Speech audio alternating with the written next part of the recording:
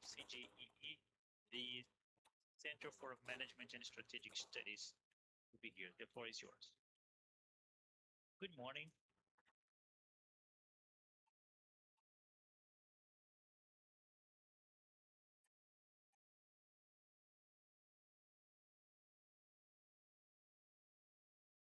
Bom dia. Queria agradecer Good aqui. morning again.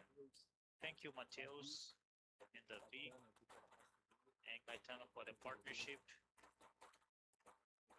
For those who are watching us online, this will be recorded later and available to you. And whatever we do here is an important action in the second semester with all of the topic of green transition in the industry, in the investments in green policies and green industry policies. And we are here at this first moment to publish the first part of the study. This partnership was very important, that was built since 1.5 years ago when we started doing this work collectively. And I want to thank your presence and to publicize that. This is an important week to Brazil for the climate finance in an important moment in Brazil. And I think we are experiencing in these two last weeks, because of regulatory issues and regulatory changes in the Brazilian financial system, that will impact the way that the investments in green policies are being made in the resolutions of the Security Exchange Commissions here. It is an important topic, and we had some advancements in the past about the Brazilian regulatory policy, and quite recently we had some changes in the regulation that needs to be looked at with a little bit more profound thought, with a little bit more thought for the Brazilian financial system, for the industries in Brazil, and those who implemented the actions related to decarbonization in its industrial park and in its activities. And I'm not going to bring here a long speech, but we have been working persistently and consistently in this topic of green finances. And somehow these contribute to other initiatives that we are going to conduct in the analysis of the Brazilian industrial policy and how this is being converted and influenced and interacting with the green finances in general. And we are working with Brazilian sustainable taxonomy. We are strongly working in the carbon market, along with the Security Exchange Commissions in the Central Bank of Brazil, and all of the financial institutions that made up the fostering initiatives. And ABDE is part of 35 institutions that are part of these systems and represent almost 46% of the credit market in Brazil and represent 66% of the rural market. And if we consider the long-term investments in infrastructure and innovation and sustainability, the amounts are even bigger because the directed credit and the credits with this purpose naturally have a bias of the positive externalities. And I want to thank the presence of everyone who came from a long distance, and those who are watching us online, and the participants that will be in the panels throughout the day. And let's start. Thank you very much, Eduardo. I pass the floor to you again to conduct this meeting. Thank you.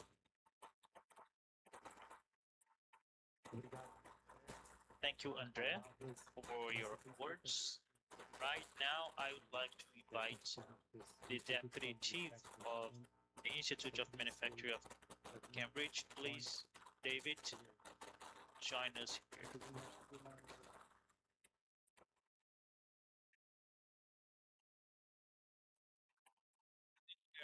First of all, it's great that you will be here on behalf of Cambridge Industrial Innovation Policy, together with our partners at ABDE, CGEE.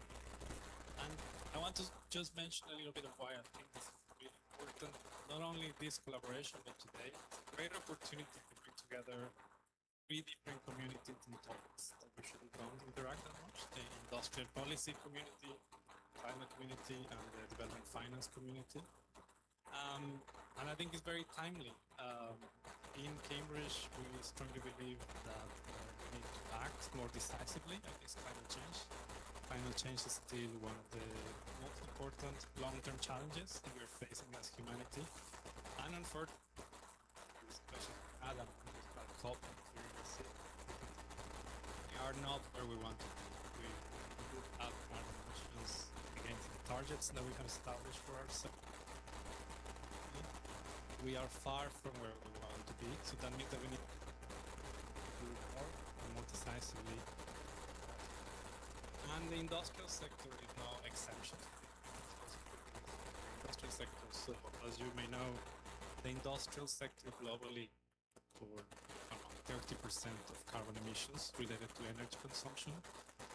And not only that, is one of the hardest sectors to decarbonize. And there's multiple reasons why it is difficult to decarbonize the industrial sector. One of them is that we often expect technologies that are not fully deployed in large scale or commercial maturity to help to save energy. But to get to that point where these technologies can be useful for industry and deployed at large scale, we need to invest a lot of money.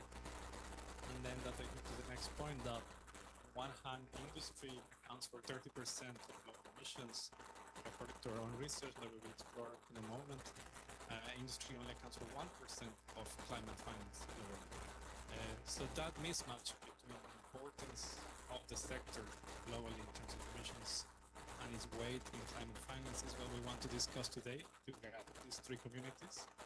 And again, it's a pleasure to be here. I just want to invite you to ask the difficult questions, the hard questions. We feel that this is a very, very important problem that we need to accelerate. I mean, politically correct is not necessarily.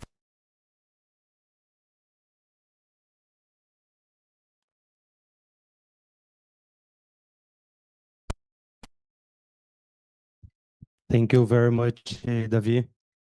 And finally, I would like to.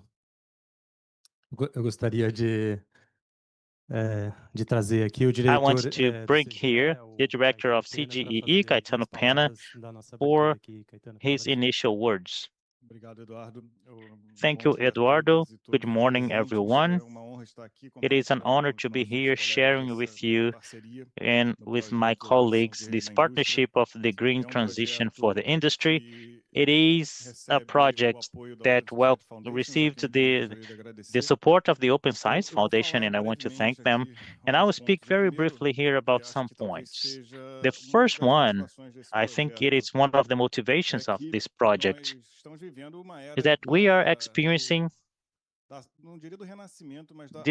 not a rebirth, but an acceptance of the explicit industrial policy. It had never been away, but now we have some players like the World Bank defending an industrial policy.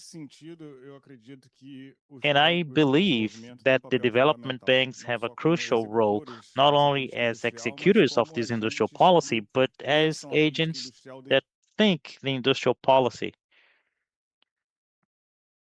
And his microphone stopped working. I'm sorry.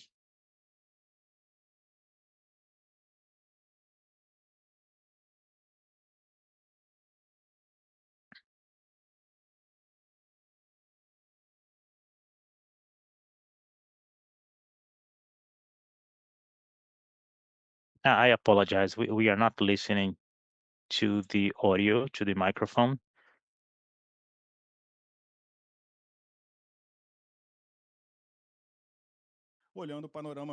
Now he's back. Looking at the general panorama, we are going to discuss this international mapping of the practices of development banks. Mateus and Davi are going to present a detailed framework, and it's going to present some case studies. What international banks do to support that. Mais à frente, nós do CGE estamos executando We questionário are com apoio da executing a ABDE junto às questionnaire with the instituições de support of financiamento ao ABDE, desenvolvimento no along with the Brasil, para financing entender também o institutions, panorama to nacional. understand the Esse national questionário, panorama. ele é um And espelho this direto questionnaire is a do direct arcabouço mirror desenvolvido of por this Cambridge. E aí, framework portanto, developed by poder Cambridge. comparar no nível And we will be internacional able também to o que está sendo compare feito. internationally what No is being segundo done. semestre, In the pretendemos second apresentá-lo semester, também, we mas intend hoje to nós present it as well. comemoramos But today we essa celebrate coroação da primeira this fase com este first evento. phase with Vamos this falar event pouco that we are mais going sobre to os hear a little casos bit more about the internacionais. international Agradeço cases. e So sucesso de evento a thank you todos. again and have a great event, everyone. Obrigado, Caetano. Thank you, Caetano. Bom, vamos dando início aos trabalhos Now aqui. let's start Eu the gostaria work de here. I chamar would o like Matheus to Labrunier, invite que é um Matheus especialista e Labrunier, das, who is an enfim, expert grandes especialistas que and one of the tem big desenvolvido a parte, experts à frente that is internacional developing para iniciar aqui a primeira mesa sobre the transição verde da first indústria. Por favor, Matheus. A palavra é the sua. first panel here. So you have the floor. Obrigado. Thank you. Obrigado, Eduardo. Obrigado Thank a you, todos. Eduardo. Thank you, everyone. Então, I think I will speak in English, and because we also have an international audience connecting online, and we will be presenting later on the results of the international part of this study. But to get us started, I would like to invite this person who I believe is already connected online, and who was the person that helped us a lot. He's from a think tank in China called the Institute of Finance and Sustainability, and he has been helping us understand better the international and especially the Chinese context of climate finance. So we invited him to give a talk here, presenting a bit of the landscape of climate finance globally and in China, and also to speak a bit about some recent research he's been doing in partnership with other organizations on new instruments for climate finance or new instruments for industrial decarbonization. So I don't know how we should do this, but I believe if we can connect Cheng Ling, Yeah. it would be Hello? great. Hello, can you hear me? Can you hear us, Cheng Ling? Are you connected? Yes, I can hear you very well. I can see you as well. Can you hear me? Hello? Hello? I can don't see think you we and I can hear you. yet. Ah, there he is. But can you hear me? Now, unfortunately, we cannot hear you yet. Okay, anyone who can help? Are you maybe muted or? I'm not muted. Oh, they can hear him on Zoom. So maybe it's Okay. something on the. Okay, great. Just give us 1 minute. We'll try to Okay. understand here. Thank you. Ah, Okay. Okay. Can you hear me now? yes. Okay, that's great. Thank you so much. So thank you very much for the invitation from the University of Cambridge, CIIT, and also other co-hosts. I'm Chen Ling from the IFS, which is a Beijing-based think tank focusing on sustainability and also green finance. I'm very happy to be part of this and really sorry that I'm not able to travel to Brazil to present and exchange with you in person. It's very far, actually. It's gonna be 30 some hours of one-way travel through air and also another 30 hours back. So to save the carbon footprint, and also to also save our planet, I'd like to just share maybe through a presentation. So I'm going to focus a little bit on transition finance, especially since this topic is about decarbonization for the industrial policies and also industrialization. And my focus point is also on the SMEs. I'm very happy to see that actually the ABDE as a very important association for development banks in Brazil. They are playing an important role. And talking about the industrialization or the decarbonization of the industries, actually the SMEs and the larger corporates, especially along the supply chain, they are equally important. So I'm going to maybe talk a little bit about transition finance, especially how the SMEs can tap the transition finance market as well. So I will have like 4 parts, and I hope that I can finish in 20 minutes or so. And start with, for example, SMEs transition finance and the challenges they face to tap the transition finance market. And then we came up with a new instrument called look-back transition instrument, which can be viewed as a complement to existing transition finance instruments like SLLs, SLBs, sustainability-linked loans, or sustainability-linked bonds.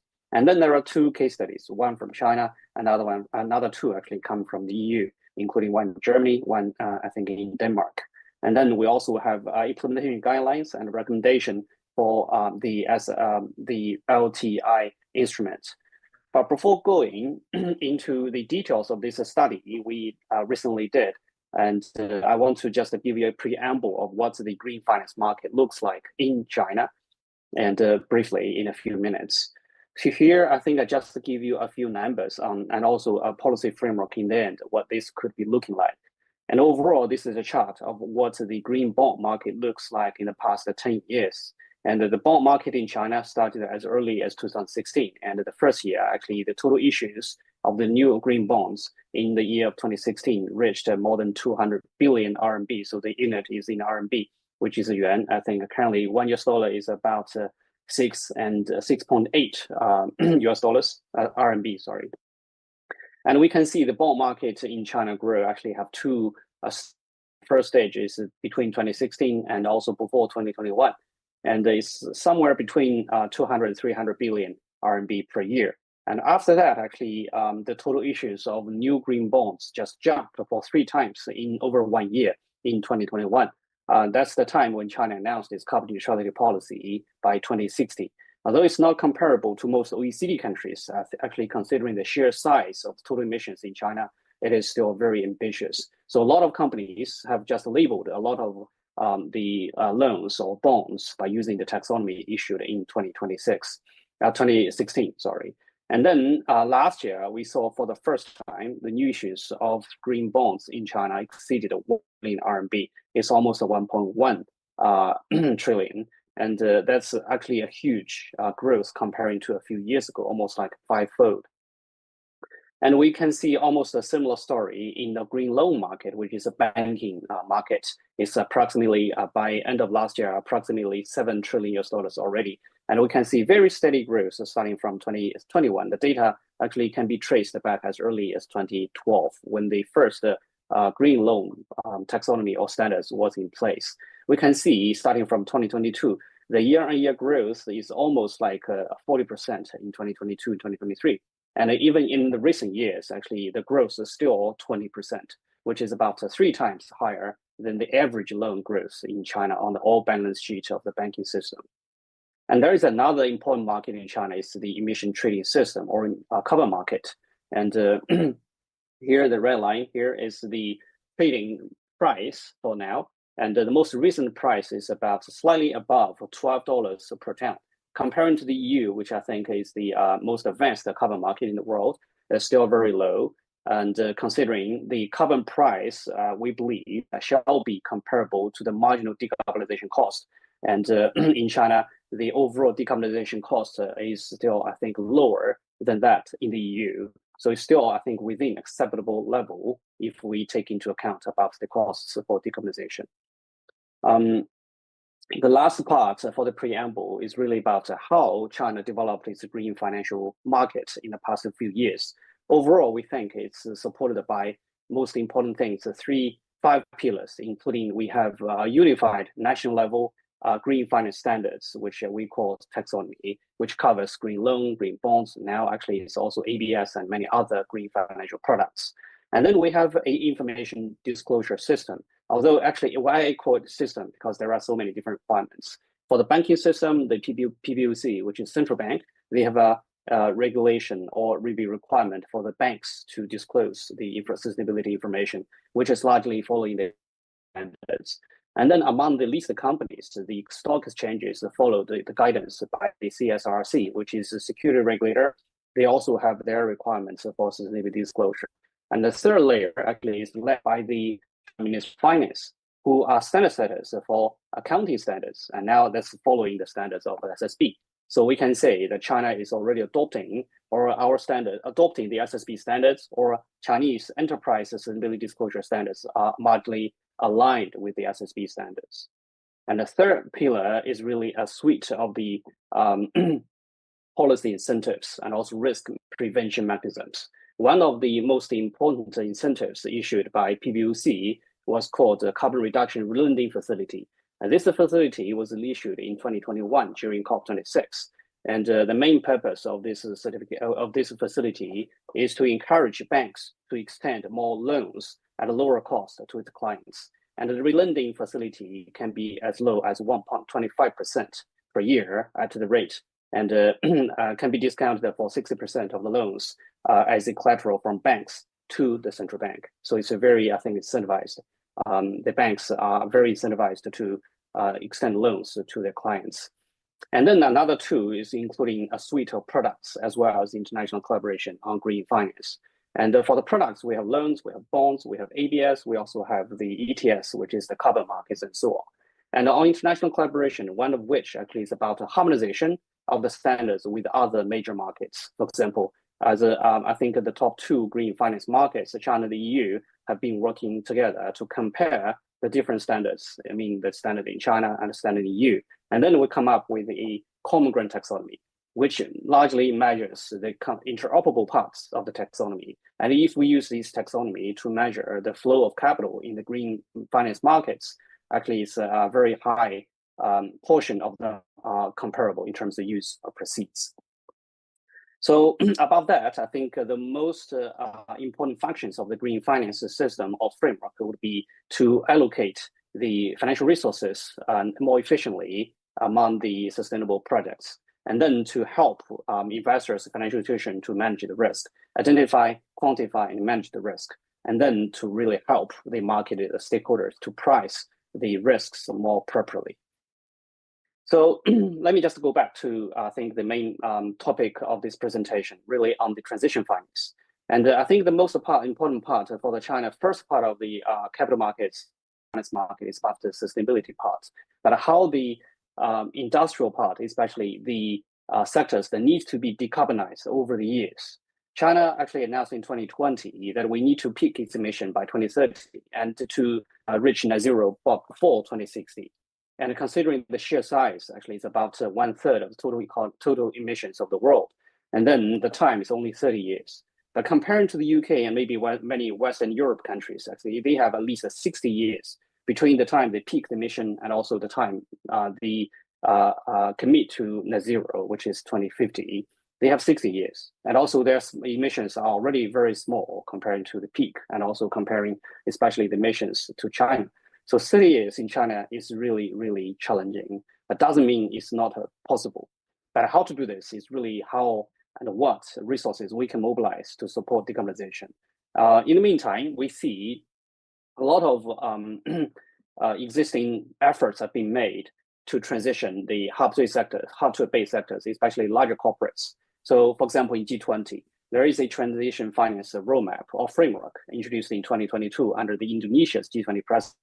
There were 5 pillars, including there needs to be for example, suite of transition activity and investment definition standards. So that's more like an approach. Could be a principle-based, could be taxonomy-based, or a more comprehensive one. And then they need to be disclosing the information related to transition activities and investments. And when disclosure is mentioned, actually a lot of people say you shall disclose your transition plans, because unlike green, transition is more like a long-term process. For larger companies, many of them could be as long as 20, even 30 years for transitioning. And today, or maybe this year at the moment, is only the beginning of the journey. Well, for green, it's much easier for them to actually compare with the standard. If you meet the standard, you're green. If you're not, then you're not. Of course, there are also many other, for example, minimum safeguard measures that needs to be in place. But anyway, for the technical screening criteria, it is very easy. For transition, which is much more comprehensive and complicated. So for larger companies, they are more in a better position to develop and also to map against resources they have until the net zero goal. But actually for smaller ones may not be the case. And then the third pillar is about transition finance instruments. If we compare with the pillars in China, for the green finance market, it's very much the same. We also need to have the central policy and then consider the just transition elements, which needs to be taken into account both positive and the negative impacts for the transition, especially for the decarbonization of these sectors. In the meantime, we do know SMEs transition, actually SMEs are playing so important roles, not only because they are taking important and significant roles along the supply chains, but also because the sheer jobs, number of values they are creating, including the tax, including the revenues, and also most important, the jobs they created, so important to the world. So we cannot just focus on the larger companies. Well, they are important as of course. It is equally important for the small ones, the SMEs. The existing transition finance framework, as I said, actually transition plan is already a significant barrier for SMEs to tap the transition finance market. So if you look into many of the transition finance framework introduced by major investors, including banks and also asset managers, they do need the fundraisers to develop and also disclose and even explain the transition plan, which is aligned with the target, and also explain the transition methodology, the decarbonization technology you are deploying, and also the rationale behind it, as well as the capex that needs to be matched with your plan. So role of SMEs in the global economy, I think needs no more stress. And here in China, for example, there were over 52 million SMEs by 2022. And it's about, I think, a 51% increase compared to a few years ago. Now I think it's even larger. And they contribute significantly to national economies. For example, in OECD countries, they add about 50 to 60% of the business sector value. In China, they contribute more than 50% of tax revenue, more than 60% of GDP, more than 70% of technical innovations, more than 80% of urban employment, and also represent 90% of the number of enterprises. So they are very, very important. And they create jobs for the vulnerable groups. They support urban local economies, and also they absorb 80% of the urban labor and support the small cities, counties, and rural economies. So that means without SMEs, actually, it's always impossible. At any time, given time, SMEs are playing so important role. But if you look into specifically any specific time, and also the spot, as well as the specific SMEs, their role may be minimum, but taking it together, they're huge. So they also have a lot of low carbon transition potentials. For example, in the EU, SMEs, they account for 63% of the EU emission. While in China, it's about 46% of China emission. Overall, they are either close to 50% of the emission or way ahead of 50% of the emission in China and the EU, for example. And the investments are actually very important as well. In the EU, there are investments actually from the SMEs, more than 3 billion euros investments in hydrogen, in electrification, circular economy, and also even the CCUS. So they are very important players already in the green parts. But apparently there are challenges for SMEs. And first one is actually the development of the transition plans. The loan instruments, existing ones like the SLLs, sustainability-linked loans, which actually are packed with a lot of SPTs or KPIs, for example, sustainability performance targets, and predefined key performance indicators. We're not saying these are not important, but actually for SMEs, they might find it difficult to find a proper target and also to set a credible indicator. And the selection by KPI sometimes would be not relevant. And the collaboration of SPTs would be not easy for them. The loan characteristics may not be 100% match with them. And also letting alone ask them to report on the progress and also ask third party to verify against their KPIs or SPTs or even the transition plans. Not only about the cost issue, but also about lack of the capacity and the tools.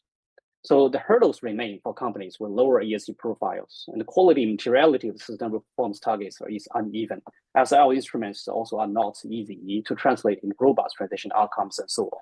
So they have so many challenges among the SMEs.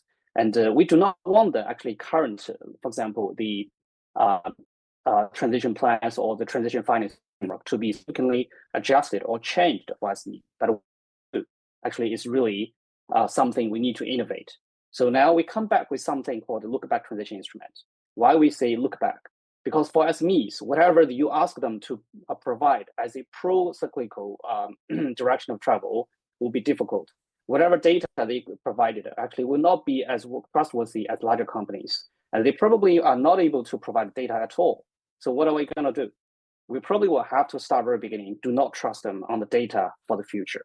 We probably will be in a better position to trust the data they provided for the past, and it could be easier to verify because in the future, they probably also do not have the information or confidence to provide you the credible data. So at any time, we can look back by linking or labeling the loan when we have credible data that's looking back to the existing performance. On one hand, actually, this can solve the probability issue of the data. On the other hand, actually, the transition, or let's say transition washing risk would already be controllable at both the lender's point of view, I mean banks, and also at the SME's point of view.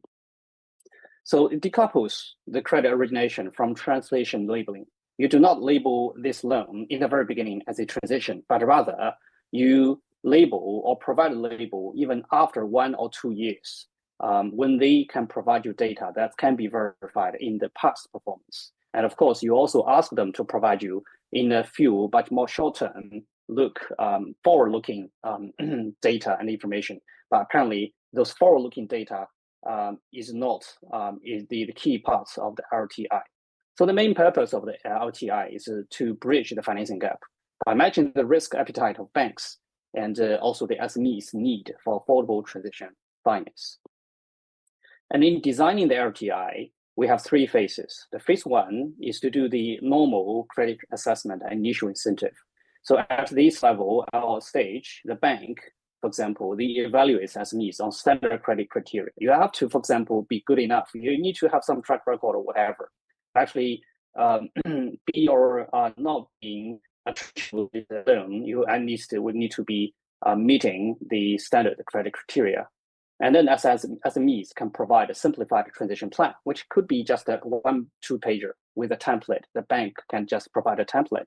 And then the small initial incentive. So that means if you do have met the credit standard criteria, and also we agree on a few terms, I can give you a very small incentive. For example, just 1 or 2 or even 5 basis points lower. And of course, there could be some punishment if 1 year later you didn't realize the target we agreed on. And then on phase 2, we need to actually to assess your performance and also adjust the incentives. And based on the data provided for the past year, if you did realize the short-term target in the past year, that's verifiable and also it's already reached. And then I can continue this loan and also can label your loan as a quasi-transition loan, or sometimes we can say it's a 1-star loan, a transition loan. And we can give you more incentives. At phase 3, phase 2 can be actually rolling if this loan is multi-year. For example, it's a 3-year or 4-year or 5-year. And then the phase 2 can be continuous for quite a few years. At phase 3, it's more like a retrospective labeling and benefits. Consistent performance will receive transition labeling and the layer benefits. And cumulatively, this bank will borrow, the borrowing cost will fall below benchmark. So I think after a few years, this loan will mature. And then I think this bank would, after repeating, let's say, stage 2 and then stage 3, they can label this as a 2-star or a 3-star, which is a full transition loan. And SMEs actually can benefit from lower financing costs. They tap transition loan. And also, most importantly, the banks would account the decarbonization benefits into their own scope 3 emission reductions. Otherwise, you don't have data from SMEs at all. And how to do this would be actually a much larger issue. If we take that into account, for example, in China, SMEs account for about 46% of the emissions. In EU, it's 63% of total emissions. If a bank does not account any emission reduction as scope 3 from its SMEs clients, that means actually about 50%, or in China, it's 46% of emissions will never be accounted. And for banks in the EU, on average, it's about 63% of your scope 3 emissions never accounted, at least actually, for the natural decarbonization or maybe decarbonization efforts supported by your loans. It can be labeled as a normal working capital rather than a transition loan. So comparing with a sustainability-linked loan, look-back transition instrument, RTI has a few benefits here. For example, SRL will require borrowers to formulate formal comprehensive long-term transition, while the LTIs would not require them. They lower the threshold by accepting simplified short to mid-term transition plans and targets, which are more in line with SME's operational characteristics. There are a few others, but due to time limit, I'll probably just pass it very quick. There are 3 phases of LTI, including the application, the quasi-labeling, and then the performance review loop, and also formal label award, and so on. There are also a few key design dimensions, which is more like a detailed explanation of what's the phase 1, phase 2, and phase 3. For example, phase 3 here, you will see is looping and until the end and the maturity of this loan. So here it can be a 1-star, could be 3 stars, and when this loan mature, it can be a 3-star, a full labeled transition loan. And there are also a few dimensions, including the incentives, the level of transition washing risk, the data and the capacity burden, MRV, the measuring, and the data disclosure and verification, and then transition label.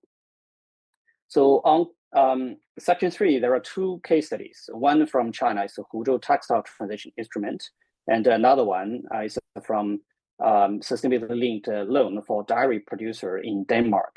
And overall, I think they find existing transition or sustainability linked loan can be adapted to support the SMEs by using the LTI concept.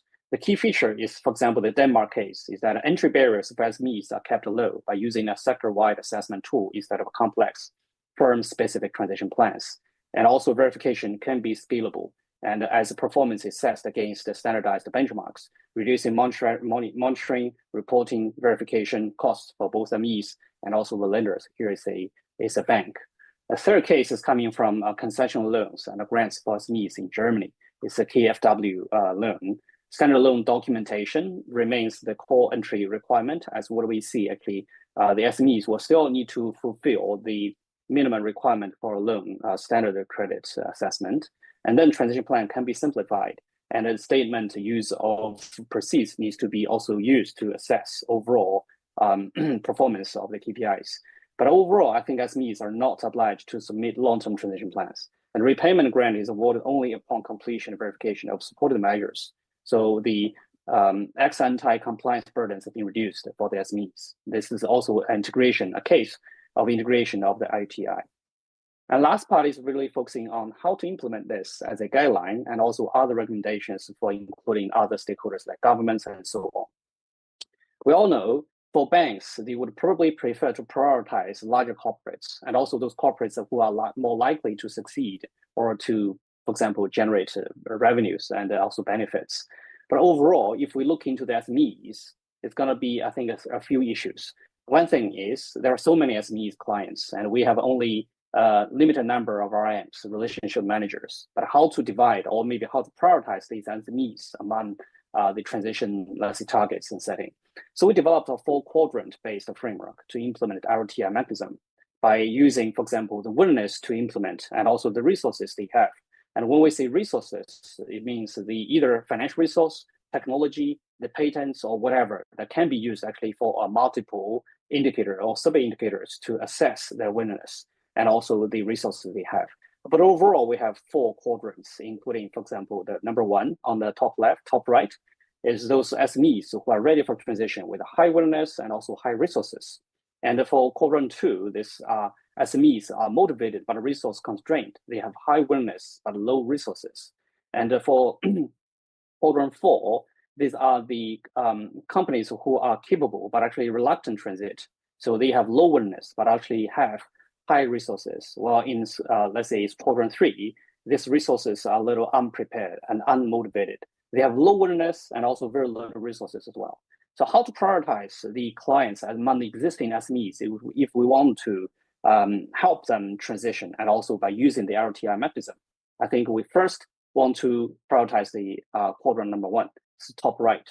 Those who are already ready for transition, I think it's easy, low-hanging fruit, simply help them. And of course, based on credible data to make sure they do actually fall into the first quadrant. And then for quadrant 3 and quadrant 2 and 4 is something you have to do. For quadrant, it's more like some SMEs who are motivated, but actually need your help.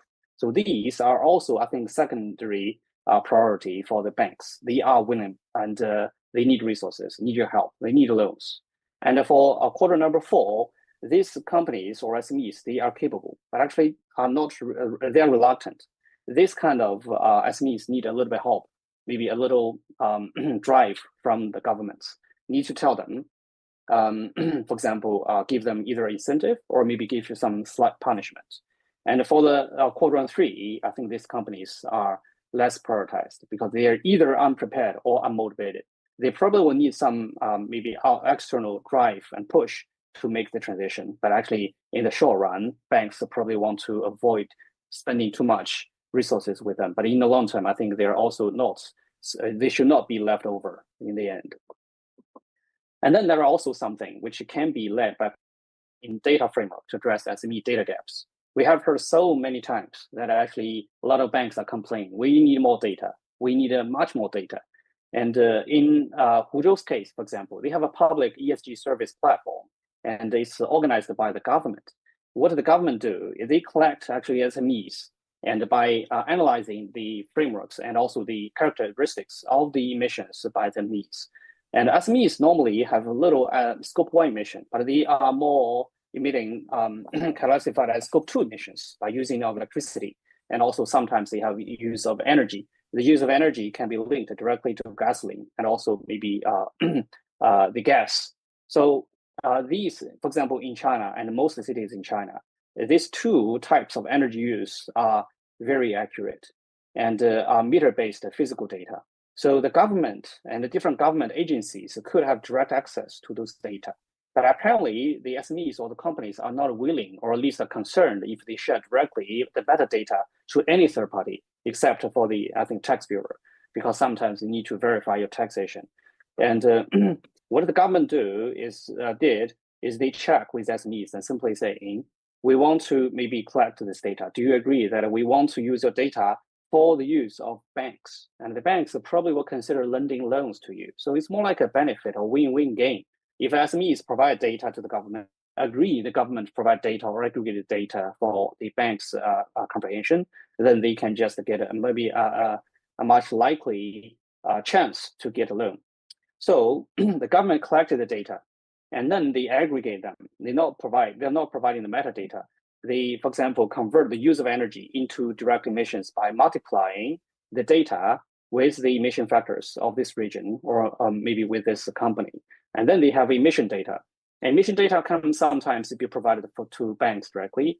And they actually even aggregate it further by using some other information. For example, the social securities. You applied, for example, for this SME, they employed 25 people and they paid the social securities to 20 people. And there's another 5 people who actually were not paid with social security. That's going to be an issue. And your tax actually did not pay much. And also this company who is manufacturing, and you have been fined by the Environmental Protection Agency. So all this information can be collected and also aggregated by this government and turned into a local version of an ESG rating system. And with more data, the more data they have, the more mature this ESG rating system could be. So they have come up with 5 different versions of iterations already. And now they have accumulated more than 300 million data sets, entries of data to the platform already. And the local banks with, I think, more than 35 local banks, including legal person and also branches of those banks, they have sent more than, I think, 900 million times of data requests for their clients. So that means they are very actively collecting data, and then the banks are very actively using this data and to assess the performance, the environmental performance of their clients, especially their SMEs. So this could be a good example of how the public sector-led data framework can be helpful to address the data gaps of the SMEs, and sometimes not only SMEs. And you probably see or will be asking, actually, what if the government cannot do as a radical platform as this one? Then that could be another way. So banks can also help the SMEs with the LTI support by using a supply chain perspective. And they have path 1, 2, SME-centric pathway, and another one, it could be enterprise-driven pathway, and both of them are linked to a supply chain. So there are maybe 2 different pathways, but due to the time limit, I probably will stop here because this is more relevant to a bank internal approach and also their innovation of the products. So I'll probably just come to the last part of my presentation. It's about the policy recommendation for others. including for SMEs, banks, and governments, as well as other stakeholders, including the international organizations, what everyone can do to make sure the SMEs can tap the transition finance market, and also the banks, the governments, and other stakeholders can also provide a facilitation in the whole process so that the decarbonization of the industries is possible, and also the net zero targets of each country is possible. Thank you very much. And here are a few, I think, accounts that can be used for your reference as well. And once again, thank you so much for the invitation.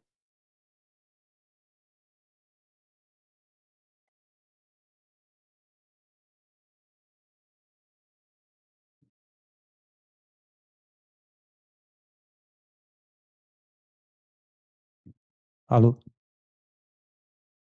Thank you. Well, thank you so much, Shengling. It's a fascinating discussion. And when we saw this research, we were very excited about it. And we thought that it would be something that would be worth sharing more widely, because it's addressing one of the main barriers that we see in transition finance, which is, well, not only transition finance. I've working in different topics, you always hear that any issue of any public policy for small and medium enterprises is that they don't have the time, they don't have the resources, they don't have the organizational capacity to fulfill the bureaucratic requirements to receive the benefits that exist, right? So this is exactly trying to address this type of barrier, which is one of the main ones. Now I think we can move towards our presentation. Yeah, and thank you so much, Shengling, for connecting this late. I know it's quite late currently in Beijing. So thank you so much for taking the time to present this, your research with us. Great. Thank you very much. Yes, so if we can put up our slides, we can then move to, let's maybe do after, and then, well, unless you have something directly to Shengling you would like to ask. Okay, yeah, in that case. He might leave because it's quite late there. So you're right. Yeah, if you have a question for him. Thank you, Shengling. I'm Caetano Pena from the Center for Strategic Studies and Management. I have a question to you. I don't know, are you still there? Yeah, I'm still here. Okay, thank Can you you. hear me? The question is, we are looking at the, let's say, the carrot side of the incentives for industrial transitions. I mean, finance that is more interesting in terms of specific conditions. And I wonder whether you have a policy framework in China that also combines with the stick side. What are the disincentives for emissions? How do you, the regulations and other aspects of the policy framework, how do you combine the financial incentives with other measures to incentivize firms to engage in this transition process? Would you be able to give us some insight into that other aspect? Yeah, sure. Thank you very much for the question. We do actually have different policies in place to incentivize or disincentivize. Actually, for the financial sector, especially when we talk about the hard-to-pay sectors, for example, steel, aluminum, cement, and so on, these sectors sometimes, or in most cases, are classified as overcapacity, or sometimes they're consuming too much energy and also too polluting and so on. There are naturally some restrictions from the government, asking the banks or financial institutions to actually set limitations in terms of loan to these sectors, including you probably will have to limit the overall loan value to this sector, and also the growth of your loan to these sectors cannot be higher or faster than the average. So that means for these sectors that needs to transition, especially hard-to-pay sectors, there are already some sticks in place. And transition finance in China is still at nascent stage. Maybe it's the same case for many other countries. For one reason is because the banks are still finding that investing heavily in transition sectors are still kind of risky. Now, one thing is the policy risk. So there are, as I said, actually sticks in place already. If I'm investing too fast, then actually there could be some issue from the financial regulators and also sectoral regulators in China, for example, the NDRC. On the other hand, it's about the real green transition watching risk. Many of the real decarbonization or green technologies are still, I think, in the lab and are not commercially viable yet. So banks are still also worried about the potential risk and including the credit risk for the loans. So if we take into account or maybe compare that with some kind of funnel, and there are limitations on the top, I mean, it's more like a stick. And then in the meantime, for example, PBOC as a financial regulator, they are coming up with quite a lot of, let's say, policies in place, including, for example, by following the G20 transition finance framework, we also have different levels of transition finance taxonomies in China. At the national level, the PBOC introduced the 4, including the taxonomy for steel, for cement, for agriculture, and also for energy. And at the subnational level, there are even more. So that means there are ceilings or sticks on the one hand. There are also supporting mechanisms here. So in between, the only space the banks can maneuver to support the decarbonization is actually quite narrow. And that's maybe the main reason why the transition finance market in China is still quite nascent. Maybe it's the same case elsewhere. Well, elsewhere, for example, in Brazil, I'm not quite sure if there are also some kind of sectoral regulators who are putting in place restrictions on how fast they can grow for your loans to certain sectors, especially for these hard-to-pay sectors. And also there are fiscal or financial regulators who are also implementing a similar policy in place. So I hope that answers your question more, let's say, policy context in China, which may not be always the case in elsewhere, I mean, including countries in Brazil and others. Thank you. Thank you. I think in Brazil, we might still be struggling to justify the incentives themselves, rather, or let alone disincentives, right?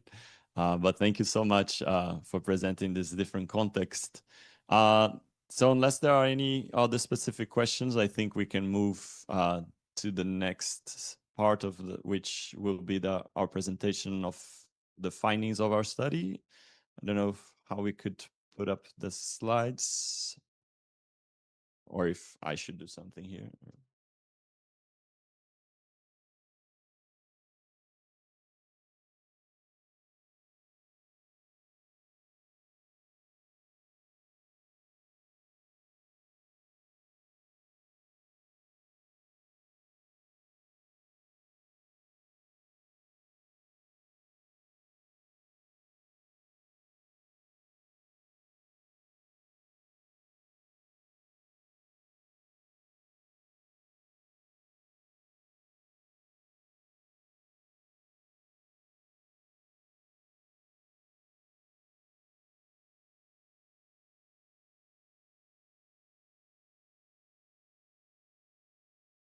Thank you for your patience while we put up our presentation up. 1 second.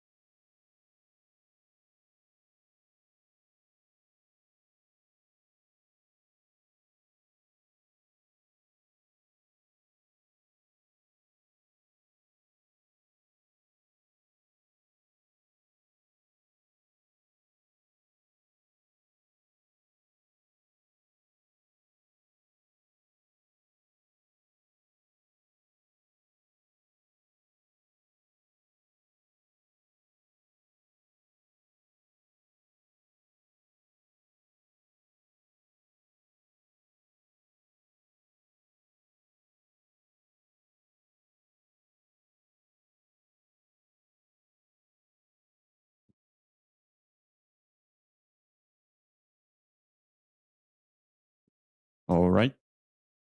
Can everyone online see the slides? Yeah.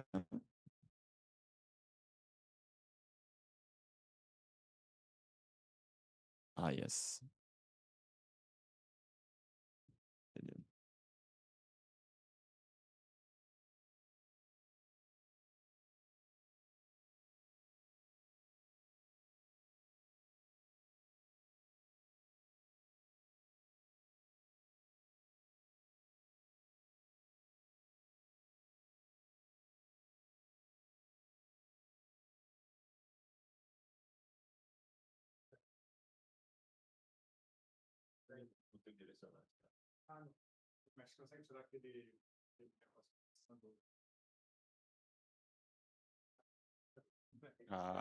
Pronto. Okay. So yes, I'll pass on to David first, so you could start with our presentation. But yeah, I mean, we can pass the slides to it's on. Yeah, I can control. thank you. Sure. All right. I can control from here. Don't worry. I'll just. Is this the control? Okay. Well, hello again. Thank you for waiting. Pleasure to be here. So I'm just going to give you the overview of the project, just the background of who we are, what are we doing, the partnership, and then I'm going to hand over to Mateus to go through all the details, as he has been leading most of the research. So to not make the story very long, how much time we have, Mateus? Okay, brilliant. So for those of you who are not familiar with who we are based at the Institute for Manufacturing in the University of Cambridge, which is a division of the engineering department. And basically, we have a combination of students, education, research, and practice. And Mateus and I are part of what we call practice, which is knowledge transfer. And what we do as part of this is, in particular, within the institute, we're physically based there, but we are an entity called Cambridge Industrial Innovation Policy that brings together three groups from across the institute. One is our academic colleagues doing research, the Center for Science, Technology, and Innovation Policy. Then it's us in the middle, who are the Policy Links unit. We are the outward-facing part of this partnership, where we do consultancy, not-for-profit consultancy, supporting governments and international organizations, taking the research into practice in the real world. And then we have our network of international collaborations called the Babbage Policy Forum, which is a network of academics, researchers, and practitioners of industrial and innovation policy from North America, Europe, South America, Asia, Middle East, and so on. So that's all of these three entities is what we call Cambridge Industrial Innovation Policy.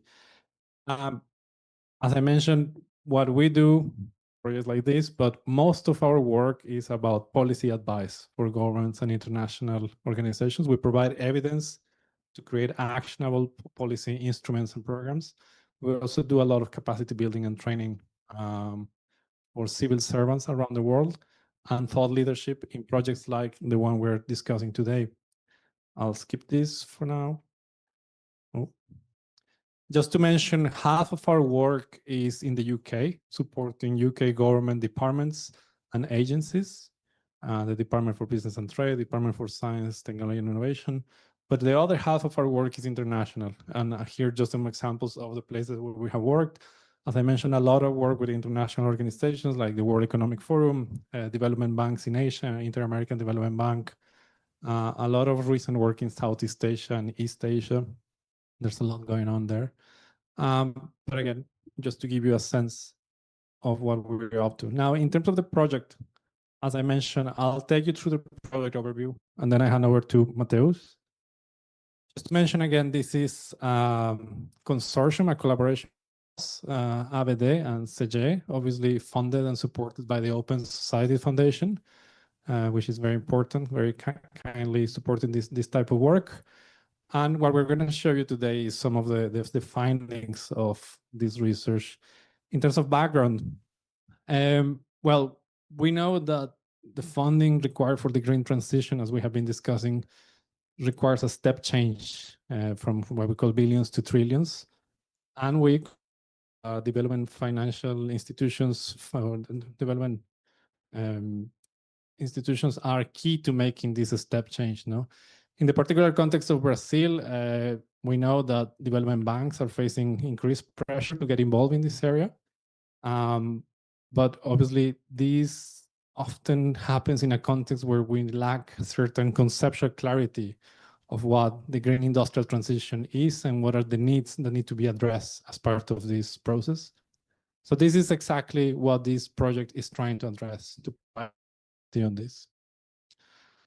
So in this context, the main objective of the project is to provide a robust conceptual basis to inform DFI's development financial institutions in Brazil, but also internationally, using case studies not only from Brazil, but from other countries, about best practices, concepts, and just emerging mechanisms that can be adapted. So the two main outputs, I will say, is a series of frameworks on green industrial transition needs and barriers, but also on mechanisms and strategies that can be adopted. There we go. And just to give you a bit more on the scope of the project. So this is actually a very broad area. So just to narrow down what we did during this project, you can see on the left, we defined the green transition with 4 key elements.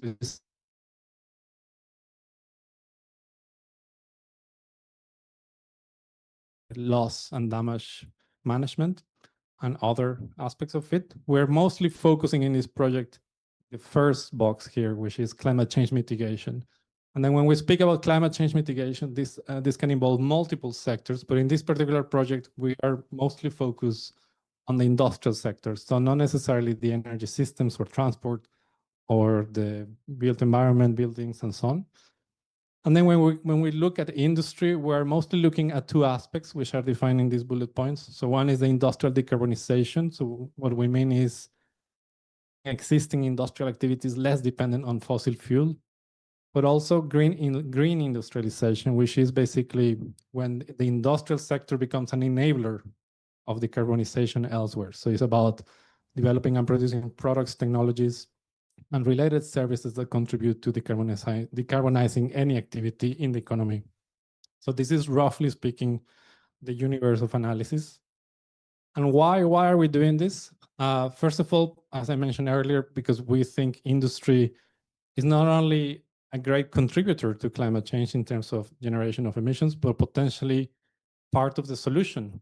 If we want to solve the climate change and the green transition, we need manufactured goods to do this in other sectors.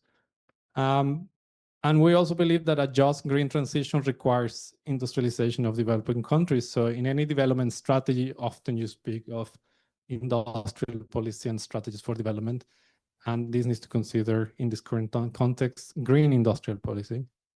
And finally, well, decarbonizing electrical grids is not effective if industry is not decarbonized, it's not electrified as well, which is often not the case. So just in terms of methodology, almost final slide for me. What we're trying to do in this project is bring together 2 bodies of literature. One is the literature on green industrial transition needs and barriers, and the other is the literature on green finance mechanisms, which often exist separate from each other. And by doing this, afterwards, we had a very comprehensive program of consultations to try to validate findings from this, but also to get feedback and inputs for the key findings. And then, as Mateus will show, a selection of case studies on best practices that can be disseminated not only in Brazil, but around the world, and policy briefs. Finally, this is just an example of organizations that have been consulted for this purpose. As you can see, some international organizations like the Asian Development Bank, but also organizations here in Brazil, so E+, and some ABDE itself, and some others. But again, the idea here is not to use Brazil as a starting point and draw lessons that can be applicable internationally. And for that purpose, as we saw just now with a presentation from our colleague from China, we're trying to draw lessons from everywhere. So on that note, I'll hand over to Mateus, who's going to take us through some of the key findings. Thank you, Mateus. Thank you very much, David. Yes, and I'll go now through the main findings from this work. And as David was explaining, the objective here was to provide a couple of frameworks that help development finance institutions to develop their instruments, and also case studies to provide some insights or inspiration for other banks to do similar types of instruments. So I'll start with the first framework, which addresses the green industrial transition needs and barriers. But before we start, just to a few notes on definitions, right?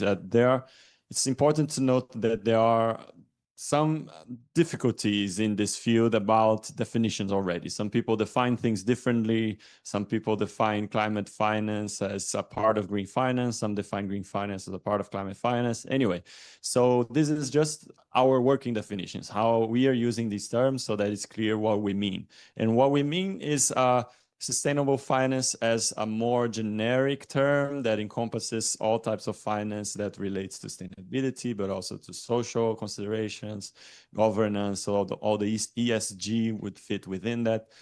Climate finance relates more to the environmental aspects. So all the finance related to that have considerations for environmental concerns. And then green finance is more a strict concept that uses taxonomies, the so-called green taxonomies, to define what can be considered green, right? So it's a very strict concept. And that's why now it's emerging transition finance, which is a different and less strict concept than green finance, which relates not to the activities that are zero emissions, which is the case of green finance, but activities that reduce from a certain level of emissions to a lower level of emissions. That's why it's called transition. You focus on the reduction, not on the activities being zero emissions themselves. So one of the key findings, let's say an initial finding that guided our work in this project, was that industry seems to be neglected in climate finance. And what do we mean by that? Is that despite the industry being responsible for 30% of emissions, it's only responsible for 1.3% of climate finance currently, right? This is data from the Climate Policy Initiative, which is one of the most respected authorities in terms of climate finance. And then our project was mainly trying to explain this, right? Why is industry receives so little a share of climate finance currently, right? And so our first guess was maybe there are issues with the data, right? Maybe this 1.3 is just people from industry that are not good at reporting, or maybe it's true and industry does represent a small share, and then we have to explain. And that might be due to complexity of financing industry versus it might be related to issues of the financial system. So these were the questions that kind of guided our work when we started, right? And on the data issues, we spoke with a few of these experts and the people that produce this data, especially the Climate Policy Initiative. And what they mentioned is that there is some level of underreporting, right? So industry or the private sector in general is not very good at reporting this kind of data. So there might be some underrepresentation there already. However, it's not, you wouldn't explain that you wouldn't change that much if all of it was accounted for. Maybe it would increase a bit, but it's still very clear to all the expert consulted that industry still receives way less climate finance than the energy sector, than the built environment, than transport. So it is really something, a sector that receives less of this, right? And then there are issues that when you report the data, for example, if an industry invests in solar panels for its own activities, that is sometimes labeled as energy, as an energy investment rather than an industry investment. So there are some issues there with the data, some misclassifications, but as I mentioned, it doesn't change that much the picture. So we have to then explain why. And then what we find is that it is very complex to fund industrial decarbonization or green industrialization. Why? Because there are many sectors within the sector, right? Industry is complex. Industry is completely different to decarbonize the steel sector or the cement sector or the food and drink sector. So you cannot have a one-size-fits-all type of instrument, right? So this is just to show the different uses of heating within different industries, right? And the characteristics of these industries are completely different. So decarbonizing chemical sector, which uses a lot more energy, but energy at relatively low temperatures, is very different than, for example, decarbonizing the iron and steel sector, which uses less energy, but at extremely high temperatures. So the technologies are completely different, right? Which leads me to the second point, which is most technologies required for the green industrial transition are still at low levels of technological readiness. Right? This is data from the International Energy Agency, and they show that around 60% of the technologies that we know that already exist and potentially can become commercially viable are still at TRL levels below 8. So they are still not at maturity, they're still not commercially viable, or they at least cannot yet compete with the fossil fuel alternatives, right? So this is, I will not go into detail, but this is just to give you a flavor of what you can find in our policy brief, which is the different types of technologies that... Recording in progress.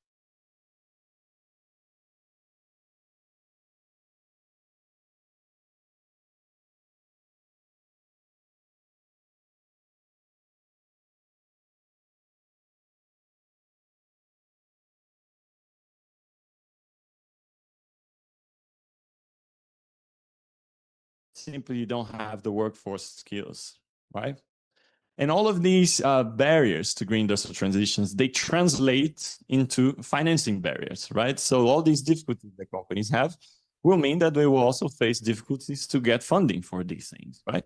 And we found that there are borrower-side barriers, such as the high upfront investment and high collateral requirements, right? So banks sometimes need companies provide collateral before providing large-scale loans, and many small companies are not able to do that loans, and many small companies are not able to do that. As I mentioned, sometimes the business case for these technologies are uncertain, or they're not yet proven even technically at a commercial scale.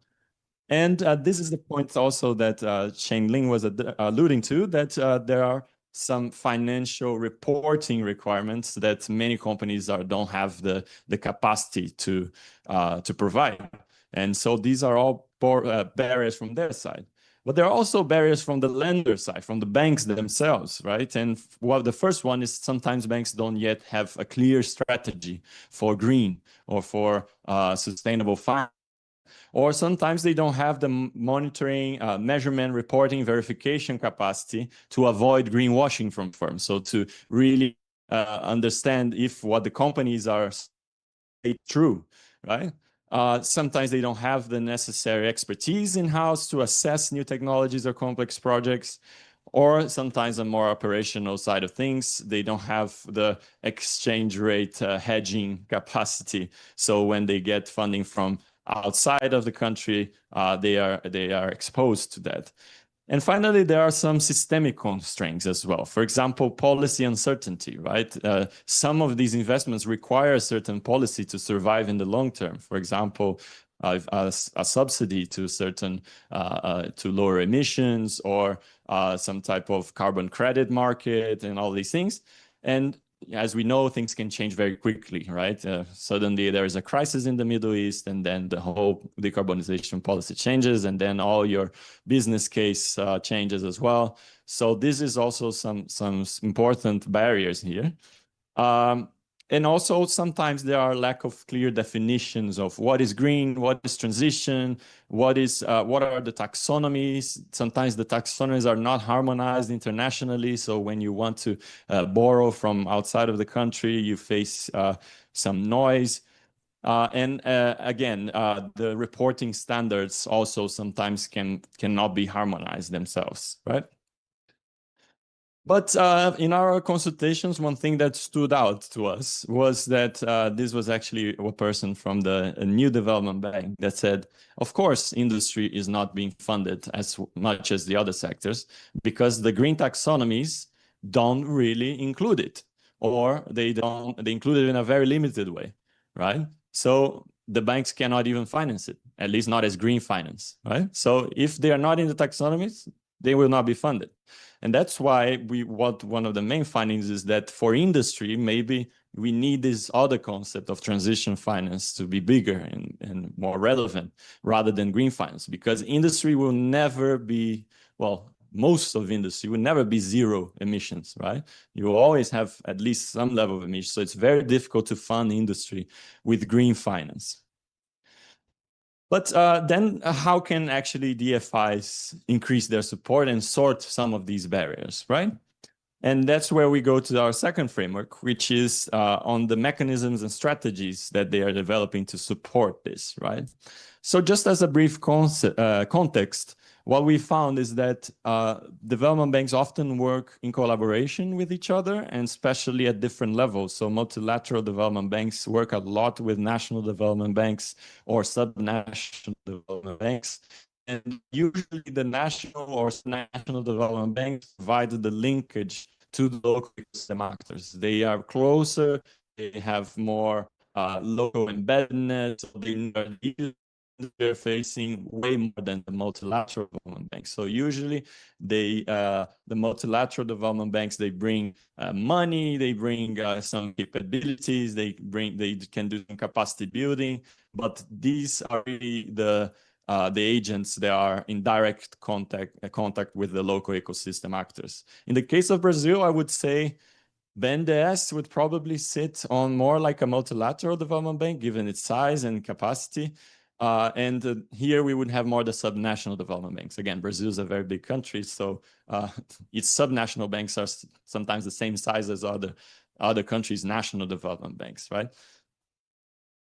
And just to give you a bit of the data analysis that we did, what we found was that this is the flows from the different types of financial agents to the different sectors. And again, this is just to say that the flows are clearly concentrated in energy, in transport, and very little goes to industry, even within the DFIs, right? So even national or multilateral DFIs, very little goes to industry. Most of it still goes to energy and transport.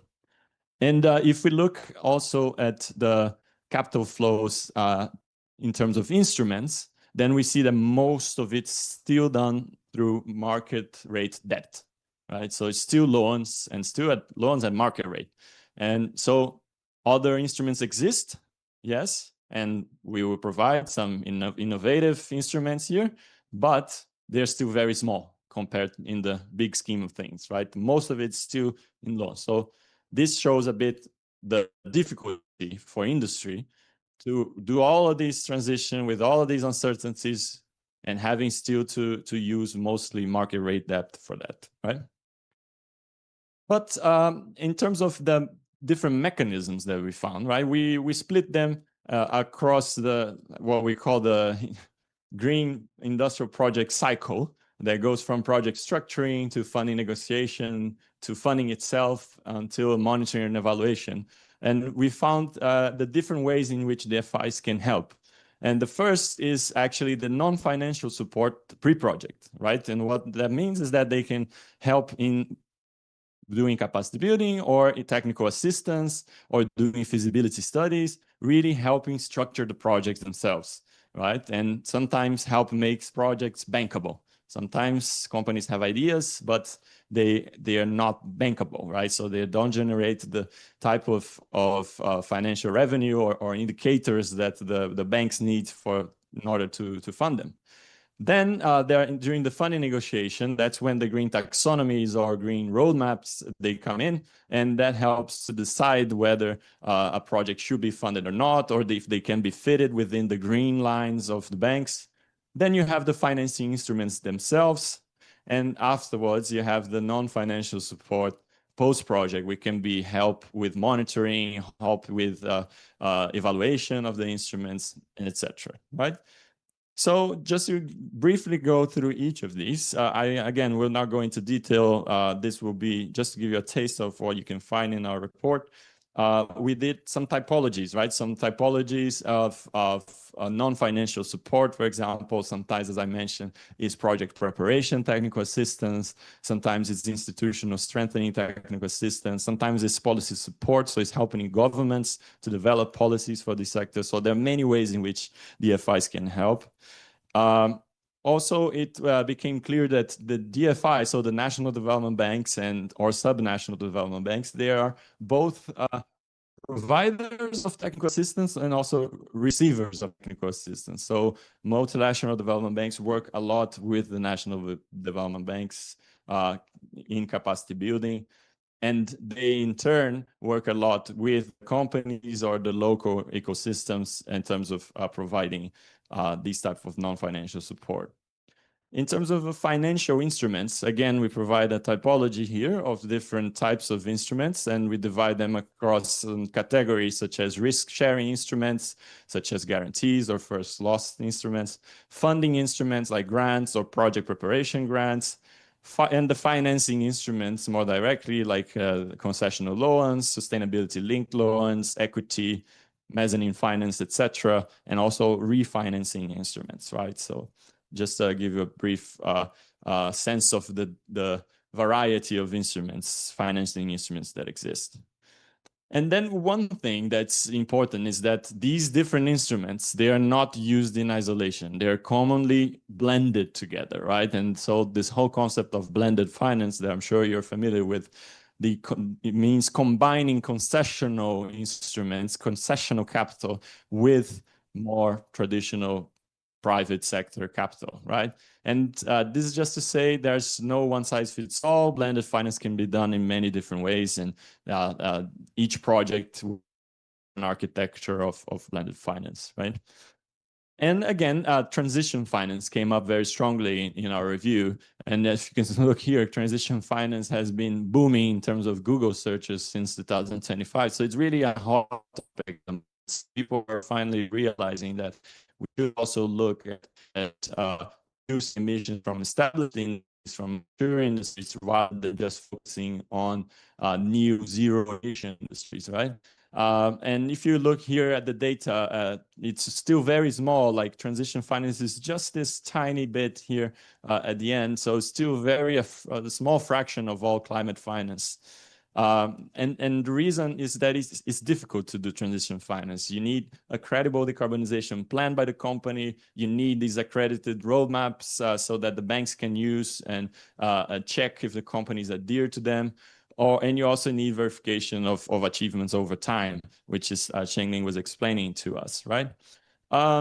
In terms of green taxonomies, we did a bit of a review here, but again, what we just highlight is that industry is very limitedly addressed in these current green taxonomies. And we highlight that maybe another type of approach is not using taxonomies, but rather using roadmaps, right? So instead of defining a list of activities that can be funded, why not checking if the company plan is connected to an accredited roadmap? And then that would mean that that company is doing something that makes sense, that they can be funded. So in the Japanese government, they have many sectoral roadmaps that they use to decide on how to allocate their climate finance. So just as a conclusion of this part, there are many gaps identified, right? That, again, green industrial transition appears to be severely underfunded. This relates to the heterogeneity of industrial sectors and the uncertainty related to technology. Again, it requires sector-specific strategies, right? And solutions that combine mature technologies and emerging technologies. And again, DFIs are centered to this, but they need to be scaled up and to scale up their concessional instruments if we are to really move meaningfully. Again, there were these barriers at different levels that we identified. And in terms of generic practices we identified, we highlight here the blended finance structures and also transition finance, right? So now I would like to briefly take you through a bit of the case studies that we found. And we started with a discussion with experts to decide which cases to choose. We did a long review of existing potentially interesting cases. Then we selected them based on how innovative they were, of if they were using these types of mechanisms that we were interested in. We tried to balance different levels. So we have cases from multilateral development banks, some from national ones, some from subnational ones. And we also tried to prioritize cases outside of Latin America because we know it's harder for Brazilian organizations to access these type of cases. So we wanted to maximize our value added here. And then we chose these 5 cases, right? The first is one that Cheng-Ling was mentioning, and Cheng-Ling made the connection with the bank for us, and we managed to interview them, is this Changqing Rural Commercial Bank textile transition loan in Zhejiang, in the city of Huzhou. We also did a review of the Asian Development Bank Energy Transition Mechanism, the Japanese government's climate transition bonds, this new platform in Malaysia called the Climate Finance Innovation Lab, and finally the Clean Economy Fund, which I believe we will have a presentation about it from the co-founder herself later on. So just briefly on the ADB case and the energy transition mechanism, this is a case of mainly it's an instrument focused on the early retirement of coal-fired power plants. So they have these coal plants and they want to retire them because that would massively reduce how much emissions these plants would lead to. And they created this very complex financial architecture in order to make this possible, in order to make it financially feasible for these plants to be deactivated earlier than their right? And interestingly, how they did it, they started with some concessional capital from governments and philanthropies, from governments of Japan, Germany, and New Zealand. And this was did with market capital, with private sector capital, but also with from other international investors.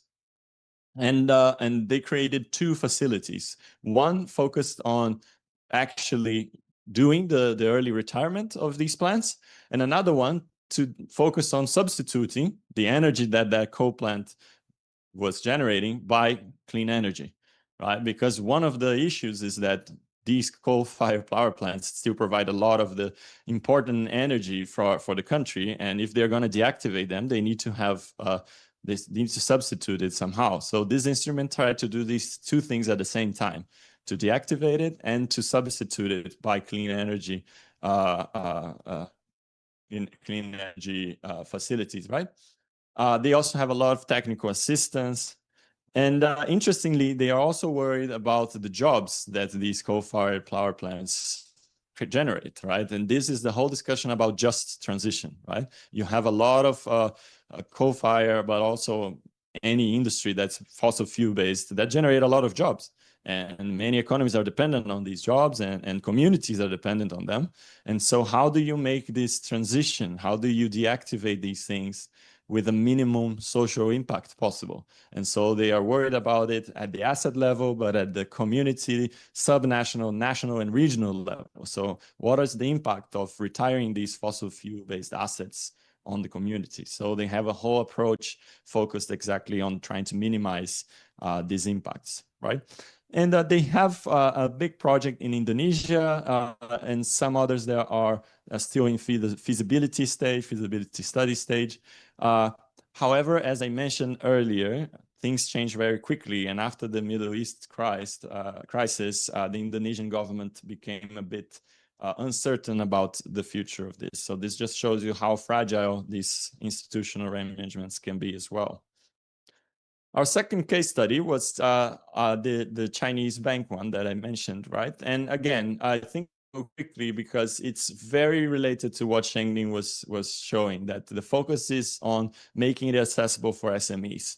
And how it works is basically that they have the bank, but they have a whole levels, from the central governments to the provincial government to the city governments, that provided databases, they provided standards, they provided regulations that give the bank the confidence it needs and the instruments it needs, the data it needs to actually put this instrument in place. And how it works, I'll just go quickly here, that the company provides a simple decarbonization plan. Then that is analyzed by the bank based on its taxonomy or ESG indicators. The loan is disbursed first at market rate, and then only then when the company reports the transition progress and it's verified using this public platform data, then it provides the interest rate step down, so the subsidy, right? So that's why, and this is subsidized by the government. That's why Sheng Ling mentioned it's a look back type of loan, because it's results based. So you don't label it as transition until the company proves that it is actually transitioning. So it's done in a way that is accessible for SMEs. So it's quite interesting mechanism. In terms of the government of Japan, what we looked is this climate transition bonds, which is really interesting. And it's basically this whole framework that they created at the national government level in order to decarbonize the economy. They're calling it GX, or green transformation. And these bonds are basically the bonds that are used to fund this green transformation. And how it works is, well, it's interesting to note that they want to go from a brown economy, they accept a transition phase, and they want to achieve a carbon neutral society, and they want Japanese companies playing a role here. So this is not only a decarbonization, it's also an economic plan. So they wanted Japanese companies to benefit from this. And they have issued around $10 billion in its first year in 2023. Then 8 billion, they were able to raise this amount of money in 2024, and 2025, 7.5 billion, and around 6.2 in 2026. So it's a very massive, very substantial bond emission. And the way that they are planning to repay this is through the creation of a carbon pricing system. And so these companies, based on their reductions, they will be able to claim these revenues. And these will be the revenues that will be used to pay back these bonds. So it's a whole system that involves not only the bond itself and the companies, but also they are expecting the carbon market to be developed and used to pay back these loans, right? And this is just to show they have an incredible amount of material online. Like if you're interested in this, you can spend literally months going through all this material. And it's basically, they have 16 sectoral roadmaps. And these are the roadmaps that they use to choose which projects to fund or not. And they focus on things from steel, chemicals, to automotive, aviation, ships, households. So very comprehensive and very detailed in the roadmaps that are used to fund these things. And across these sectors, they focus on the R&D of innovative technologies, but they also focus on capital investment itself for economic growth, and also on horizontal measures, let's say, for the creation of infrastructure and all these kinds of things, right? And final point here that's interesting to note, these bonds, they also fund a Green Transformation Acceleration Agency. So they also use the revenues from these bonds to fund an agency, which will be the one responsible for administering the emission trading system, so all the carbon markets that will be used. But also it will be used to provide guarantees, to provide equity in companies. So it's almost a tiered effort that you have the bonds being raising money, and then you have an agency actually deciding how to use this money. So also a very interesting institutional innovation here. And finally, this is the last I'll present, because we might have a presentation later, is this new platform in Malaysia. And for you that are aware, Brazil has a similar one, the BIP, right? The Brazilian investment platform. And this is in the same spirit, but with a slightly different focus, right? So the idea here is that they created this platform in order to, well, identify climate and nature projects, explore innovative funding solutions, mobilize capital, and strengthen public-private collaborations. right? And the way they do it, so identifying projects, to screening them, deciding which projects are eligible, to then doing a capital raising, right? So doing a financial call with the market and seeing who's interested in funding these projects. And so they do all the back office work for the banks themselves, right? Then development of the instruments themselves, and finally implementing them, right? And the difference, I would say, from our discussions with them compared to the Brazilian case is that there's perhaps a bigger focus on the early stage projects, so on the project preparation phase, but less of a focus on, or at least a less capacity to attract concession finance. The Brazilian one has very strong public capital already allocated for it, but maybe there are things that can be learned from each other. So this early stage project support is quite strong here on this one. And this is just an example of a project that they did that was around $637 million. And it went through the whole process of identifying and helping them make the project bankable and finally raising capital for it, right? And finally, on the Clean Economy Fund, I believe if Starlene is online with us, we can learn from her experience herself. And I would just then finish my presentation with some 5 key lessons from these case studies. And the first is that you cannot do it alone, right? The banks cannot do these things by themselves. They require a whole financial ecosystem to support it, be it in providing standards, be it in providing the taxonomies, be it in providing concessional capital. They cannot do it by themselves. And the Chinese example, I think, is the clearest of this one, that you have a whole support from all levels of government in order for the banks to be able to do this type of instrument.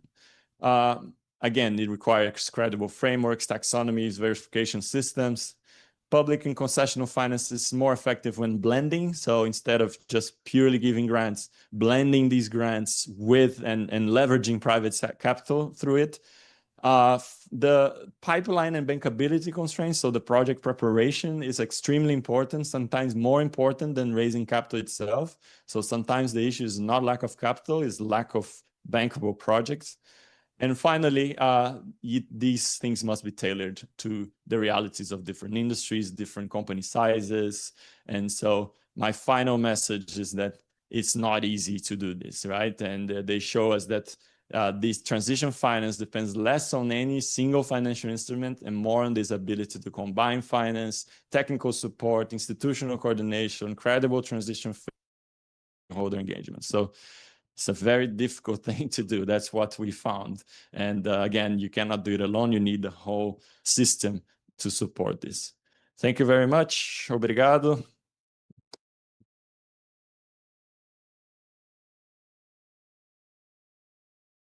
So I don't know if we should, maybe we could let Starlene also present, and then if she's online. And if, perfect, yeah. And then questions for both at the same time, just to, yeah, make sure it's not too late for Starlene as well.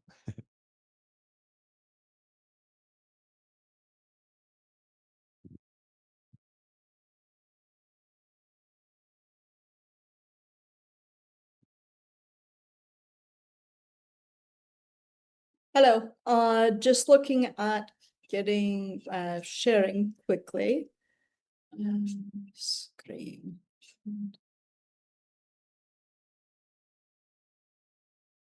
Okay, so thank you for having me here today. I think it's really exciting, the work that the study has brought to light, and also that as a group, development banks and practitioners in Brazil, you're really looking at how to systematically approach finance to bring finance and industry together as part of your development objectives or your economic growth. Green Earth is a climate investment firm based out of India that is focused on investing in early stage industrial decarbonizations, the technology readiness level companies that would be at kind of level 6, 7, and 8 that were mentioned, and really focused on accelerating their readiness for the market through a combination of capital and partnerships with industry to get them to market. I'll start by sharing, as I share some of our work, I'll try to share some of the correlations that we see with other developing economies from India. And I have to say, I'm really excited about the report that the team has put together, because very often we are developing reports on our own because there's not that much information on industrial decarbonization, innovations for industrial decarbonization, or the climate mechanisms that are needed. So, yeah, from that lens, it's particularly, I'm particularly thankful to be here with you today. So, as we think about why this is necessary, right? And this is really just kind of taking it down to kind of brass tacks.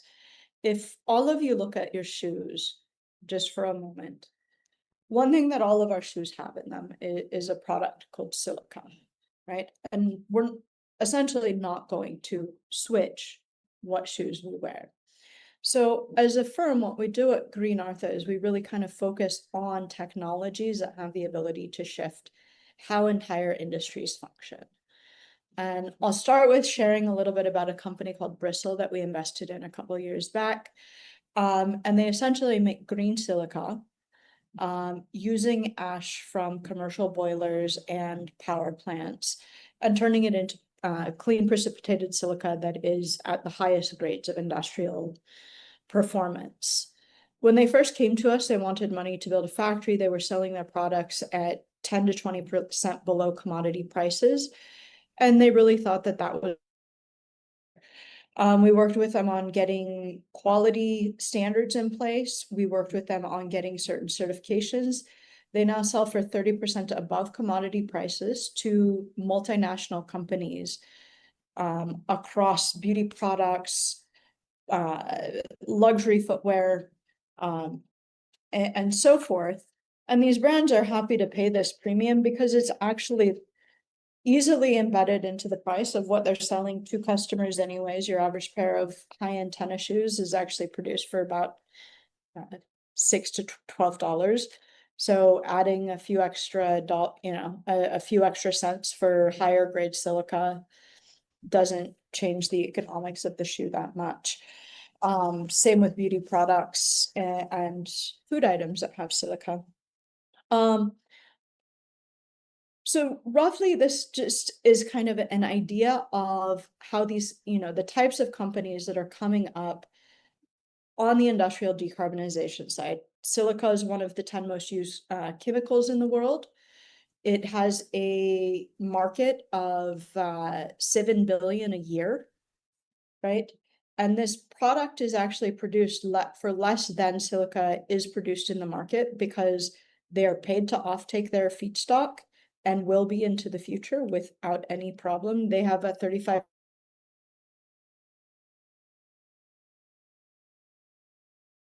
destroying water bodies, biodiversity, or otherwise.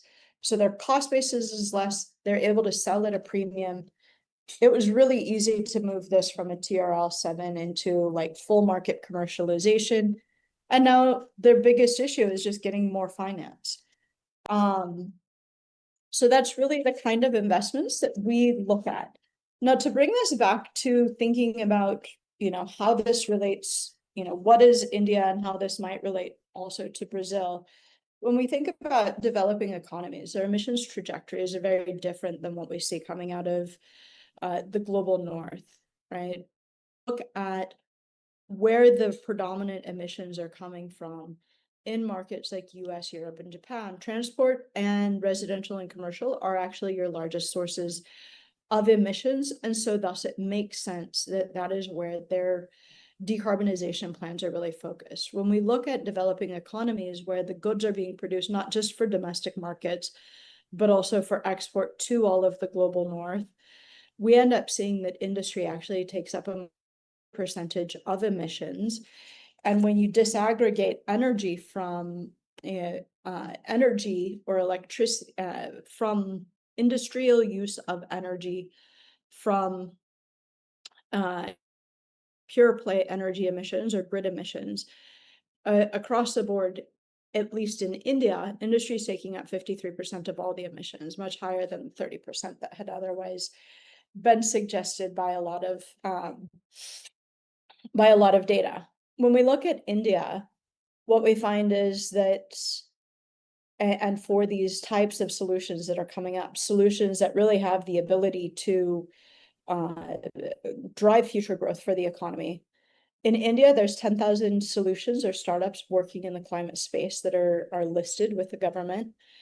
In India, we're expecting a 16x industrial growth. Right now, 53% of the emissions are coming from this, and 30% higher year-on-year emissions come from using legacy technologies as opposed to newer technologies.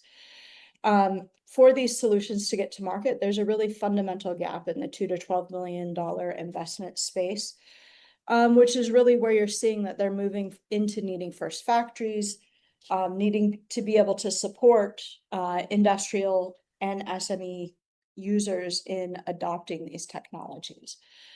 The way that the Clean Economy Fund is structured, it's a 75 million structured equity fund that's used to focus on companies that are coming up in the highest emissions area and the highest growth areas. We work very closely with the business community to get feedback on which technologies are actually going to be viable. We evaluate companies based on the significance of climate change that they can make, but also, is the technology viable for the industry? Is it as good or better as what's already there? Is it easy to adopt and easy to use? Is it economically viable? And can it outcompete incumbents based on market superiority? And that's really when we start looking at supporting these companies.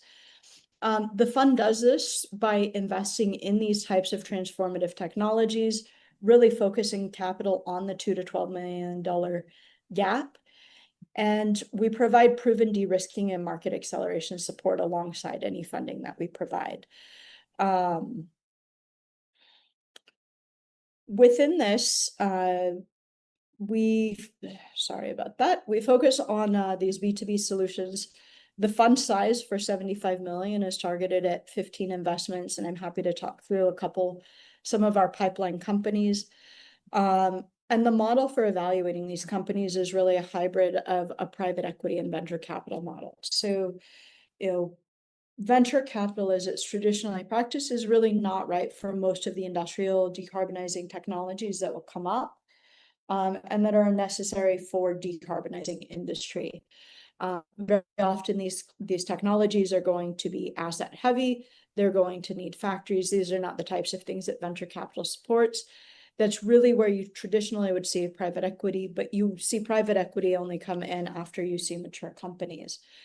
So this hybrid model where you take kind of the evaluation mechanisms from private equity, but kind of the venture perspective of looking at how can a market grow, what can be a high growth technology, and blend the risk reward profiles is really kind of critical.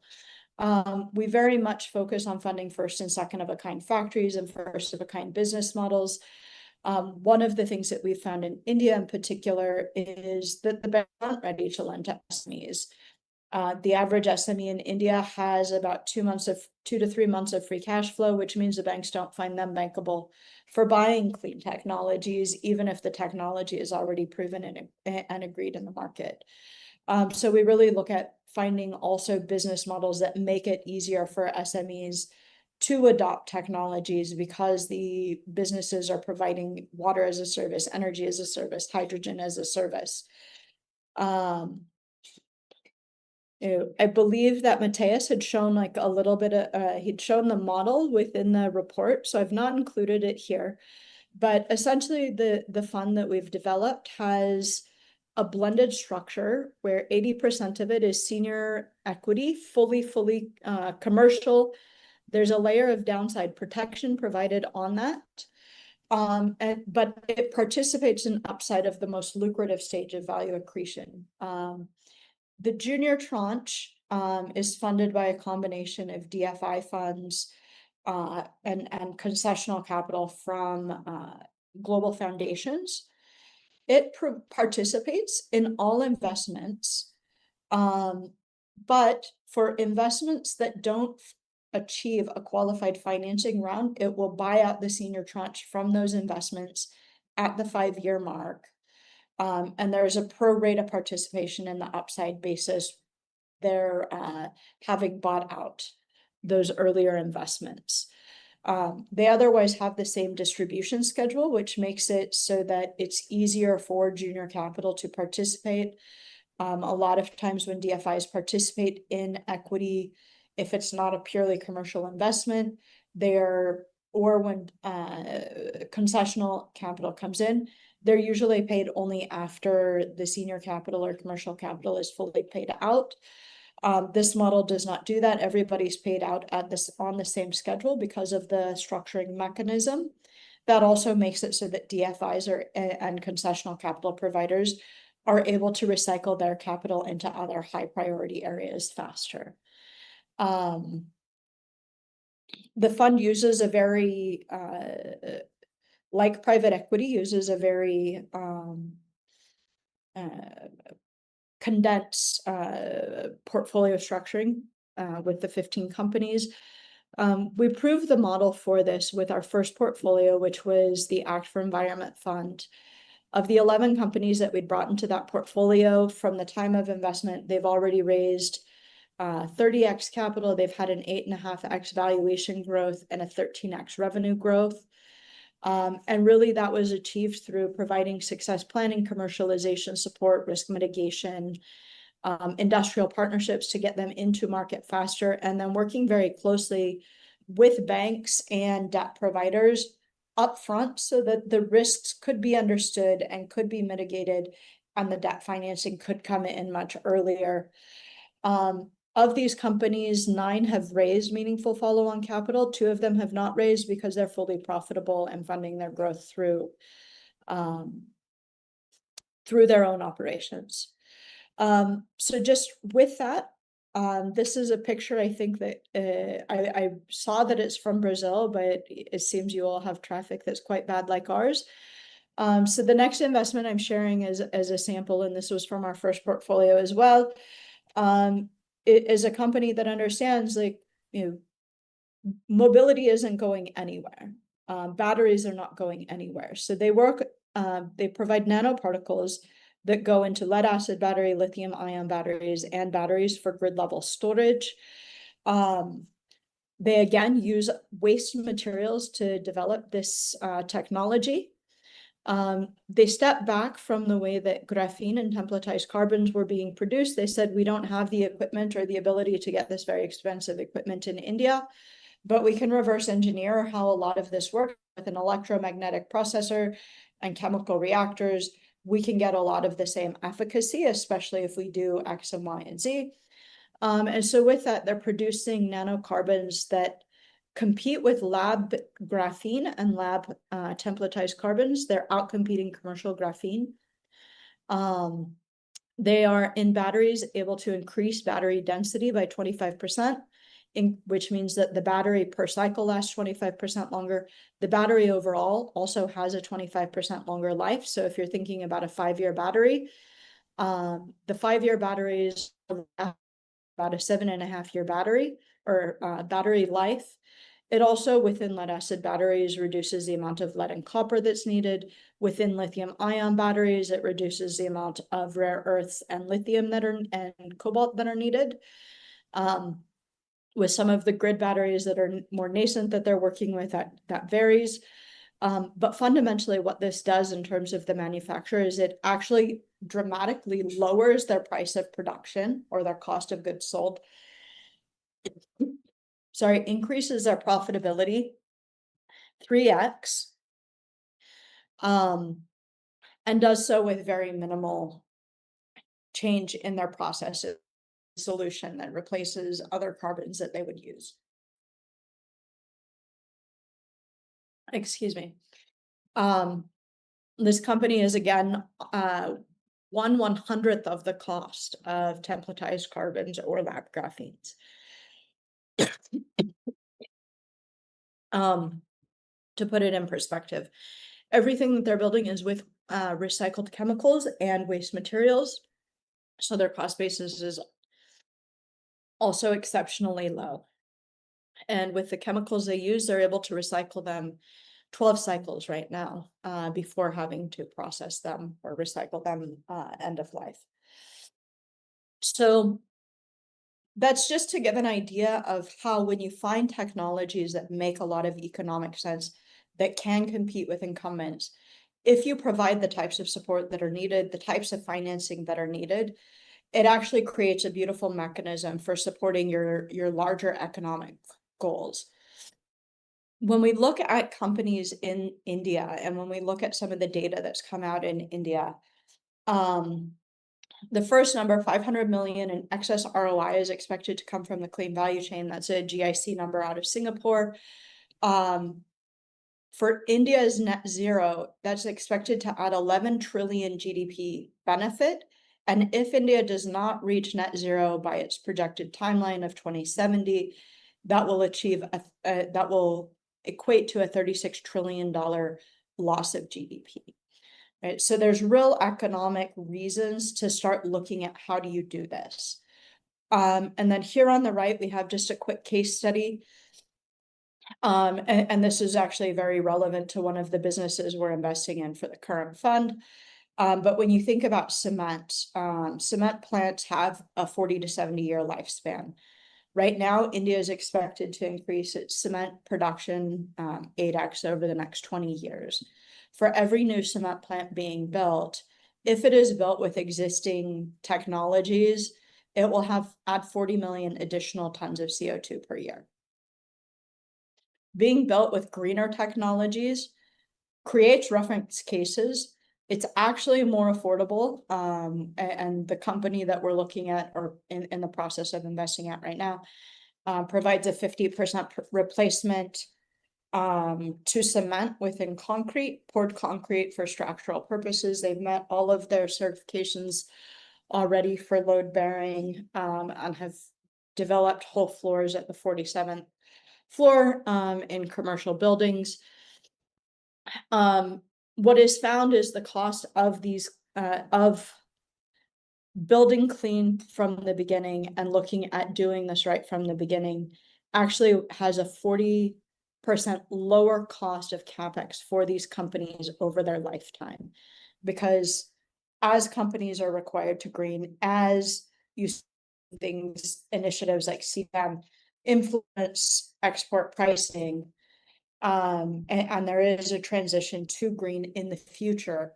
Once you look at pricing and the retrofit costs, it does dramatically increase the lifetime cost of the core infrastructure. So with that, if there are any questions, I'm happy to open up and answer.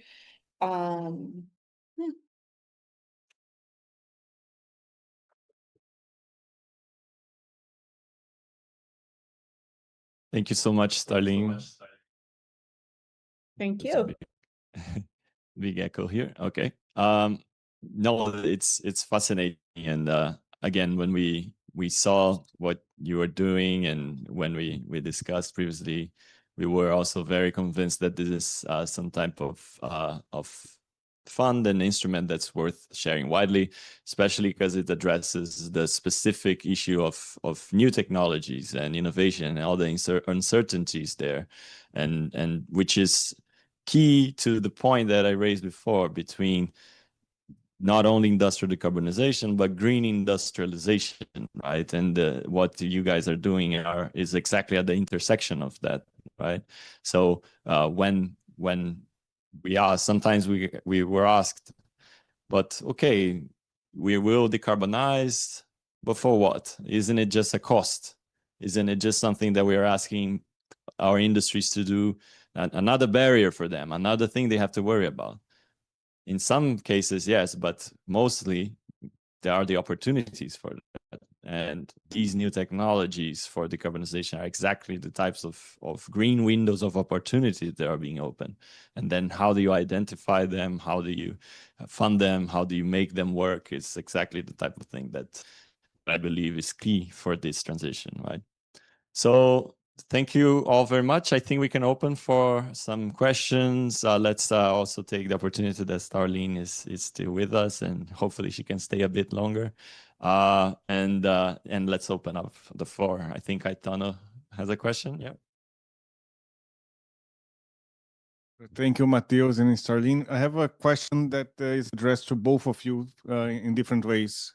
It's actually the focus on non-financial actions or support, technical assistance.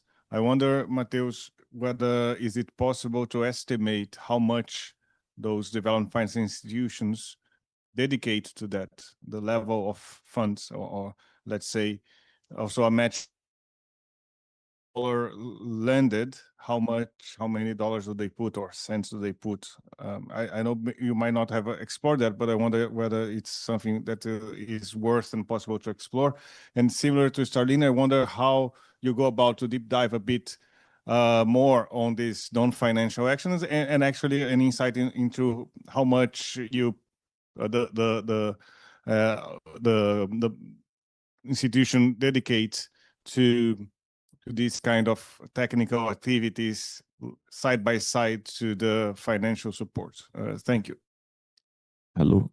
I think from a data perspective or research perspective, it's quite difficult to quantify because exactly they are not usually disbursed, right? They are resources that the banks have for these activities. So you could think about how much a certain department may cost, but it's difficult to quantify unless there was one specific one, which are sometimes some banks do project preparation grants. So that one you could calculate how much is being disbursed for project preparation financially. But the idea of the non-financial support is exactly that it's more qualitative and harder to quantify. But maybe Starlene has some insights on that too.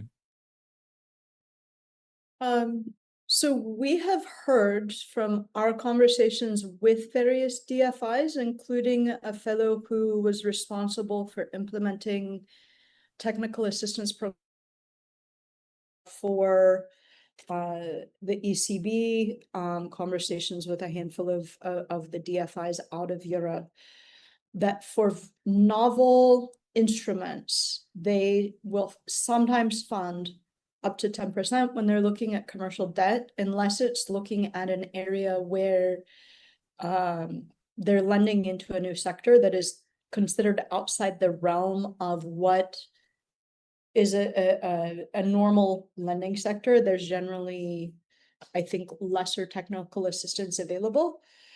We don't do a lot on the debt side, or haven't historically. We are actually looking at a debt instrument right now. But I think the technical assistance from the DFIs is really kind of linked to when they also see that it hits alongside a development institute. They want to see funding, or that they want to see success grow. Within our own work, when we look at working with companies, that's kind of our favorite part of the work. And we see it as really critical or a significant value add to sort of our investment, right? When our companies do well, our investments do better. So our financial support or our technical support is very much specific to each company. Each time we're looking at a company, we develop a success plan that is kind of specific to understanding where they're at as a business, what their strengths and weaknesses are as a team, where we see that there might be levers that can unlock outsized, value with lesser capital or lesser effort. And, it really can be anything from like pricing strategy, unlocking certain types of certifications or industry benefits.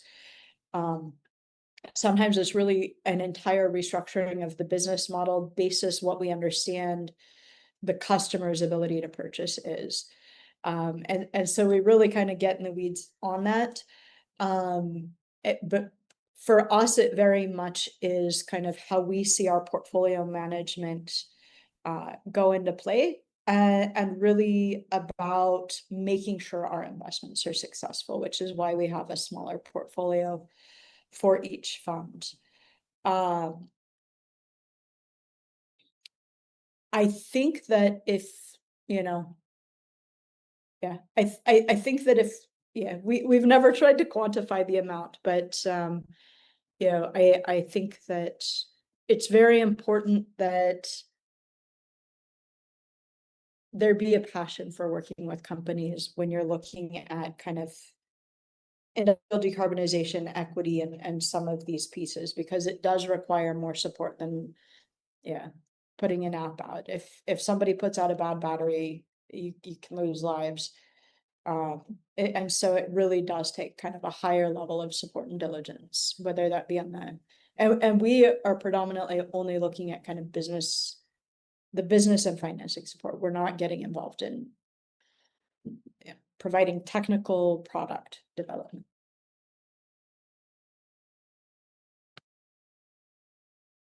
Okay. There any other questions from the audience? No?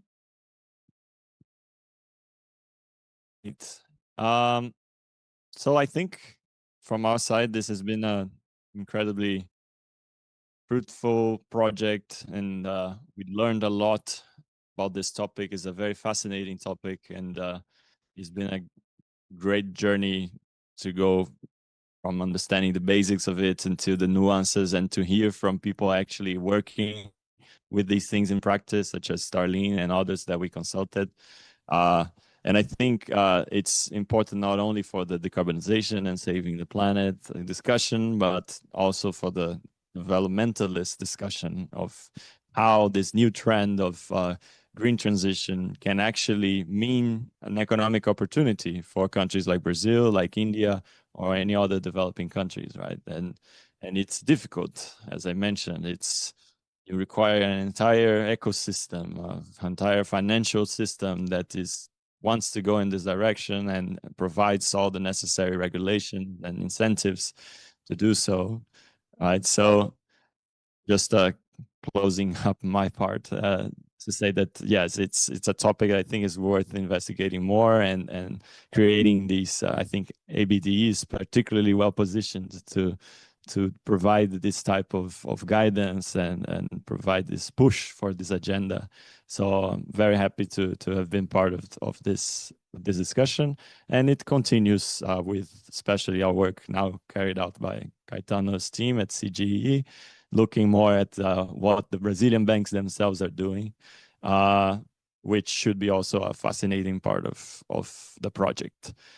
Okay, thank you very much. I'll close my speech here. Thank you, and thank you everyone online.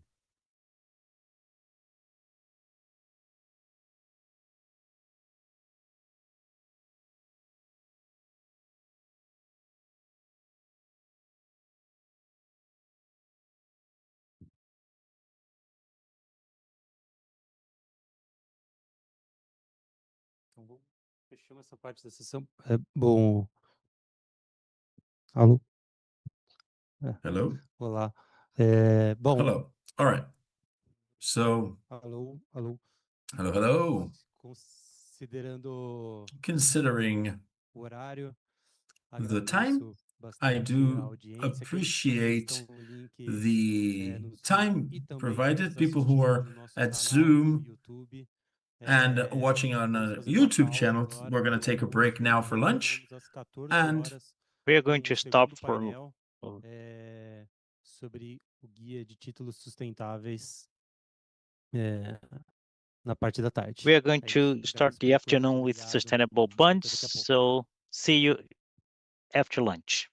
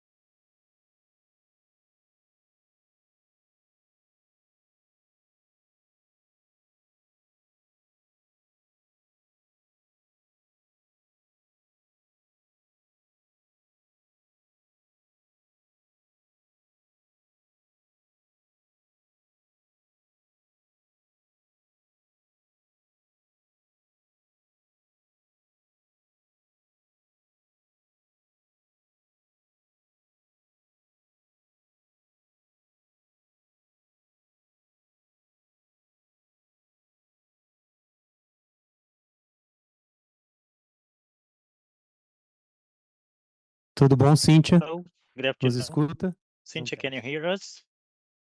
Tudo bem, perfeitamente. Yes, I can hear you perfectly. Eduardo que fala? Is Eduardo speaking?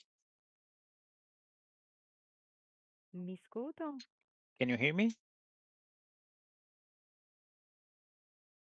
O seu áudio não está saindo aqui pra gente, Cíntia. Your audio is not coming Não? out here. Vou testar aqui. Okay, let me test here. Minuto. Agora sim, agora sim. Assim? Okay, Agora now estamos we te can hear you. escutando. Agora estamos te escutando. Escutam bem? Now we can Sim, hear sim, you. escutamos. Obrigado. Perfeito. Thank you. Bom, pessoal, vamos lá para a nossa segunda Okay, parte let's do start dia. the second part of the day. É um prazer novamente It is a estar com todos pleasure aqui to presentes be with e you também para here. aqueles que nos acompanham no And for nosso those who link are no following YouTube, us tanto em língua online in portuguesa the como em YouTube língua in inglesa. English and in Portuguese. Agora, nessa segunda parte, a gente Now, tem in the três second part, we have apresentações three distintas. presentations. Esse segundo painel agora This que second apresentaremos panel, we are going versa to sobre present guia de títulos a guide sustentáveis, for sustainable bonds guia issuing. que a ABDE And this is a desenvolveu em guideline that the conjunto ABDE com a has cooperação developed francesa, a Agência along with Francesa the de Desenvolvimento e French também Agency of com a Frankfurt Development School. and the Então, Frankfurt gostaria aqui School. de And I apresentar want quem vai to fazer a introduce apresentação who is going do to nosso present guia here in our Débora guideline, Marzullo, que é Deborah especialista líder Marzullo, da cooperação, that is the lead e expert quem conduziu of the corporation, and she grande parte conducted do guia. Então, all of Débora, the por favor. guide. So, Deborah, the floor is yours. Thank you, Eduardo. Good afternoon, everyone. Bom, qual o intuito desse guia, What né? is the purpose of Por this que um guide? novo guia? Why a Então, a gente vai new trazer guide? pouco do novo contexto I'm em que going to ele se bring the new enquadra. context that it Vamos falar is pouco, classified, porque ele, além and de falar sobre o passo a passo besides para talking você fazer about uma the emissão step-by-step process de to títulos issue sustentáveis, a sustainable a gente bond, também aborda algumas we questões also para o approach desenvolvimento some desse issues mercado, for the development of principalmente this desse market Sistema Nacional de Fomento. in the Então, a gente vai fostering ter, national dentro da system. estrutura do guia, né, a In the parte do structure of the contexto, guide, in the quais os instrumentos context, de financiamento the sustentável a gente está sustainable financing propondo, instruments that we are proposing, uma abordagem para a emissão, an approach for the issuing, governança e estruturação da emissão, governance and structuring estruturação of the do emission, framework the como ponto framework fundamental, structuring as a fundamental point, e qual o papel de vários atores and the relevantes role no of the modelo. relevant Na players sessão in de the model. amanhã, In the section in falou-se this morning, bastante sobre o we ecossistema, a heard importância do about the ecossistema. Então, ecosystem a and the gente importance traz of the essa discussão ecosystem, and também we para a bring pauta de this emissão de discussion títulos sustentáveis. to the E issuing quais seriam of alguns sustainable caminhos, principalmente bonds para and instituições menores, some de paths for participar smaller desse institutions mercado. to participate in these markets. Então, por que novo guia? Né? A Why gente do we tem need a new guide?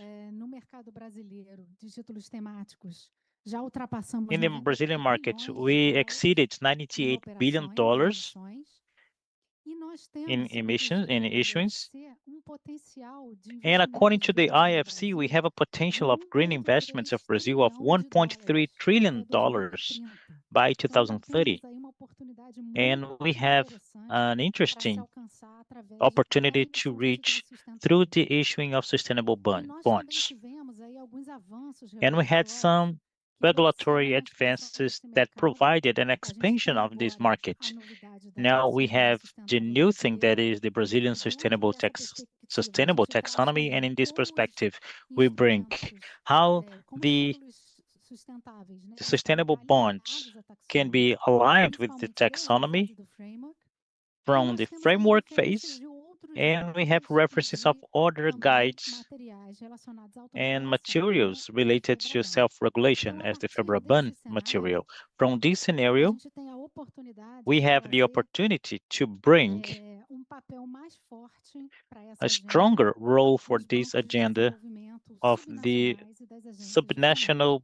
subnational Nesse development momento, as banks agências de and the fomento national não podem uh, emitir títulos, fostering mas elas podem participar do institutions. mercado. They Nós cannot vamos falar issue pouquinho bonds, but sobre they isso. can participate in the market. E and also recognizing that the aptitude of these institutions for the Sustainable Development Goals agenda, a sustainable agenda in terms of infrastructure, small SMEs, is critical because there is an important capillarity. Out of 27 states, only 22 has a development bank, and the role of these agencies, fostering agencies, is relevant. How can we potentialize this role of these institutions through the capital markets? And the objective here is to approach how through the capital markets, we can capture and raise these resources and credit lines for the long term.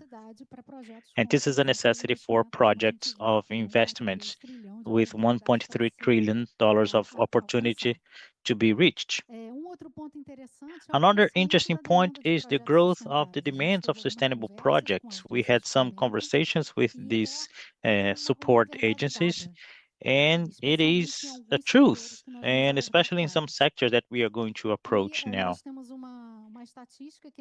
And there is a statistics that there is a gap of around 35% of the GDP related to the demand of investments with small and medium enterprise.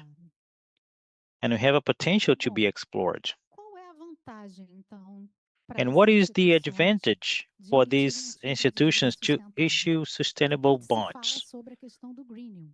We say the greening. The greening is the reduction of taxes through the attractiveness of the bonds and the less risk associated. There are some discussions in the academia if the greening exists or if it is being lost with time due to the cost of labeling. But what we saw in some studies, especially here in Brazil, is that compared with conventional bonds, we can have longer deadlines, and there is a window of opportunity that needs to be worked out with other instruments inside the ecosystem that we are going to approach later.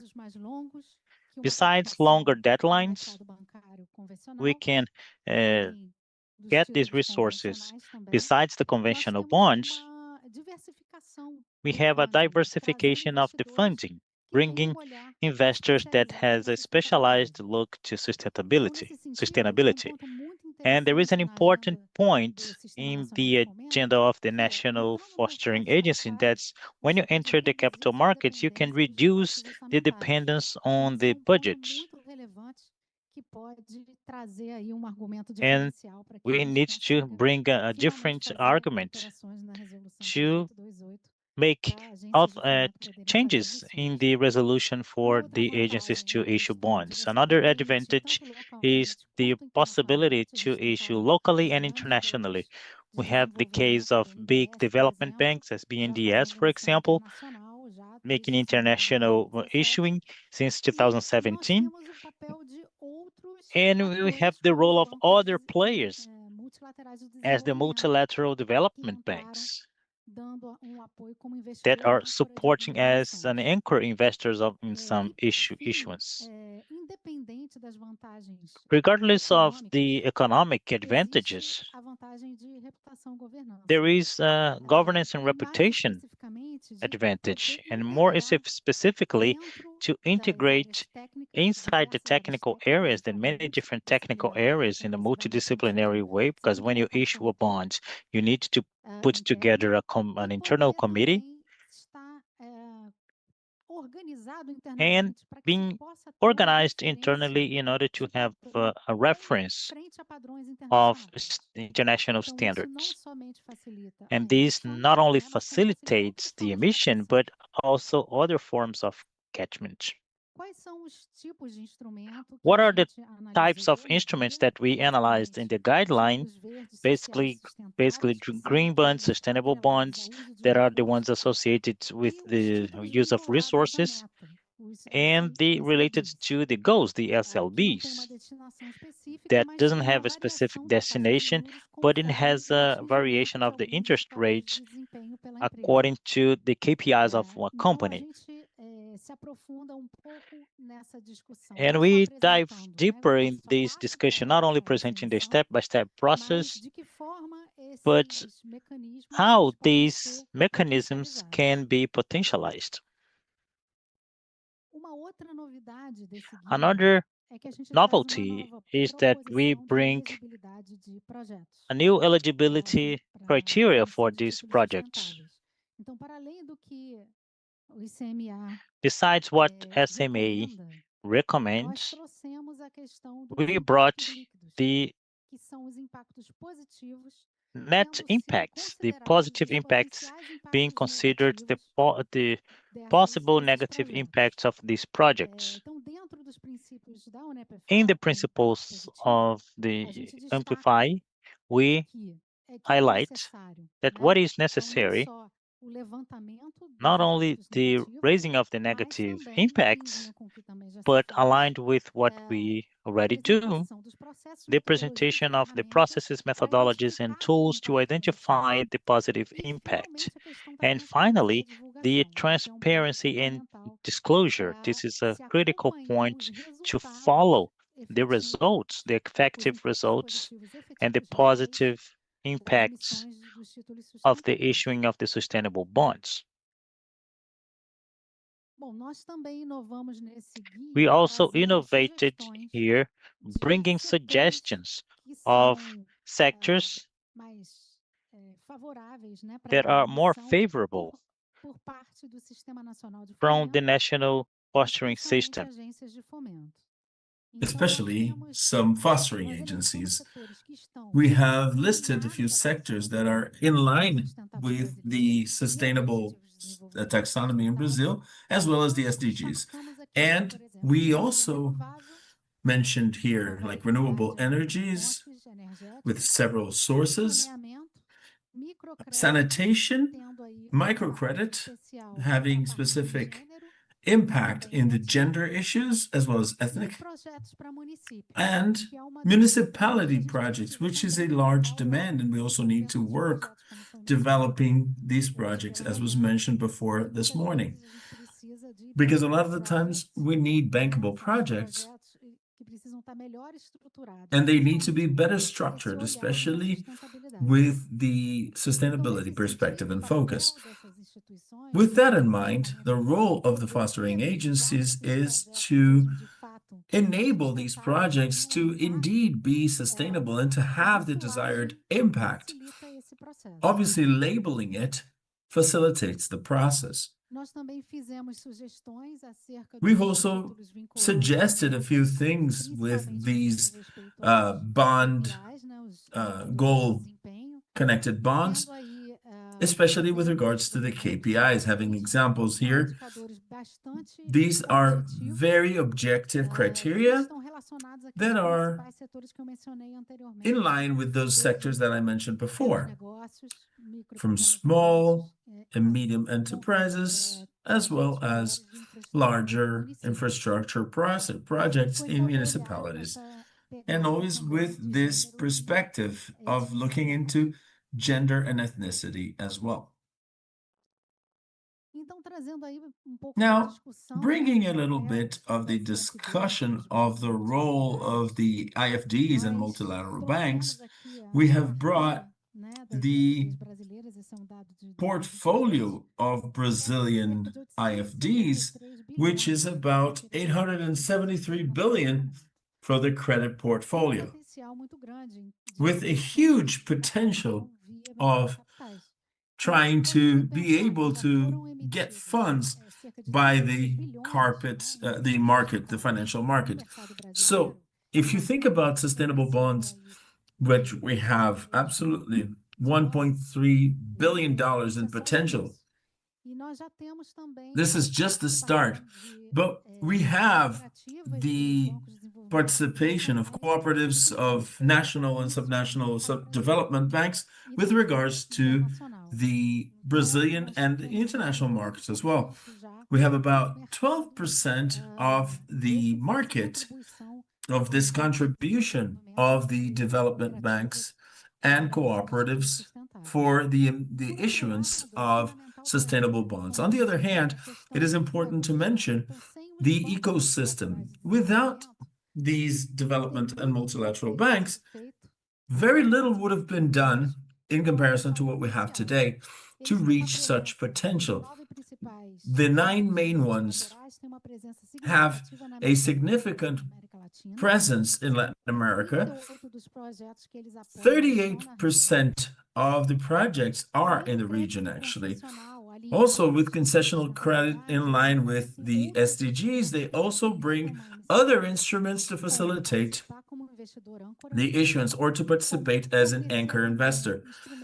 Also supplying blended finance instruments, like was mentioned in this morning's session, like subordinate quotas, partial collateral, so on and so forth, being able to attract private capital to these bonds.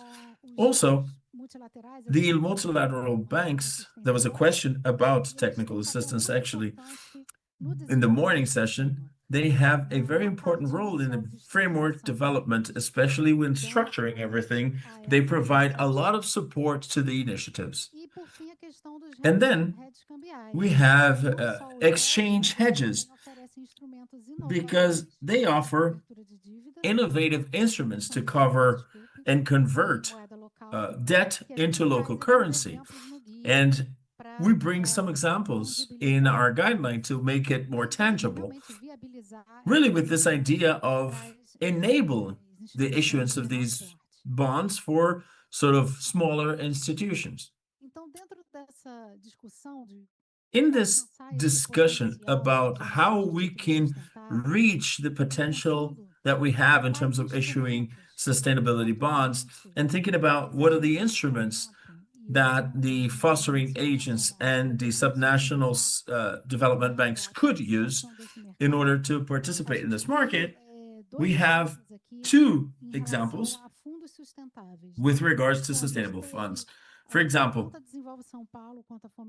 we had Desenvolve São Paulo and Fomenta Paraná. These are 2 cases that created calls for bids for these funds to participate, like FIP and FIDC.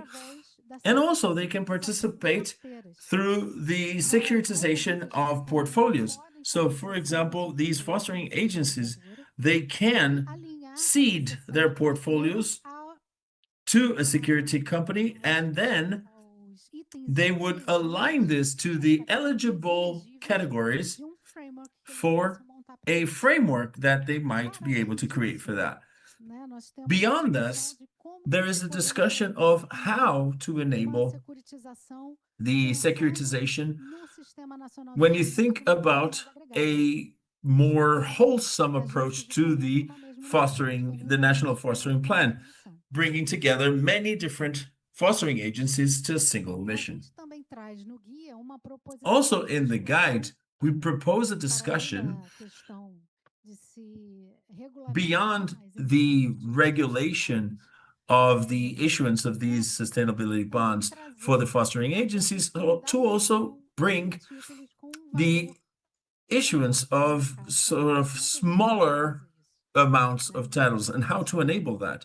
For example, there is a huge demand for these high volume titles in the international market and in the national market too, but how can we make this feasible for this lower amount bonds?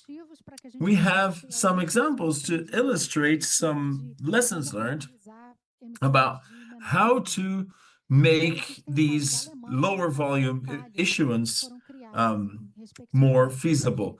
We have the case of Germany and the Italy case in 2010 and 2012 respectively, in order to respond to the sovereign debt.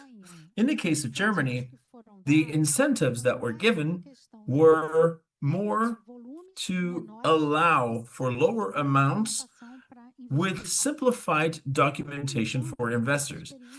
But this experience had some negative results with regards to delinquency. So we've reached the conclusion that it was very necessary for there to be protection clauses to investors, as well as a robust financial report. These two aspects would be key to develop these kinds of instruments here in Brazil, for example. In the case of Italy, this was a better result. They were able to issue 20 green bonds, 3 social ones, and 19 sustainability bonds, and reaching 234 million euros in mini bonds and sustainability bonds. And the main factor that generated such a positive outcome were the tax incentives, which were sort of catalysts of such growth in the issuance of these bonds. So in this perspective, we can think about what is adaptable to the Brazilian market with regards to incentives, and beyond the discussion of greenium, whether it exists or not, we also have a goals connected to bonds discussion that is, if ambitious but at the same time feasible, could potentially supply the demand of having a differentiated interest rate. So if you're able to comply with the goals established, you're able to get a lower interest rate, which would ensure, in theory, a lower cost of capital within the possibility of the instruments for these sustainability bonds. In conjunction with that, we also have the tax incentives. As we mentioned before, this is a way to bring this as an ecosystem, bringing together like blended finance, tax incentives, market incentives, and with the perspective of investors that are specialized in sustainabilities, we're able to create a good environment in order to reach the potential that is mentioned before on the $2.3 trillion all the way to 2030. So, having said that, I leave you to read this guide. I invite you to read it and use it as a reference. It is at the ABDE website. You can download it from there. And if you want to reach out to ABDE and to us, so that this discussion doesn't end here. This is a proposal in terms of the document, and wants to bring this agenda and spread it around to the people who are supposed to hear this, the lower level institutions that are sort of smaller sized. With that, I would like to invite Cíntia. Can you hear us? Boa tarde, Débora. Good afternoon, Débora. How you doing? I can hear you very well. Isso, Bechelane. Rare, that's exactly. So, all right. Floor is yours.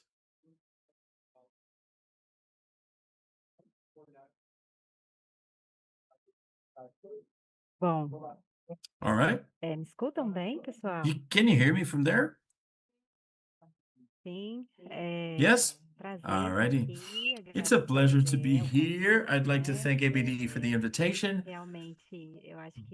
I really think that the handbook that Deborah commented about is another important tool for us who work in this Brazilian fostering system.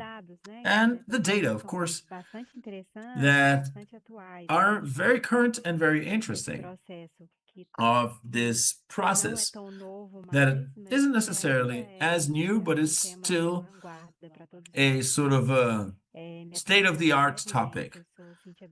I am Cíntia Bechelane. I've been working for my whole career at BDMG, which is the Development Bank for Minas Gerais State. I've also worked as a superintendent for some time in Desenvolve São Paulo, so I have some experience with some agents as well as working with as a consultant in some cases for the IDB. Currently, I am the planning superintendent at this agency here. So it is great to be able to talk to you about this very relevant topic that is close to our hearts. Just briefly talking about BDMG, we have a portfolio of 10 billion reais in different development things of small and medium enterprises, municipalities working with big companies as well as medium, and the agri sector with a very diversified funding. So in 2025, we had 4.4 billion in loans given out. And the topic that we're discussing today that has to do with issuing these sustainable bonds, sustainability bonds, social bonds, or green bonds, I think I can tell you about the BDMG experience. We've got a sort of trajectory with this topic. We have 3 frameworks that are applied, that have been published. The first one we published in 2018, where we started to understand and trying to sort of tag our green portfolio, separating sort of how we could differentiate our assets, the green assets from the other kinds of assets that we had, other kinds of funding.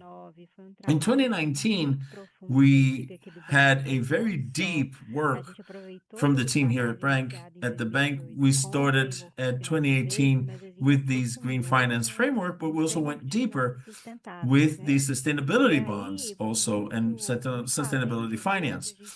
And so we also started going deeper into the social aspect of this portfolio. And I think that this sustainability bond part is very interesting for those of us who work in the subnational level, because we can try to tag and understand inclusion, the work in small and medium enterprises, the microcredit access, all the work done in the infrastructure front in order to help the municipalities, working the gender issues, health, education, all of these sort of aspects come into the social sphere, and they can be part of the sustainability bond. So in 2019, we went deeper into this side, and we were the first public bank to publish such a framework.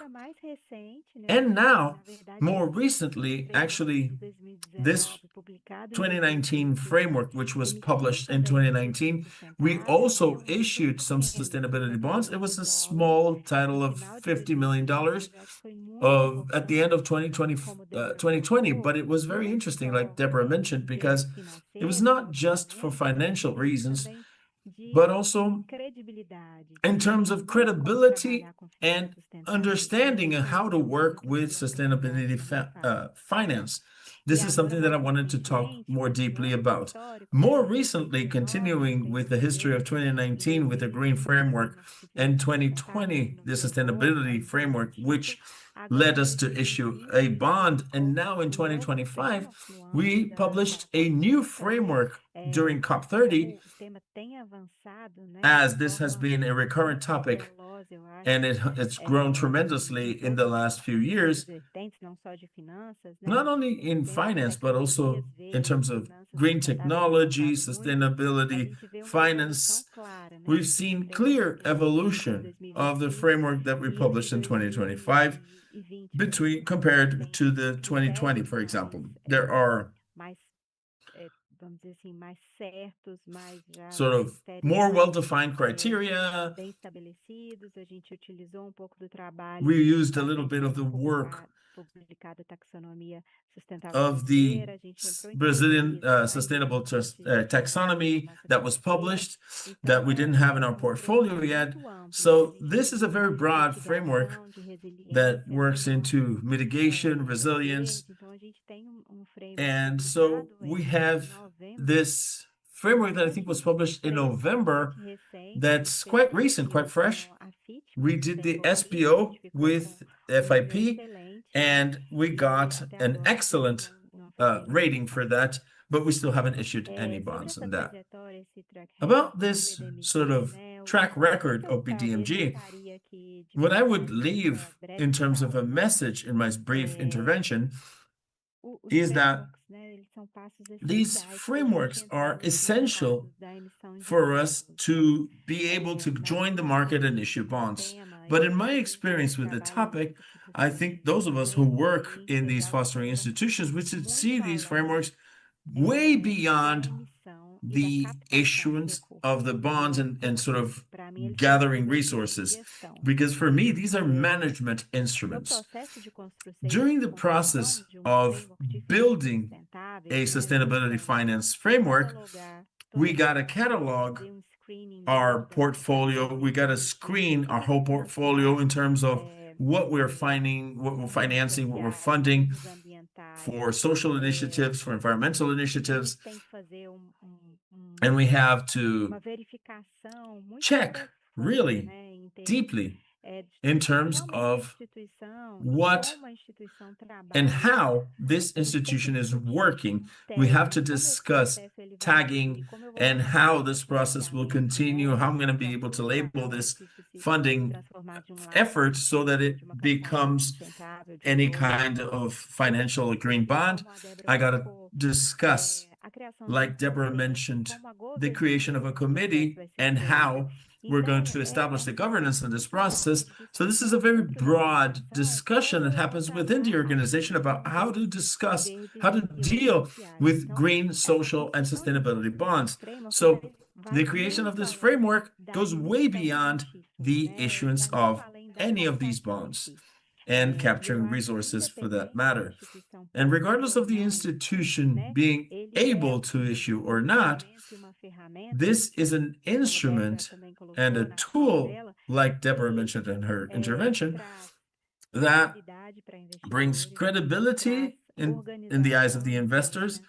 It brings a higher level of internal organization as well as transparency, because we also have to define a set of KPIs in order to measure the impact of these sustainability assets. So perhaps what I wanted to leave you as a message in these 5-10 minutes would be exactly that. That would be the exact main message, that creating a sustainability finance framework are a step towards issuing these bonds and to be able to sort of join the market. But this process goes way beyond gathering resources, and it demonstrates the possibility of the institution to evolve on how it deals with and organizes its sustainability bonds. Thank you very much, and I'm at your disposal for your disclosure if you have any questions that I might answer and contribute with.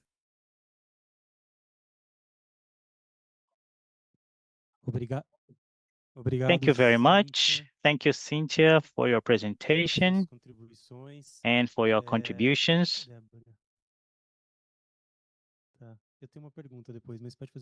I have a question later. We talked about frameworks, and there is a recent study of FGV showing that only 1/4 of the Brazilian emissions in 2021 have a framework. And this already shows the next to the next session. I know that you have a question, but we are going to talk more about this, how to come up with a good framework. Well, I want to thank Deborah and Cynthia. My question is about the importance of the construction of framework.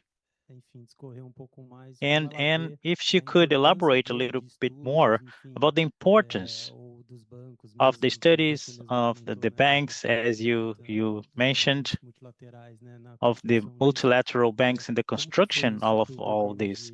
How did that come about for the BDMG? I would like to know if you can share this experience of construction with international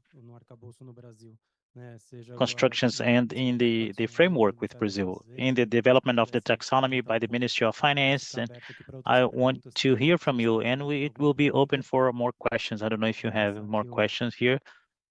I'll give the microphone here. Thank you for the presentations. When you presented, Deborah, I believe it was in the UN UNEP that they have a process of assessment tool. And I want to know if you have a vision of the tools and if there are a lot of institutions working with the theory of change to make this analysis. And I want to ask Cynthia if Cynthia also works with this theory of change or a logical model or any way to look at the project in the process and not only with KPI metrics. I also have a question to Deborah. I was really interested in maybe we advance in the future with the joint issuing, because many times our smaller institutions do not have a lot of scale or capacity for the emission. But if we can join this puzzle, we can get a larger size and to invest in a sustainable process. If you can elaborate more on that, it would be great. Ok. Eu acho que eu vou começar primeiro a Okay, now let me respondendo a start pergunta answering em relação à teoria da the mudança. question about the theory of change.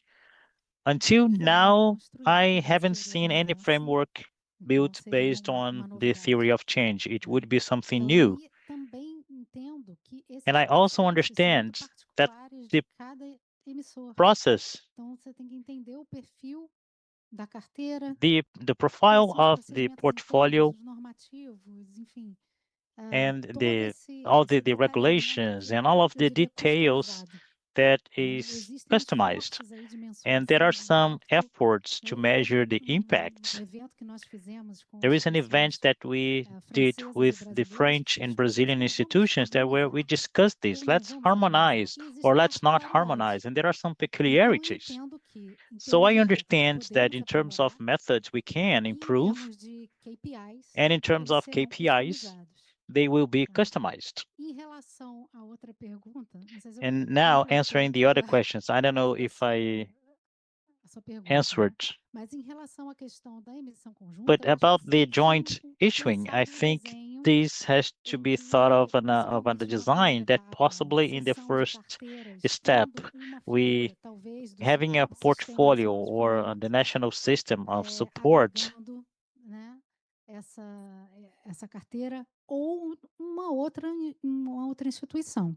or another E aí eu institution. entendo que And I pensar nesse understand that processo thinking também on this em process blended finance é muito interessante, in a blended trazendo o finance elemento is multilateral para interesting, alavancar bringing the esse tipo multilateral de to instrumento. leverage. Então, essas seriam algumas ideias iniciais, mas This tem que will be sentar com the quem tem initial interesse, ideas, but we need né, to nesse sit tipo de down with emissão those e desenhar o que a gente já tenta fazer nesse and who guia, designed that what we identificar try to então do in os this guide, that is setores to essenciais recommend the para essential de maior sectors aptidão das instituições de for a better fomento, aptitude of né, the das fostering agências de fomento no Brasil. agencies. E a partir daí você consegue And from desenhar this point on, framework you conjunto, can por design exemplo, a joint framework né, para essa emissão. for this Então, a gente issuance. pode pensar em alguns desses caminhos And para we can serem debatidos. Acho que think vale about these convocar pathways. as I agências de think it's fomento worth para calling the debater essa fostering agencies to atratividade. debate this attractiveness.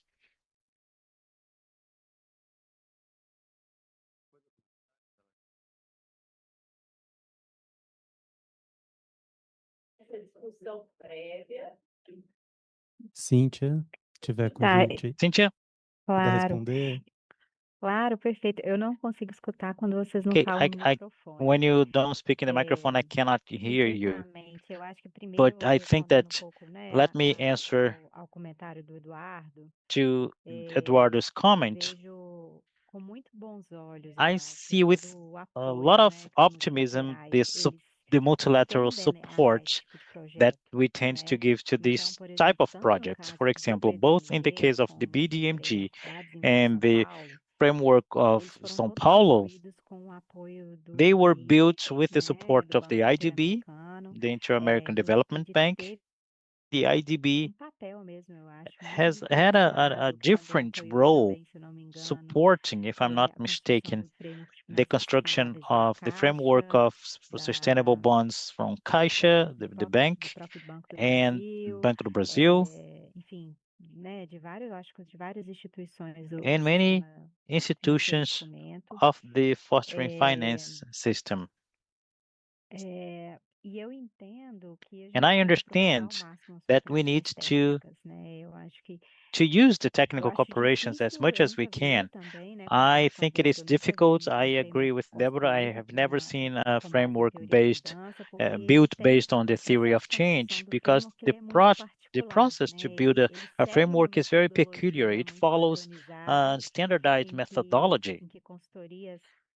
And the consultancies that work with sustainable frameworks know how to follow the screening of the portfolio, looking at all the requirements of green finance and the requirements, for example, of sustainable finance of vulnerable populations, and the size of the customer, the purpose of the finance, if there is a gender topic or education or health. So it follows a screening of portfolio in a process to raise the possible bankable portfolio that would serve as a ballast for the bond issuance. I think it is a very peculiar process of financial institutions. If we are talking about an approach with the end customer, how to help the end customer to build a project that becomes green or sustainable, and it can be bankable and serve as an allocation for us, a sustainable allocation, I think it will be a different conversation. Maybe we need to go to the end customer to use some theory of change to move away from this, to move out of the paper with the project. I don't know if I'm being totally clear with this difference. But just to recover what I said, I am very optimistic with these multilateral agreements.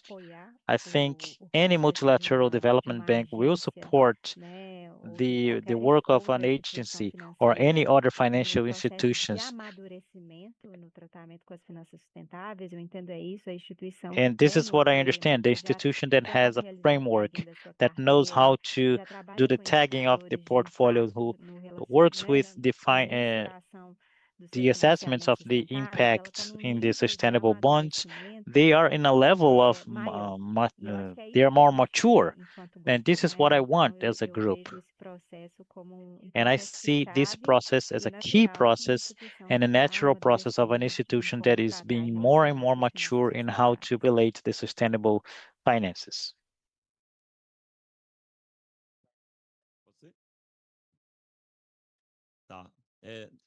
Obrigado, Débora, Cíntia, pela apresentação. Thank you, Deborah and Cynthia, for the presentation. I was really interested in reading a little bit more this manual and this guideline. And my question is about the relevance and the role of the industry in these bonds.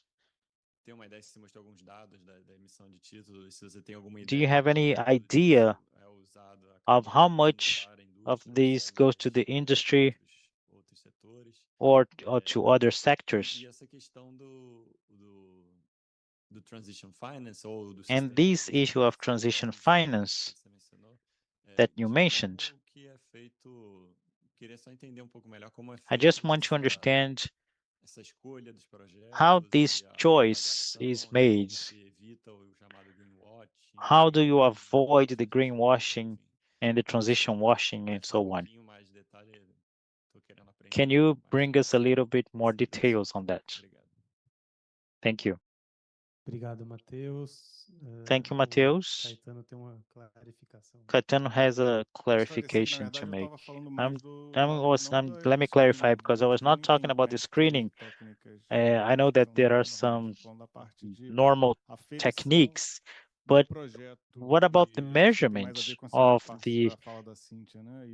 of the Isso projects? I eu think this trago has o to que eu do tenho with the second part trabalhado of Cynthia's no talk. passado, And I'm junto com asking about this filantropias e because I outras worked with instituições philanthropies de in order investimento de impacto que trabalham impact com investment institutions, conseguir a mudança para analisar o impacto da sua but carteira. this is to analyze the Fico curioso impact se of bancos the portfolio. I'm desenvolvimentos já just usam curious if the essa abordagem, mas eu development vejo que banks são are mundos already bem using, but descolados. I can see that there are totally different worlds.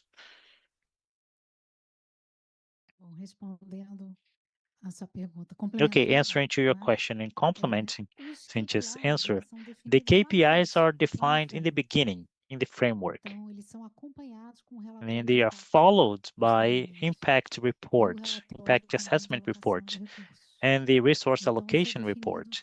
O que é And this interessante is no defined. And framework é what is você interesting in the desdobrar framework desde a is that you have estratégia to da unfold since instituição the strategy até of o the alcance institution dos until KPIs. you reach Então, the isso KPIs. seria o objetivo do And framework this would também. be the E objective aí, of respondendo the a sua framework. pergunta, por que que é And importante answering um to your bom question, framework? why is it important a good framework? Porque na hora da avaliação, na hora Because de um when you SPO, assess, when you você não have an vai olhar só o SPO, projeto.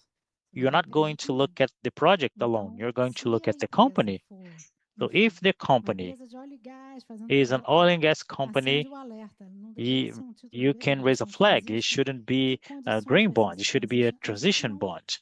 So aborda what are the nos conditions of the SPOs no transition guideline. bond? We do not approach the Isso aí transition pode bond in the ser um guideline. outro estudo para a gente This can trazer. be a different study for us to Mas a bring. ideia é justamente But que the você idea observe não is that só you as observe características do not projeto only the frente characteristics of às the critérios de project elegibilidade, de with the categorias criteria of elegíveis, né? eligibility, Que of a eligible ICMA criteria that sugere ICMA e que a gente também suggests, utiliza a and referência that we da use Climate the Bond reference of Initiative, the Climate que Bonds ainda Initiative é mais detalhada em that termos is de even more critérios detailed in técnicos terms of para criteria and metrics eleger os projetos que to entrarão select na the carteira. processes that are going to Então, be isso in the reflete muito o portfolio. que o And mercado that reflects what the market solicita, entende que requires, what the market uma understands contribuição efetiva. that it is an effective contribution. Podemos continuar sobre transition. We can continue Eu on mostrei. transition. Esse número é um número fechado. Eu não tive The industry, acesso ao I don't detalhe, have access to this mas number, sem dúvida tem uma relação muito but relevante certainly quando there a is gente a pensa relevant em relationship when cadeias, we custo de think about descarbonização da chain cadeia, and exatamente o decarbonization, papel dos que and you have a financiam, né, role of as those who micros, finance médias empresas. the SMEs. Cíntia quer complementar? Cynthia, do you have anything else to say? Não, acho que Not really. talvez acrescentando Maybe ponto, just to add one eu point. acho que o mercado de títulos, I think não the bonds market algo intrínseco a is bancos, not A gente something vê intrinsically related to privadas, banks. a We can see Suzano, se eu não me private engano, foi uma association. das If I'm not primeiras mistaken, empresas Suzano was privadas one a of the first emitir private título companies to verde, então issue a eu green acho que bond. não é algo restrito And a it is bancos, not Então, something eu that acho que restricted to cada vez banks. mais as empresas More and more, we principalmente as see grandes, elas big têm companies entendido esse valor that e têm they have emitido esses issued new títulos, bonds and they have e no issued caso, por exemplo, different types of debêntures bonds. For verdes, a example, gente tem uma green política de debentures, certificação we alta have nesse a, sentido, a high mas eu certification vejo que sim, é course um caminho on that, muito and I interessante believe this is para a an indústria, esse interesting setor produtivo. Eu path sou to the ouvinte, industry que to trabalho follow. muito no setor Soybean de resíduos, that ela works with emitiu um the debênture waste, verde, and então they eu issue acho the que green também debentures as well. similarmente a títulos temáticos, é algo And que não pode similarly ser to the restrito thematic bonds, this cannot be totalmente ligado restricted somente ao setor to financeiro, the financial Para sector. fazer pouco esse complemento. I just wanted to add this. Tá ótimo. Muito obrigado, Cíntia, Great. pelas suas Thank you very contribuições. much, Cynthia, Muito for your obrigado, Débora, contributions. também. Thank you, Deborah. Novamente, para todos aqueles que tiverem Again, for interesse all of those who em are acompanhar interested in o following estudo muito rico que está the disponível rich study no that site is da available ABDE e in também the no website of Fundação ABDE ABDE. and we have all the contacts of ABDE. Just contact us to know a little bit more about these topics and to make these connections that we want to promote, and the issue of bonds inside the national framework. Thank you. Obrigada, pessoal. Eu vou sair aqui, Thank you, então. everyone. I will have to leave here. Can I go? Yes, yes, you can go, but feel free to follow us in the other panels if you want. But thank you very much for your presence. Só também para os colegas, tá? O framework do BD I will recente que a gente put publicou here em the novembro de recent 25 no framework that site do we banco, published in the e a gente agenda tem of também super 2025. It is in the disposição website of the trocar bank, experiências and nesse we are sentido, always tá bom? available to exchange Abraço a experience. todos, boa tarde Thank you aí, very bom much. Have a great trabalho para afternoon, vocês. everyone. Obrigado, Cíntia. Thank you, Vamos para o Cynthia. terceiro Now painel let's go aqui to the hoje do third dia, panel of the day para apresentar esse to terceiro present painel. the third panel, O tema é estudo whose de title ações is a sociais study inclusivas that the sustentáveis inclusive, realizou, sustainable que vai solutions apresentar aqui. made that Eu they are going to convido a present líder here. libanesa, I Luciane invite now Moessa, que é Luciane diretora de execução Moessa, técnica também lá da Technical and CIS, Executive para Director of apresentar o estudo CIS, de títulos to verdes sociais present sustentáveis, the o nível de sustainable diligência social green bonds. The socioambientais level é of compatível com social a sua environmental diligences is compatible with tema the quente safeguards of the desenvolvimento Brazilian das sustainable taxonomias, taxonomy. enfim, This is a hot no topic in avanço the da development of implementação da taxonomies in the taxonomia advance brasileira. of A palavra ao taxonomies senhor here in Eduardo Brazil. You have the floor. Obrigada. Thank Eduardo, you. obrigada pelo convite, Thank you, pela Eduardo. Thank you organização. for the Uma alegria invitation estar and aqui the com vocês, organization. It's a parceiros que a pleasure to be gente here with you, admira our e gosta partners de who I trabalhar juntos. admire so much and we like to work Muito together. oportuno, eu acho, né, It's very essa fala timely. da Débora The expondo o guia talk, para emissão Deborah's de títulos talk to sustentáveis. E showing the agora eu vou guidelines for esmiuçar sustainable detalhe, bonds né, que issuance. I'm normalmente going diz to que show the detalhe, mas não é tão details, detalhe assim. not always a No que detail, diz respeito às but a diligências detail that has to do socioambientais with que the são social realizadas environmental pelas diligences that instituições are made emissoras, by sejam the elas issuer instituições institutions, financeiras, the sejam financial elas institutions empresas da or economia real. A companies of gente real não economy. esmiuçou todos os We universos, a didn't gente detail all of the universes, all selecionou of the as 22 ideas, but we instituições financeiras selected emissoras, 22 nesse caso, todas as financial emissoras institutions, and no all of Brasil, them tá? are Porque, in Brazil. na verdade, diferente da China, por exemplo, For example, in China, inicialmente a regulação só where permitia initially que the instituições regulation financeiras only emitissem allowed green bonds, financial no institutions to Brasil, issue green o bonds. In mercado Brazil, já estava bem it's aquecido, different. The as market empresas do was setor already produtivo very emitiam heated green up bonds with production muito sector antes da companies primeira issuing emissão por them uma way instituição before financeira, né? the first emission by Como a que anda esse financial slide? institution.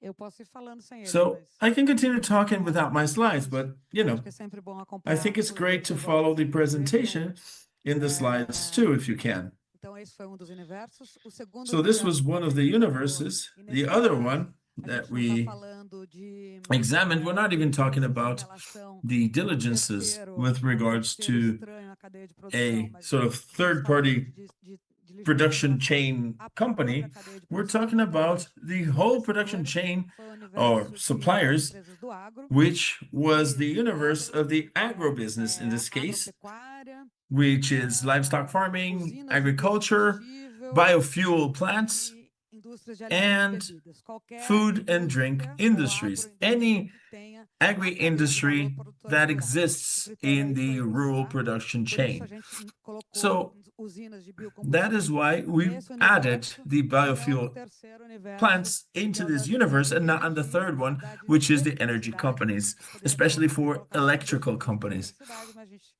We separou wanted to e separate, we só separated quis electricity dizer para and cana-de-açúcar e outros fuels commodities agrícolas que são usados because produção de these combustíveis. Existe esse use tipo de sort of mapeamento, a gente agricultural commodities. So there's the granulado, deforestation tipado, algoritmo, risk, sorry, tá? with regards E to the no same thing with terceiro livestock universo, a farming. gente analisou And with the as third empresas do setor group, de we analyzed eletricidade. the companies Sendo in the que no electrical setor de sector. eletricidade, como não For the existe electrical esse sector, because there isn't a risco risk, socioambiental associado à a terceiros, social environmental risk as with diligências regards to foram third-party companies, the due foi feito diligence sobre o seguinte. Primeiro, was a gente done olhou para o over the framework following político factor. interno, First, we looked o tal at do the estudo sobre os political frameworks, né? framework. Esse We aspecto foi talked generoso about para the as instituições studying the frameworks, and we um were very framework generous to the e uma política, institutions a gente because they faz didn't uma have política, tá? Para os a três framework. So universos. we considered only the policies, which is what they had. framework ou política, a gente analisou So se we elas analyzed têm dois framework temas que or são muito policy caros if quando a they gente fala de bring empreendimento two no key setor topics when we talk que about são os electrical impactos companies, em comunidades which are locais the e os local impactos community impacts ambientais. as well as A biodiversity gente impacts. analisou se os These are the frameworks two ou things políticas we analyzed if their abordam policies or esses temas, né? frameworks talk about these Muito things or aqui, né? discuss these things. Só ali. It's a little short, but you know, you can see Bom, there.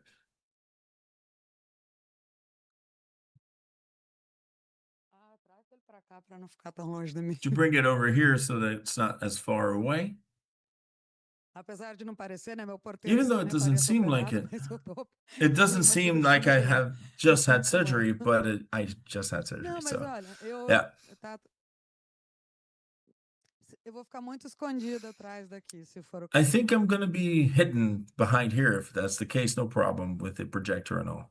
É agora porque mesmo puxando ficou um pouquinho longe, né? Pode It's passar. a little far. Sorry, can you pass the slides? Tá, eu tinha slide explicando o que é uma taxonomia. I had a slide to explain what taxonomy is, but let me just conclude the third group of companies, the electrical ones. So we analyze the topics that are present in the policies or frameworks, and we analyze the development of these companies for any kind of indictment for environmental reasons. In the states where they operate, all of them, of course, we looked at the investigations from the public ministry, which is basically the public controller's office, the equivalent in Brazil. There are some companies that operate in 4 or 5 states. There's very few that operate in just one state. So we had this coverage of all the operational bases. If you're not from the finance area, is anybody not from the finance area? So this is important. What is a sustainable taxonomy? I think it's important to explain. It's basically a classification. It comes from biology because it serves to classify. It could be used in 2 different meanings. First, classifying the companies with regards to their socio-environmental impact. And then when you get some of them that have a positive, some of them have neutral, and some of them have negative impacts. And the most common one, which is for the Brazilian taxonomy, as a classification only with the positive impacts, only to identify the economic activities that produce positive impacts in both social, environmental, and climate issues. So as to sort of remove this from the institutions that would have a conflict of visions. If I name myself as sustainable, it's not as reliable as having been named so by other companies that have some criteria to do so with public institutions participating. The end of this, the end goal is to avoid greenwashing or social washing. Brazilian taxonomy was launched during COP30. Ela tem, como várias outras taxonomias, ela tem uma série de salvaguardas. A series of safeguards, like many others. Actually, this slide should say safeguard indicators, but it didn't. This pertains to the need for any company or rural producer. They have to, in the case of Brazilian taxonomy, to comply with the national social environmental legislation. And with other companies, the most common is to be compliant with the main treaties of OIT and the human rights conventions at the UN, and in the Brazil, we have the whole Brazilian social environmental legislation. So why does this slide mention indicators? It seems quite vague, right? This company complies with the legislation, does it or does it not? And that's what indicators are here for. For example, if they have in their registration of employers that submit workers to certain slave-like conditions, so it cannot be considered a company that complies with the Brazilian social environmental legislation. That would be a real indicator, and there are several others, of course. There are environmental indicators. I started with social ones, but there are several others in the state and federal spheres. The state sphere being more relevant. About 90% is a sort of an attribution of the state and the federal district and not of the federal government. So the safeguards also have indicators that are specific to each sector. So this slide is for all sectors. These are transversal indicators that are good for all sectors in the economy. Now we're going to the next ones, which are for the CNAE. Why didn't I bring the other CNAE, right? Electricity, so on and so forth. Because remember, we told you that we analyze agribusiness companies as well as because we contribute in this list of transversal indicators as well as CNAE. So here you will find several different indicators. There are some of them that are also applicable to mining, for example, which is CNAB, and infrastructure too, but they don't go into transversal because they're applicable to some sectors, but not all. So like, for example, impact on indigenous or quilombola lands, local communities, that applies to several activities, but not all. There are a series of economic activities that are done in urban environments and don't offer these risks. That's why they don't belong in the transversal indicators list. This list here, we tried sort of to narrow it down a bit. There are some indicators that we thought didn't really belong to the essential category, like, for example, being in line with the taxes. We left these things out, some of these topics out, and we compared the frameworks and the policies of financial institutions as well as the companies in the sector with this framework list. And that's basically what we did. This is not exactly the same.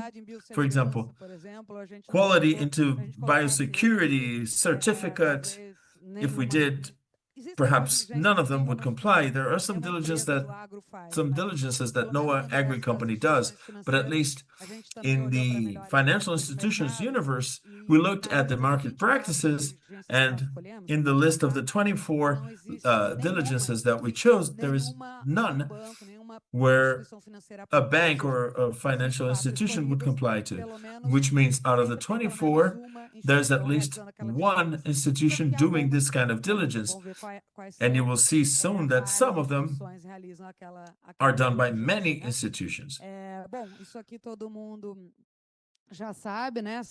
This one, everybody knows. The bond market has been growing a lot, even though it's peaked in 2021, and it has been sort of stagnant since. But I believe that it can have an upward trend if we look from a longer term perspective. And I think we might not provide any other margin. So here are the universe, 22 financial institutions. Most of them are banks, but not all. Development banks, we have BDMG and BNDES, two of them. They have frameworks. We have some fintechs and some asset management companies. Out of the 22 financial institutions, two of them don't have any frameworks or policies. Some of them are very, very small, and they didn't really need to have them. There's a fintech that works only with credit for medical community. It doesn't really make sense to have social environmental diligences. There's two that are fintechs for student loans. Also doesn't make sense. So out of the universe of 22 institutions, only 18 it makes sense to make a diligence on. And out of them, 17 have framework, and then one asset management company doesn't. Even though it works. I think RBR, I'm not sure if it's RBR or if it's the other one. There's two asset management companies that work with sustainable It's Sustainable Investment Management. Sorry, RBR does have it. Sustainable Investment Management works only with sustainable agricultural and livestock farming. And I don't know why they don't have a framework, but as statistics, they came in as a no. So we separated these institutions that do the due diligence as the one that don't. Those who don't have a framework, they cannot have a diligence process. So in the planting, agri, and the livestock farming sectors, and there are 37 companies, and the sectors, in the electric sector, all companies have framework, and almost all the emissions and the frameworks have for renewable energy sources, but we also have some that are distributors too. Now here is the list of 24 diligence items. This is very similar to the taxonomy, the basic description of taxonomy, but not exactly the same. But these diligences are known in the financial sector. And it's very important to notice that we're not just sort of blacklisting the slave work. We look at all other things, and we hope these institutions and companies to look at other things like work safety conditions, so on and so forth, not just blacklisting the pseudo-slave working, also conditions that risk the workers' lives, so on and so forth. There are several of them that have some things with deforestation, especially for the agribusiness companies. Most of them, or some of them, use at least one or two of these diligences already are performed frequently with regards to their supply chain. Some of these diligences are less popular, shall we say, especially in the universe of companies, which involve the checking with the judicial as well as the public controller's office. These are less common, but they exist and are done in the financial market. Now, the champion diligence, the top one, is being blacklisted for slave work. It's very easy to find, it's very accessible, it's updated semestrally. So we can say that everybody uses this. The company universe, this is also the most popular one and the one that is used the most. Just something very interesting that I always find how many companies that mention that don't do business with companies that are involved with children's work, but they don't have any diligence to check whether there is or there isn't any kind of child's work, because they do diligence for slave work, but for children's working, they have to check some other consultations, which are rare to find, or at least it's not non-existent, but it's very difficult to find a company that actually goes through with this. You saw that we had at least 24 items that are relevant, and after this, all the others, there's no diligence that not at least half the company, the institutions realize. The top one is this slave work. The other ones are only at most done by 7 institutions, and we're considering, once again, a very generous interpretation, because if they even mention it in the framework, we consider that they do diligence, which is not always the case. So we don't get involved if somebody has a slave work involved. We consult that they consult the blacklist, but that's not necessarily what's written in the policy. But I think it's a reasonable and benevolent interpretation, and that's the one we decided to adopt. And the rest happen here and there. Next slide, please. And the agroforestry sector, you can find, in the study, you can find a table with the name of every diligence and every institution, how many institutions actually do adopt it. So an average of 4.2 institutions which is like 17% of the total of the ideal total, do the diligences. Just to give a very simplified numerical version, because some diligences are more important than others, but still, with regards to the quantitative criteria, that's what we have. With regards to the agroforestry sector, we have once again the blacklist of the slave work, and once again the other diligences are not done by even half of the institutions. So, like for example, areas that have been embargoed by IBAMA or ICMBio, we only have 11 companies, unless they only operate in the Amazon region, because in the rest of the country, the embargoes of rural lands happen by state institutions, so they should be in charge.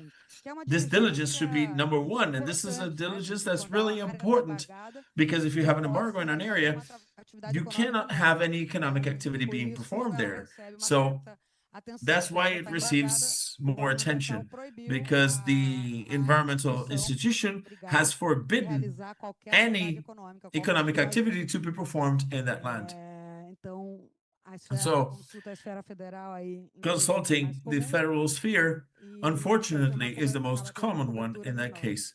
So it ends up having less coverage. Indigenous lands is more popular than quilombola territories, and that's more natural because the total extension of indigenous lands is a lot larger than quilombola territories. So I think that in this case, it makes more sense. In this uniform, zero consult any lawsuits or indictments. They do consult indictments on IBAMA and other environmental institutions so that they can check the environmental background, but they don't use the judiciary or the public controller's office as a source. And the last one, we have 1/8 of the companies in terms of diligence, 3 out of 24 only on average. And lastly, the electrical sector. We adopted two classifications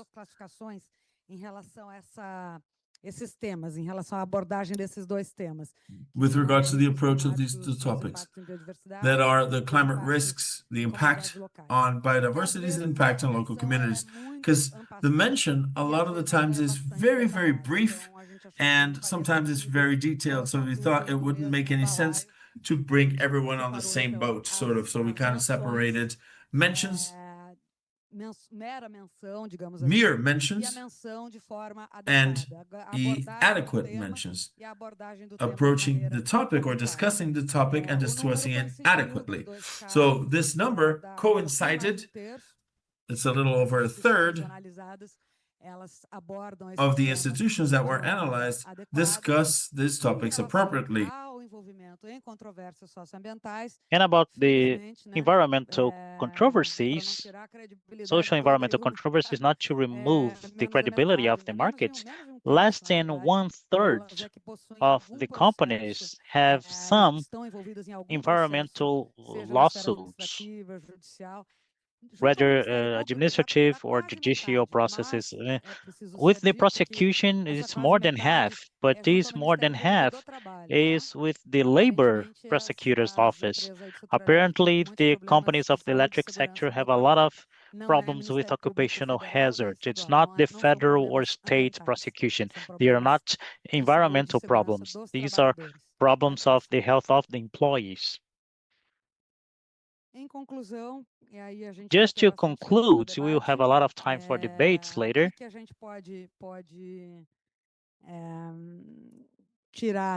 What can we extract from this survey? The diligences in general are not aligned with the safeguards of the Brazilian sustainable taxonomy. It's important that the agribusiness can look deeply in the supply chain.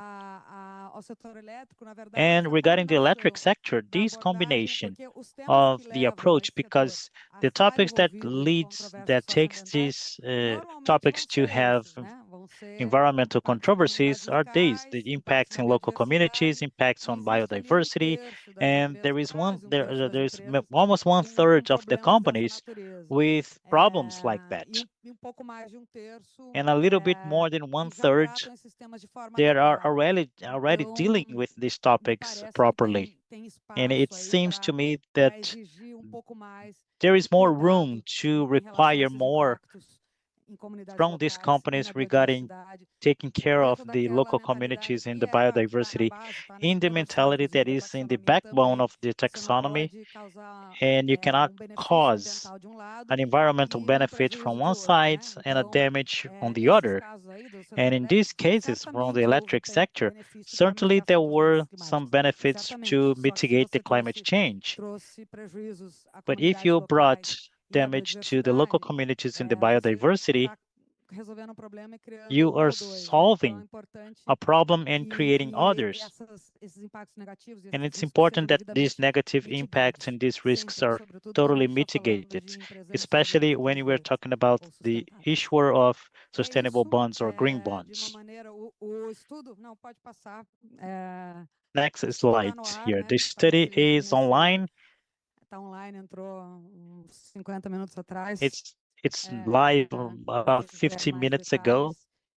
If you have more details, if you want to have more details, and the institutions that we looked at, these are only the aggregate data, but these are public data, and we used the database, a public database, and we included all of the names of the 22 financial institutions, 32 from the agribusiness and 32 from the electric sector. And what we found in the electric sector is not only that number here.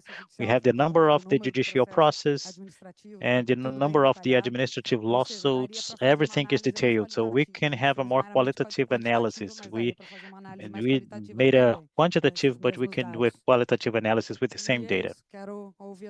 And that's it. Let me hear your questions now.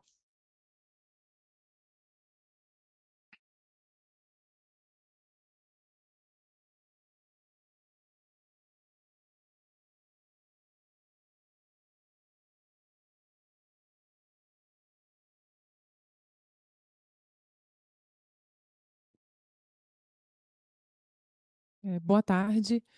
Good afternoon. I need to ask you, how does that connect to the new worldwide concern of big data and data centers? I don't know if there is a way to talk about this somehow, because it seems that this will be only a small thing compared to the environmental damage that these data centers can bring to humanity as a whole.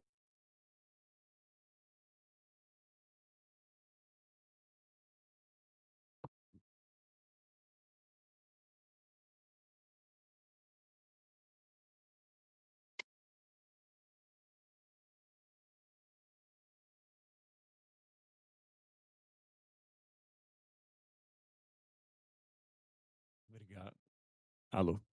Obrigado pela apresentação. Thank you for your presentation. I got really curious to read this study. Essa questão, né, das salvaguardas, eu acho The issue of muito safeguards, importante, né? E com they are certeza really é o que você mencionou, important, você and não certainly, pode as you mentioned, tentar resolver problema you criando cannot try to outros, né? solve a Então essas problem creating listas das others, and condições this mínimas list of the são muito minimum importantes, né? requirements are really important.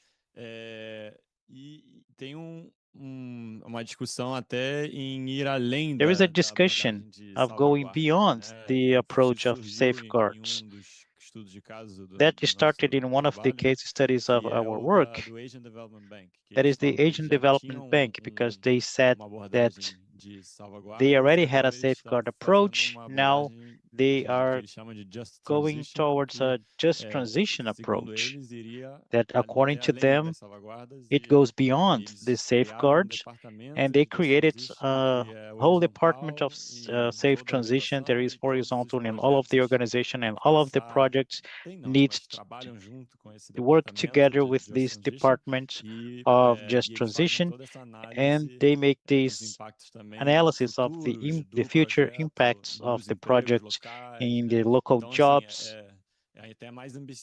And it's even more ambitious than the safeguard approach. And it's interesting to see that it's not even the safeguards need to be followed.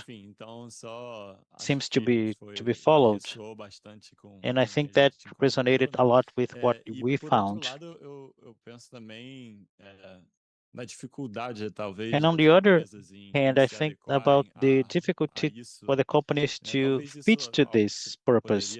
And maybe this is something that you can explain a little bit more and explain why do you think that the companies have problems and the financial institutions have problems to follow these safeguards. What comes to my mind is just a detail that BNDES do not work with companies that are not compliant with the taxes.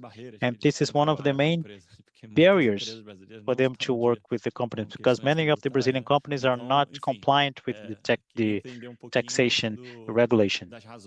So I just want to understand the reason for this difficulty to work with these companies. Thank you. Bom, primeiro vou comentar sobre o que é a questão do conceito de Well, let me salvaguardas de comment on the instituições context multilaterais, né? of safeguards in As multilateral salvaguardas institutions. no universo dessas The instituições, elas safeguards são in these utilizadas porque institutions muitos are países não used têm uma because many legislação companies do not have socioambiental minimamente a robusta, social tá? environmental legislation that Então, is a minimally ideia é que robust. quando And the idea aquele Banco is that Mundial, when the etc., IDB and the vão World para Bank esses lugares, eles go to mantenham o these mesmo places, padrão they keep de the outros same países que sim standard of possuem other uma countries legislação that have socioambiental.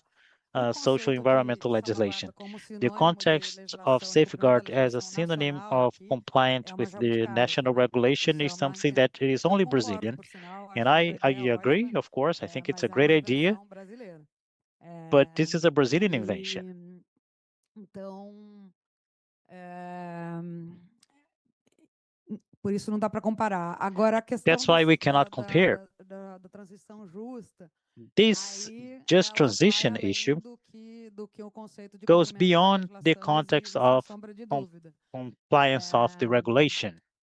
Eu acho que tá na mesma linha, na I think it mesma is in the same line, sintonia the de same salvaguardas syntony sociais, of só social que antes safeguards. salvaguardas sociais eram olhadas apenas But como before the impactos trabalhistas, safeguards, né, the só de social segurança dos safeguards were trabalhadores looked e nas at only comunidades locais. as the Agora labor se está problems in local ampliando para communities. And abranger now a this is questão expanding dos empregos. to comprehend No the conceito de jobs as transição well. justa, The context of just amplia transition, para you proteger os expand to empregos, protect the porque jobs, a energia renovável é muito because menos the renewable intensiva em energy empregos is do que less as job energias fósseis. intensive than the fossil Agora, entendo energies, fossil fuel que in é só disso que energies. se trata. Você And está this ampliando is pouco the only o thing that it's conceito, tá? about. We are Não é nada expanding the assim, concept. particularmente. It's not something Entendo eles terem criado pela demanda, standard and being created by by Ásia, o demand. uso de combustíveis fósseis Or é in muito Asia, the maior, use of o fossil volume de fuels empregos is much desenvolvidos é higher. muito The maior, volume of jobs at stake there are no much higher. geral, But in general, algo mais simples do que it parece. is something more Entraria no simple than conceito de salvaguardas, desde what que você entenda looks salvaguardas like. como algo que As long as you understand o safeguard, emprego. that's something that Muito parecido expands com o to jobs sustento as das well. comunidades que são It's afetadas por grandes similar empreendimentos. to Mas também aquilo ali também the é trabalho support of the Bom, traditional e isso communities foi that uma are parte do que você falou. living A in these outra vulnerable parte, places. sim, por que The que other as part that you instituições mentioned, so why financeiras the financial não institutions prevêem todas essas do salvaguardas, not né? include all of these Bom, safeguards. eu acho que existe déficit de I expertise, think por there is lado, a deficit of expertise on side sistemas socioambientais no setor related to financeiro. the social environmental mundo services in the novo, financial system. estranho, It né? is Não tão a novo, whole new world, not so new, ainda novo comparado but com a it's história do still setor new compared financeiro. to the history of the financial system. Na verdade, o setor financeiro muitas vezes quer se And the debruçar nele financial como se system fosse sometimes mais wants to work tique with na that as planilha, one more sem a tick in the devida one more compreensão, sem a check in the devida spreadsheet profundidade, without né? the due Então, essa comprehension. história de, And tem federal, tem this estadual, story acho que é that's federal, né? Claro, porque só if tem you have a federal and a state, I am operacional, going não vou to querer choose the federal operar because there 27 is only estados. one national Não é assim bank que and I funciona. want to look at A 27 separação de states. competências está na That's not Constituição how it Federal, works. né? E This aí, change of competences is in the fica mais federal level, muito a And we see a lot of superficial approaches and many areas of ESG that many times you have a commitment to the agenda in the area of sustainability, but not receive so much support and the complex topics of this upper management. And that's going to vary from institution to institution, of course. But it's not a traditional topic, and we need to do our homework completely. That's what I would say. Now, related to your question, it's a little bit out of our topic because we are analyzing the social environmental diligences to these three universes. The universe of data centers is a different universe as any other universe. You also have to mitigate the use of natural resources and mitigate the social environmental risks. But when we want to look at the mitigation of environmental damage, you are talking about licensing. I don't know if in other places in the world there were the issuing of green bonds by data centers. Someone is trying to make this greener because there's nothing green about this. I don't see a lot of link in that because we are in a universe of economic activities that can have this label of bonds, and not every economic activity has this. They do not cause any harm or benefits, and there are some economic activities that cause damage. They are necessary to our survival, and they cause damage, and you have to limit as much as possible this damage inside the technology available. And that's why we need to have a strong licensing. This is something that in Brazil, we just took us some steps back. But of course, that when you compare the companies from the same sectors and different data centers, 2 or 4 or 5 companies of the same sector, there are always different ways to develop the same activity. The financial sector can understand about these impacts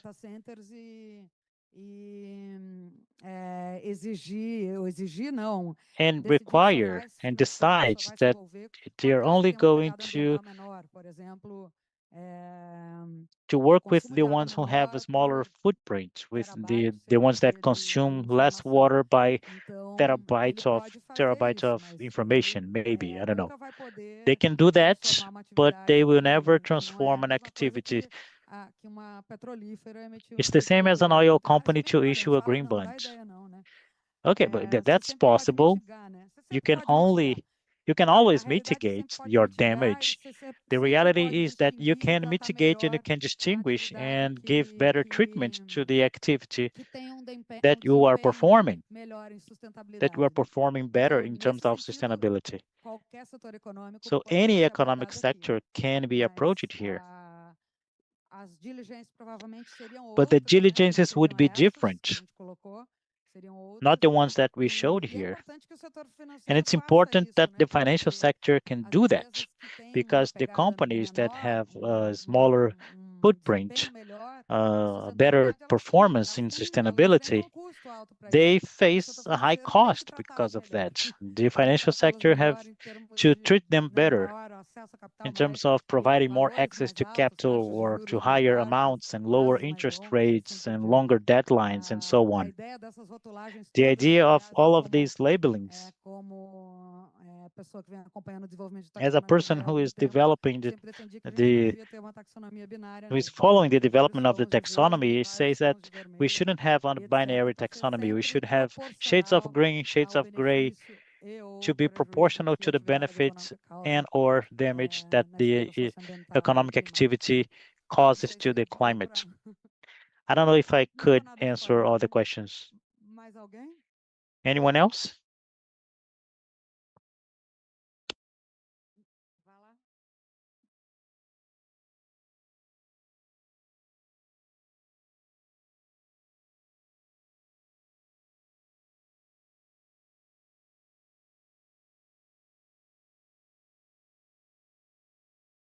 Só follow-up.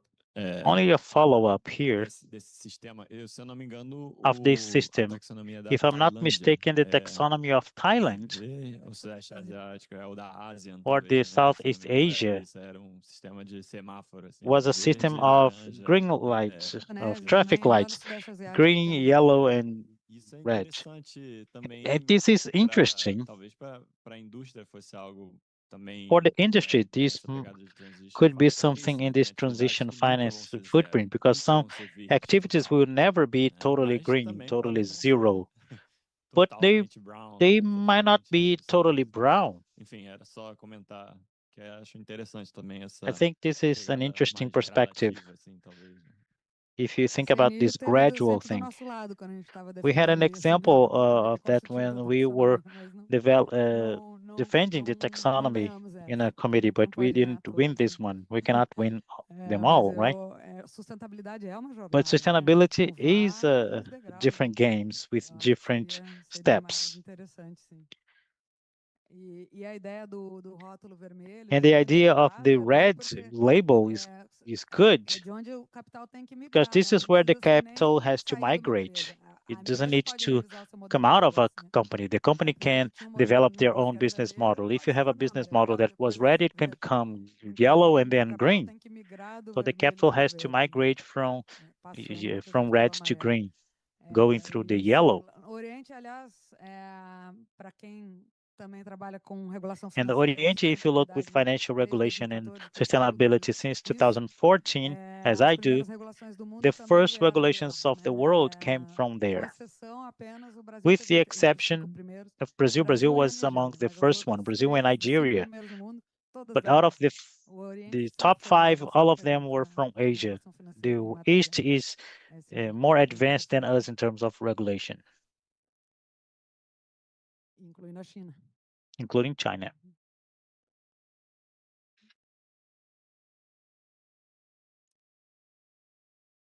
E aí, enfim, estão tentando descer mais uma camada no And que we are se trying to lower one more layer in your dificuldades question. também de acesso à base There de are dados, tá? certain difficulties to Quando eu access the falo database. das bases de dados When I estaduais, talk about the importância state's delas, tal, databases and the a gente databases está and the desenvolvendo importance of them, we are developing a work to bring para o ambiente online cada vez to the mais online órgãos environment ambientais estaduais, more and more e isso state não é environmental ainda bodies. a And regra. Hoje, this is mais ou not menos the rule metade yet, deles tem but at least informações, half of them Ministério have good Público. information, the prosecution. Portal nacional é o melhor, And it's a mas national mesmo portal que would não be tenha um portal better. But nacional, even though we don't have a só o fato national de você ter portal, online, né? Tem muitas empresas com the fact that we have online, a lot of que já service usam tudo que está providers online already use everything para that is essas instituições, online empresas que não for the têm institutions and companies who do not paciência have para the gerenciar appetite isso, and elas podem patience contratar to esses manage that. They prestadores can serviço. hire these service Mas quando não providers. está nem online, But daí é when mais they are not complicado. online, it is more complicated. Semana passada, a gente estava em Last Brasília week, we were in para a Brasilia Semana de Oficinas da Taxonomia. for the taxonomy Notícia week, ótima em relação and ao we had a judiciário, que great não news era about the possível fazer judiciary busca de power that was not processos por possible assunto. to make Agora coisa research de mês atrás, o research of CGEE lawsuits criou by uma topic. busca por Now assunto. they created a Você search pode by separar aí topics, and you can processos separate the ambientais, indígenas, um environmental, portal que eles têm, que é indigenous, para o and in a país portal todo. that they have for the E whole aí não dá para country. pesquisar todos And os you tribunais ao cannot mesmo tempo, research all of mas the você pode courts at entrar the lá, same marca os time, tribunais que você but you quer, can desde que não tag sejam, the porque courts é that muito you pesado, eles want não because têm it is a heavy tecnologia database. ainda para They do not have buscar the os technology to 30 search ao all of mesmo the tempo, são os federais e 33 os at the estaduais, né? same time, the federal and Mas states é possível você together. colocar uns But 2 it's ou 3 possible e to fazer a put busca 2 por or assunto. 3 and make the research Que é by uma topic. notícia And this is a bem good news interessante aí para quem faz gestão de riscos if you socioambientais. manage the Porque antes social environmental era risk, super because in complicado the past chegar it nos was really processos por complicated pressão. to reach the Então, lawsuits, the relevant isso é uma das lawsuits. coisas que a gente vai divulgar This is em something breve. that we are going to disclose soon.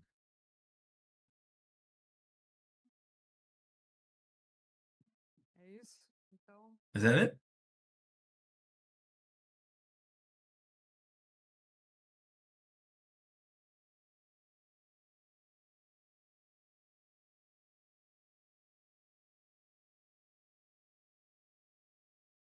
Muito bem. All right. That Luciano. is great. We're a little ahead of schedule, actually. Luciane, quero te Luciane, thank you very much for your presentation of your study. I think it's very opportune for us in all this debate of these safeguards. I think there have been a lot of advancements towards sustainability. We're a little ahead of schedule. So let's move to the fourth panel of the day. I would like to invite once again. Sorry, I'm speaking in Portuguese, but I would like to invite Davi Leal Ayala, that's Vice Chief of Political Cambridge Industrial Innovation Policy, the University of Cambridge, to speak about frameworks. No excuse. So, please, Davi. Hi, everyone. Hi again. Apologies, I'm going to bring back the discussion to English. I'm going to take the discussion away from finance. And also, I'm aware I'm the last thing standing between you and the end of the day. So I'll try to be quick. Do we have the slides?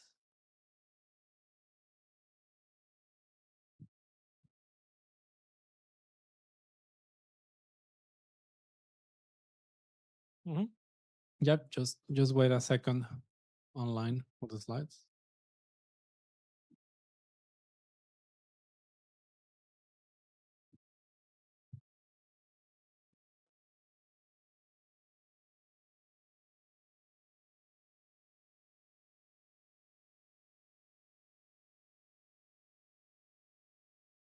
Let's have a break for 3 minutes. Okay. Yeah, no problem. Making it more interesting. Suspense.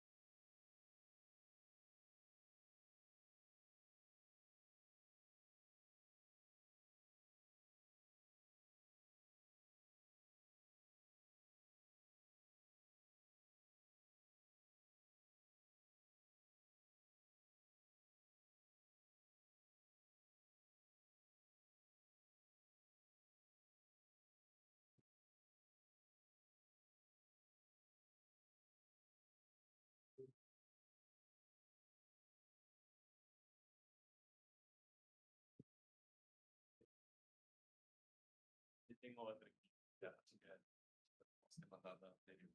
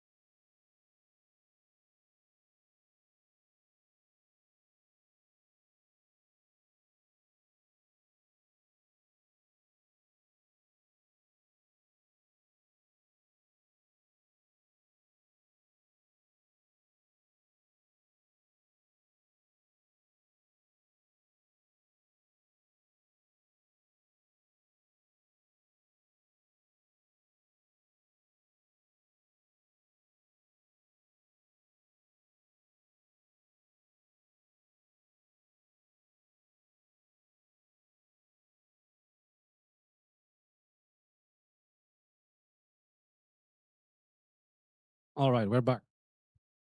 Yeah, okay, brilliant. As I was saying, I'm going to take you back to English and away from finance, hopefully very quickly so you can end your day. So basically during about 3 years, we had a collaboration with the World Economic Forum and us in Cambridge, in which we helped them to establish an initiative called the Net Zero Industry Accelerator. And this was basically a group of 20 large multinational companies that are members of the World Economic Forum and us, trying to answer the question, what can we do in terms of knowledge dissemination and exchange to accelerate the transition to net zero? What can companies do without a lot of policy intervention? And we were working with companies like Siemens, Schneider Electric, Rockwell Automation. And I want to take you to this, I'll skip that, but I'll start with this. Basically, talking to these companies and their suppliers, people in their supply chains, what we realize is that when you speak about net zero and industrial sustainability, most people don't really understand what this means. And people tend to talk about very different topics in isolation without connecting them, without linking them. So people not only don't know where is the boundary of net zero, but also they do not know how the different topics connect to each other. So what we try to do is create a series of frameworks that will work as reference guides for companies, particularly SMEs. There are, of course, some really advanced companies, large companies that know a lot about sustainability. But when you look at smaller SMEs, in the morning we heard from Cheng Li, 90% of companies he was talking about are SMEs. These companies are very, very focused on day-to-day operation.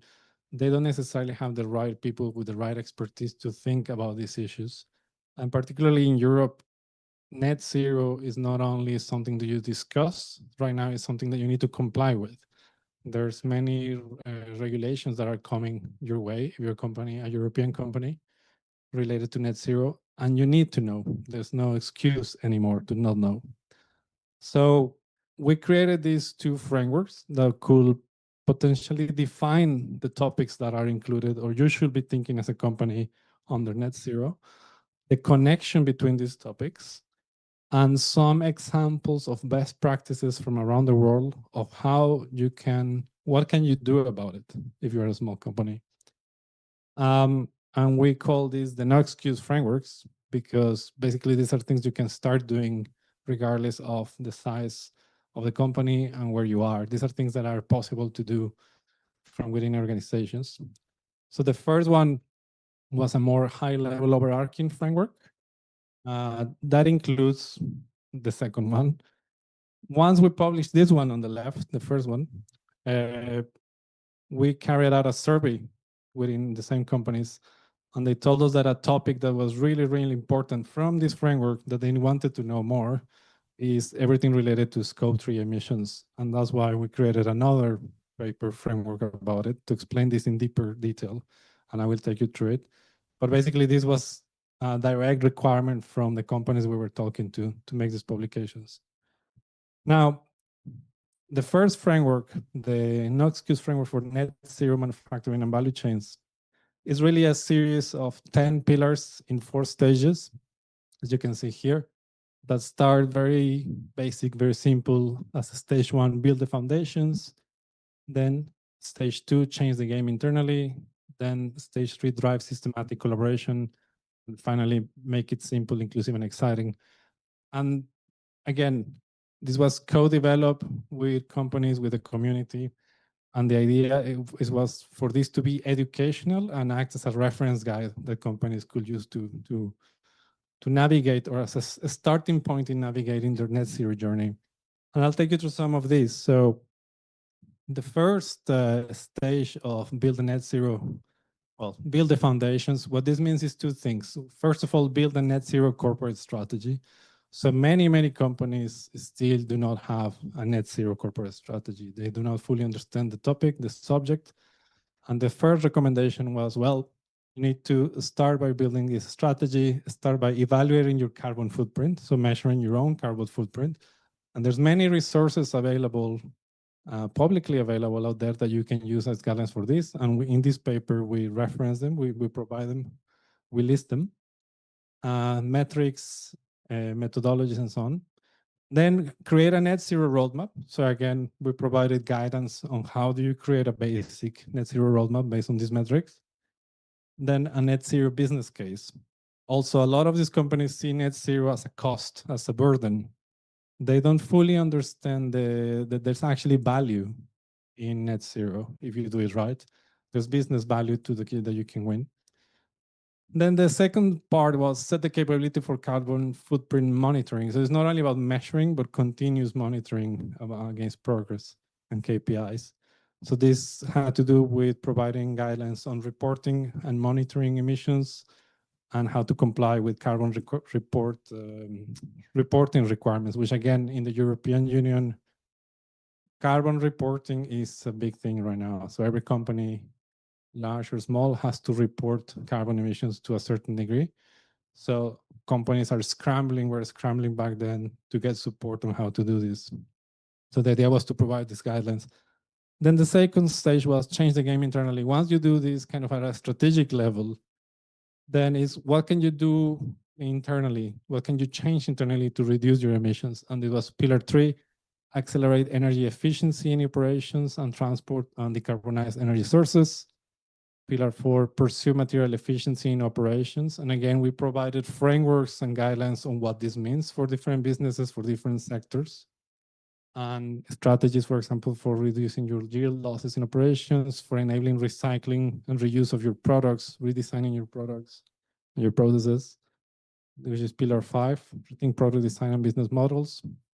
How can you design things to be easier to manufacture, to extend the life cycle of these products, and so on? And how can you do new business models for circularity, for circular economy? And then pillar 6, develop carbon capture solutions and offset mechanisms. Is there anything that you can start adopting on these two things, and particularly carbon offsetting? Then stage 3, drive systemic collaboration. So this is where scope 3 comes into play. For many sectors and many companies, their direct operations are not what generate emissions. It is either their suppliers upstream or how people use their products downstream. So this was a guide about understanding these two principles and what can they do to engage in conversations and collaboration with both the suppliers, but also how can they better educate their consumers to use their products in a responsible way. Then that takes us to pillar 8, which was mobilize ecosystems for net zero infrastructure and innovation. Again, many of the things that you require to achieve net zero are changes to the energy system, to the heat system, carbon capture system, etc., are things that are beyond the scale of a company and require ecosystem collaboration. So it's about what can be done, what sorts of initiatives you can join to shape the form of this infrastructure. And then finally, pillar 9, address net zero data and digital standards. A big issue here is that there's many different standards related to carbon emissions.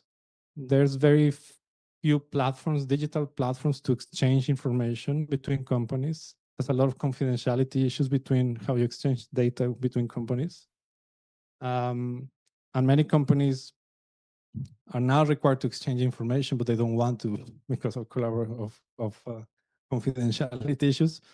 And also because they use different methods and frameworks and standards to measure their data. So there's no comparability between them. And if there's no comparability, the data is completely useless, basically, because you cannot comply with international standards. And then the final stage in this particular first framework was make it simple. This is about the internal culture of companies. What we notice doing this work is that one of the biggest barriers within companies was not only the lack of awareness of the leadership on net zero, But again, as I mentioned, the lack of understanding of the business value of net zero, they couldn't see, they will only see this as a cost and not as something that could add value to their business. But then now that they are forced to be more responsive on this, they are realizing that being a first mover in this can actually have an advantage, in terms of how consumers see your products, how consumers see your company, how your potential, if you're a supplier, how potential larger firms see you as a supplier, and so on. So it's about changing this internal culture of the company. Now, there was one example that I wanted to highlight that actually touches upon pillars 4, material efficiency, 5, product design and business models, and value chain decarbonization, which actually here is in the papers. Of course, I will invite everyone to download the papers. There is the company Flex, which is based here in Brazil as well. And they do a lot of electronic work.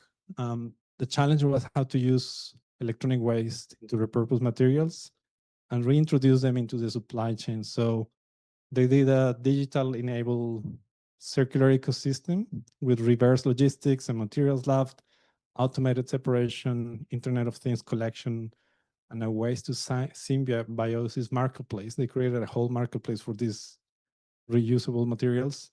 And they achieved an 82% reduction in energy, 74% lower greenhouse gas emissions on those components, more than 90% of recovered material returned to the supply chain, and a massive reduction in cost.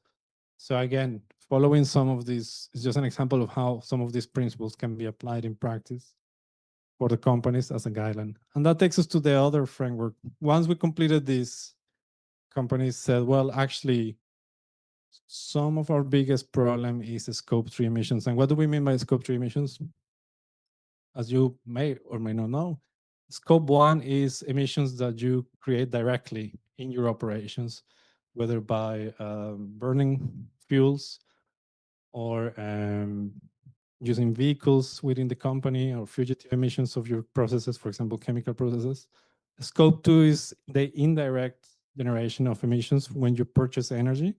So the power plant, whether it is coal, gas, etc., the emissions that are generated that can be attributed to you because you're the consumer. But then scope 3 is everything that happens upstream with your suppliers and downstream with your consumers of your products and services. The use of your products generates emissions that's attributable to you under the new legislations. If your suppliers generate emissions making the components that you use in your ultimate product, that goes into your emissions. And depending on the sector, scope 3 can be very significant. In fact, it's estimated to be around 70% of all industrial emissions.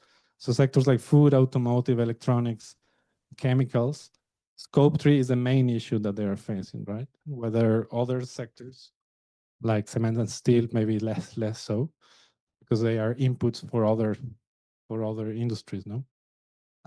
So the signal we were getting from all these companies is that they need to know more about this. And hence, this whole paper that, again, I will invite you to download, created another framework that was entirely focused on explaining the scope 3. And it has 4 layers of analysis. The first one starts at the company level at the top, then the value chain, then the broader industrial system, and then society. And the first one has to do a lot with how can you better measure data on scope 1, scope 2, and scope 3, how you can automate the collection of this data, and how can you improve the exchange of the data. But also going back to product design and sustainable business models, but with the specific purpose of how can you design products that reduce upstream emissions and downstream emissions. So products that require different types of inputs from your suppliers upstream, products that are more efficient when they are used downstream by your consumers and so on. And the same with business models for circularity, for extending the life cycle of components and things, for allowing easier reuse and recycle at the end of the life. These are all design decisions that you make. So It's not about changing your phone every year. How can we make a phone that can last 6 years without having a drop in performance? That is a real engineering question, and the business model. So then in the second layer, the value chain, again, a lot of the large firms have very little visibility of who their suppliers are. So if you sit at the top of the pyramid in a supply chain, more often than not, you can see the companies that are right under you in tier 1. But these companies rarely have visibility of the tier 2, tier 3 suppliers. They really don't know who these companies are. So one of the things that we're exploring here is what methodologies, what tools, and what standards exist to have this visibility, this transparency in the supply chain, first of all. And second, how can you collaborate with these companies? Because as we said, SMEs don't know what they don't know, but large firms know how to tackle net zero. So it's a lot about what can you do in terms of exchanging knowledge and expertise and collaborating with these companies. Usually the relationship between the OEMs and the suppliers tends to be very aggressive in the sense of you have to comply with this cost, with these prices, with this quality. But this was more about what cultural change can be done in this relationship in which you see them more as your partners rather than your servants in a way. And how can you work together with them to address this issue? And then the third layer, industrial systems, is these are things that are beyond your company, beyond your immediate supply chain, that need to be addressed for scope 3 to be work. And has to do with, for example, standards harmonization, what I mentioned earlier, that if we are not measuring the same things, then all the data is useless. Then we don't know what we're doing. And companies need to take a step up and participate in the processes to define standards at a sectoral level or at a national level or different levels that matter. For example, the EU has now decided standards for the whole of the EU, right?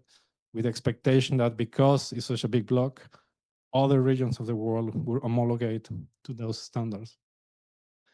Again, carbon footprint data exchange. So we don't have the digital platforms to do this properly and securely and safely to exchange information and supporting the innovation that we need, the infrastructure we need for that. And then finally, society. So how can we, again, going back to design, help consumers to make greener choices more easily? How can we excite people who work in a company and the new hires and talent to come to our company because we are in a path to decarbonization and unlocking business value beyond cost? Is it changing the mindset of the people who work in these organizations? So in a nutshell, it's about starting simple about how can we better measure this, but ultimately moving to we need collaborations beyond the immediate walls of our company to make this work. So how can we create this ecosystem and collaboration? So that was what the framework was trying to educate people on. And just to mention a couple of case studies, for example, that were used to illustrate this one from Volvo, where they work with suppliers to decarbonize the steel that they were using for their machines and for their vehicles, and to electrify steel production to reduce roughly, steel was 70% of the weight of their vehicles, and they managed in Sweden to electrify all the steel production that they need for this. And by that, they had to work with a lot of suppliers to do this together. The other one is Schneider Electric, where they created this zero carbon project. They created a supplier program to help top suppliers to halve their operational emissions. 70% of them had never measured their carbon footprint before. But they actually actively, proactively approached suppliers to teach them how to measure their emissions, how to address these emissions. They engaged more than 1,000 companies and they reduced 24-hour emissions as a result of this program, no? So the collaboration. And again, just to make the point again that a key point of this framework was that most companies that we talked to did not see net zero and decarbonization as an opportunity. They saw it as a cost. So a lot of the aim of these frameworks was to try to really hammer down these messages, no? That you can achieve cost efficiencies through net zero, that these can open you new markets, that actually this protects you against certain risks, like for example, scarcity of materials or raw inputs, and potentially improve the marketing and the branding of your products. No? And finally, just to conclude, 3 things to take away. Industry is obviously a great generator of carbon emissions. Scope 3 is one of the biggest issues that we're facing within industry. And there's a lot of actions that can be done without having to wait for a magical technology to arrive. There's a lot of best practices that we can already apply under the right guidance. We don't have to wait for the magical solutions. And the idea is just that these frameworks were a starting point in this net zero journey for companies to do exactly this, but obviously more work is done. But in a nutshell, this is what we did with the World Economic Forum. And well, I just want to finish on that note. Thank you very much.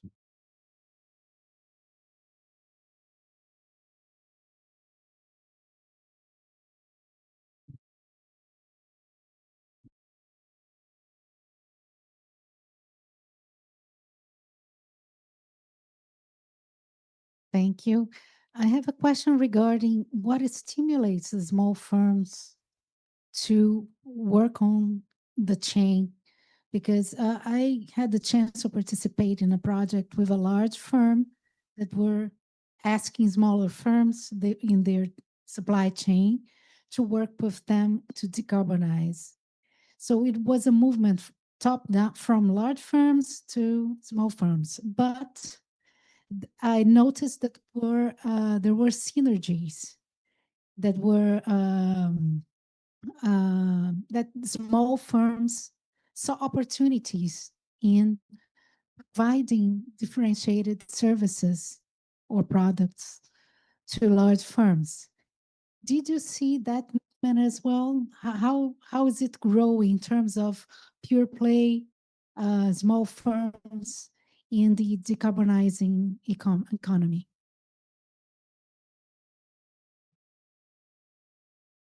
I just would like to add if you see it in Europe or in the United States, or it's around the world, this kind of top-down or bottom-up analysis, just to add your...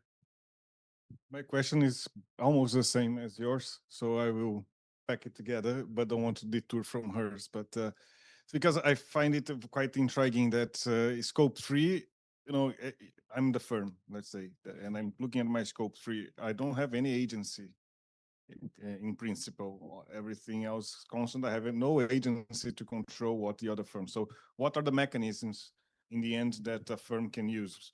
And I agree, that was what I had in mind. A big firm like Petrobras, Brazilian oil company. We know there are studies that shows that suppliers become more innovative if they supply to Petrobras. So there are mechanisms that tend to lead to that. But how do you see for smaller firms to control their scope 3? Yeah. Yeah, no, thank you. Those are great questions, and you're absolutely right. When we started talking to firms in North America and Europe and some in Asia, the first thing we noticed is that almost everyone universally says, I'm not going to do anything unless there's a regulation about it, or my client forces me to do something about it. That was the first reaction. But European firms are slightly different. They do have more proactiveness and consciousness about this topic. North American firms, absolutely not.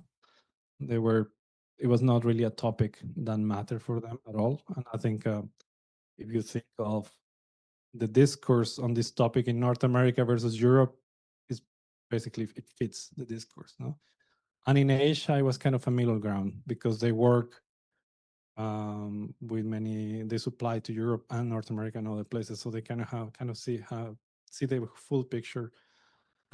If you are a large firm, certainly there's a lot of leverage that you have over your suppliers. So Petrobras or any company like Siemens or Schneider, there's carrots and sticks. So obviously, traditionally, as I mentioned, most companies treat suppliers more with sticks, that, you know, you have to comply with this cost, with this price, with this quality, and this is what's going to happen. And if you don't comply, I will find somebody else. But that was exactly the change that we were trying to generate here. And we found examples of how companies were moving towards identifying suppliers that they could work with in a more strategic way, to have more permanent partnerships. So no longer seeing them just as suppliers, but as partners. So going back to the mechanism, it was pretty much that kind of for us, the benefit will be that you supplier can become a long-term kind of partner that can ensure relationship. And for you, it's just the long-term security of the business. And they do become more innovative, but they really require a lot of help from the prime, from the large company, because those are the ones who have the expertise. And they do have to dedicate resources, time, people to exchange knowledge, to do training, capability development, and so on. And it's almost like an investment into these companies, almost as if you had equity in the company, but you don't. But it's basically a change in mindset. Suppliers in general were very receptive to this because, again, as I started my explanation, regulation or my client asked me to do it, right? And this is not only my client asking me to do it, but my client helping me to do it. So for them, that's a good situation to be in. And they're very open towards this. Also because they recognize that the world is changing. Some of them recognize the world is changing and they need to be like that. And they start recognizing the business value of doing this, because they might be doing it for a particular client right now, but that might open possibilities to supply to other sectors for other clients with these new credentials, with this new knowledge. So I think from the supplier perspective, it's easier to see. It is the large firms that have to make the initial effort, probably. And we found a number of case studies where this is happening. Yeah. But again, as I said, the context in which you operate matters. So I'm not that familiar with the Brazilian context, but North American context, I am. And this is not so spoken about. In the European context, absolutely. Everyone is now talking about this. And in Asia, kind of a middle ground. Yeah.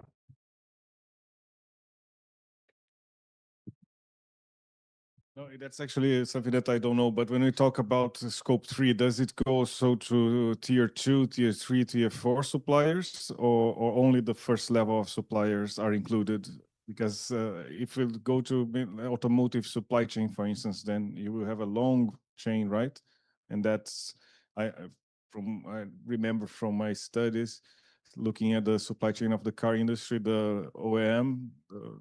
It works with tier 2, maybe tier 1, maybe tier 2, but when it gets to tier 3, then it's probably they don't have much relationship there. Yeah. I have another question regarding the sectors analyzed. You mentioned from cement to automotive, right? They have different profiles in terms of scope 3.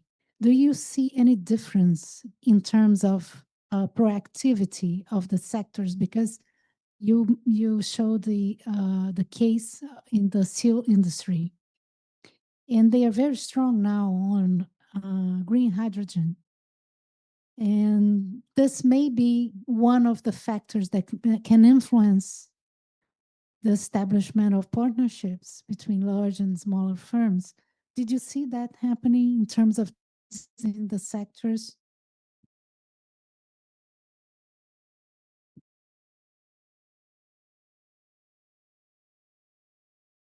Yes, there are differences in the sectors. I think both questions are related. So companies, yes, they do not often have visibility of suppliers beyond tier 1. So one of the key things is they're now try to have more visibility.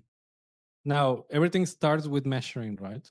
So as soon as you start measuring your scope 3 emissions, you can determine whether the core of those emissions come from tier 1, tier 2, tier 3, or all the way back to your steel producer, right? Which in the case of Volvo it track down all the way back to the steel producer. So it's not the component producer, but the steel producer. So in that case, you have to go all the way back because there's absolutely no way of reducing those emissions if you don't work with the steel producer.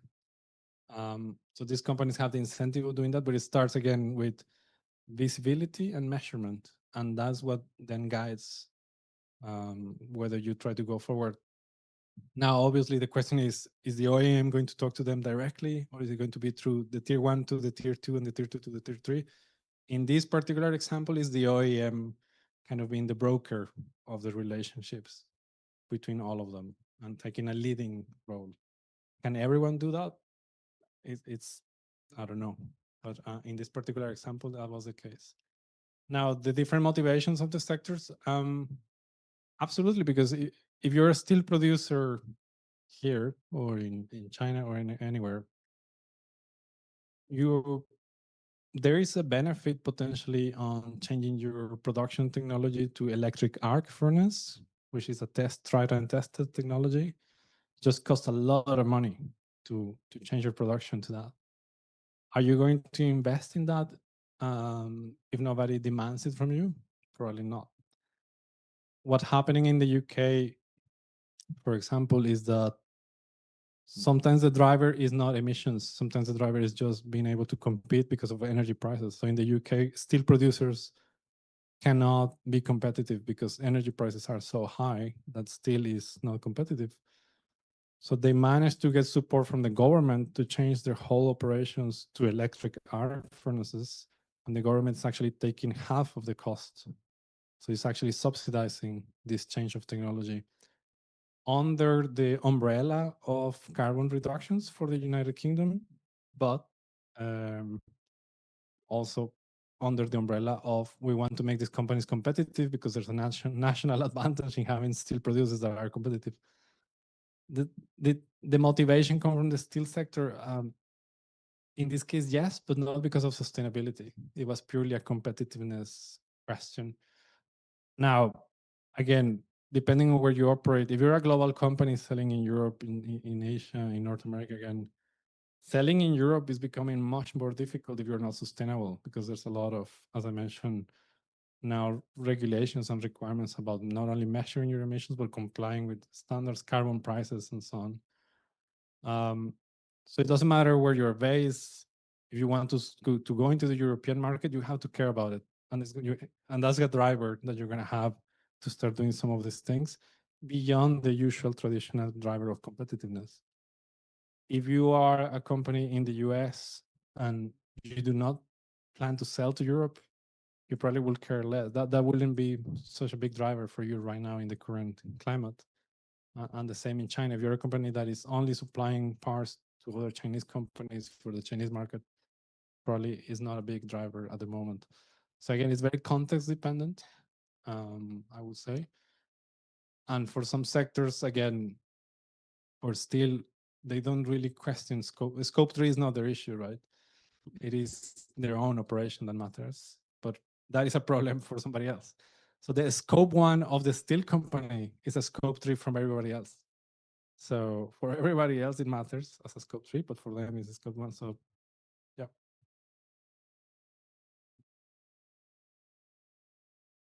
Thank you. Just adding to the discussion, I think based on what you're saying, it depends a lot on the value chain structure of the sector, right? In the case of Volvo or automotive or aerospace, is the OEM which controls the value chain. So they are usually the ones that have the power to impose these conditions on their suppliers. In other sectors, it might be the other way around, right? If you think of electronics or other sectors, that the component producers or even the design companies are really the ones that have the power in the value chain, right? The assembly, the companies are derived from that, right? And so it's reminding me of the classification of Pavitt, of where does the innovation comes from in each sector, right? There are sectors that the innovation is very endogenous to the the activity. There are sectors which it comes from the machinery providers. If you think of agriculture, for example, right? The innovation comes a lot from the machinery providers or from the chemical industries and fertilizers or in seeds, right? So depends a lot on where the knowledge and where the innovation is concentrated in the sector. And I think that's what I am understanding. That's usually who has the power to drive this decarbonization, because in the end of the day, decarbonization is a lot about the innovations that you can implement so that you emit less carbon, right? So I think you can think of typologies maybe of sectoral and innovation system type of, yeah, anyway, just should be a driver. It is a driver in many cases, but also that's why we, as part of this framework, we try to educate people on the business value of decarbonization, no? Because many SMEs don't understand it. So, is that okay?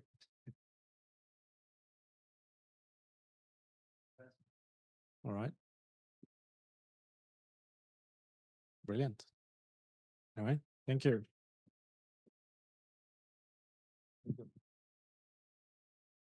Thank you very much, Davi, for your presentation. It's an honor to listen you, hear you. Então, é isso. All right, that's it then. I would like to thank everyone for your presence, everyone who has been with us in our YouTube links, for everyone who stayed all the way to the end and in other channels. ABDE thanks you very much, all the partners, the Frankfurt School of Deborah, the University of Cambridge, and everyone involved. CGE and all of our partners. So that, and obviously FGV, who has hosted us in this event, is great.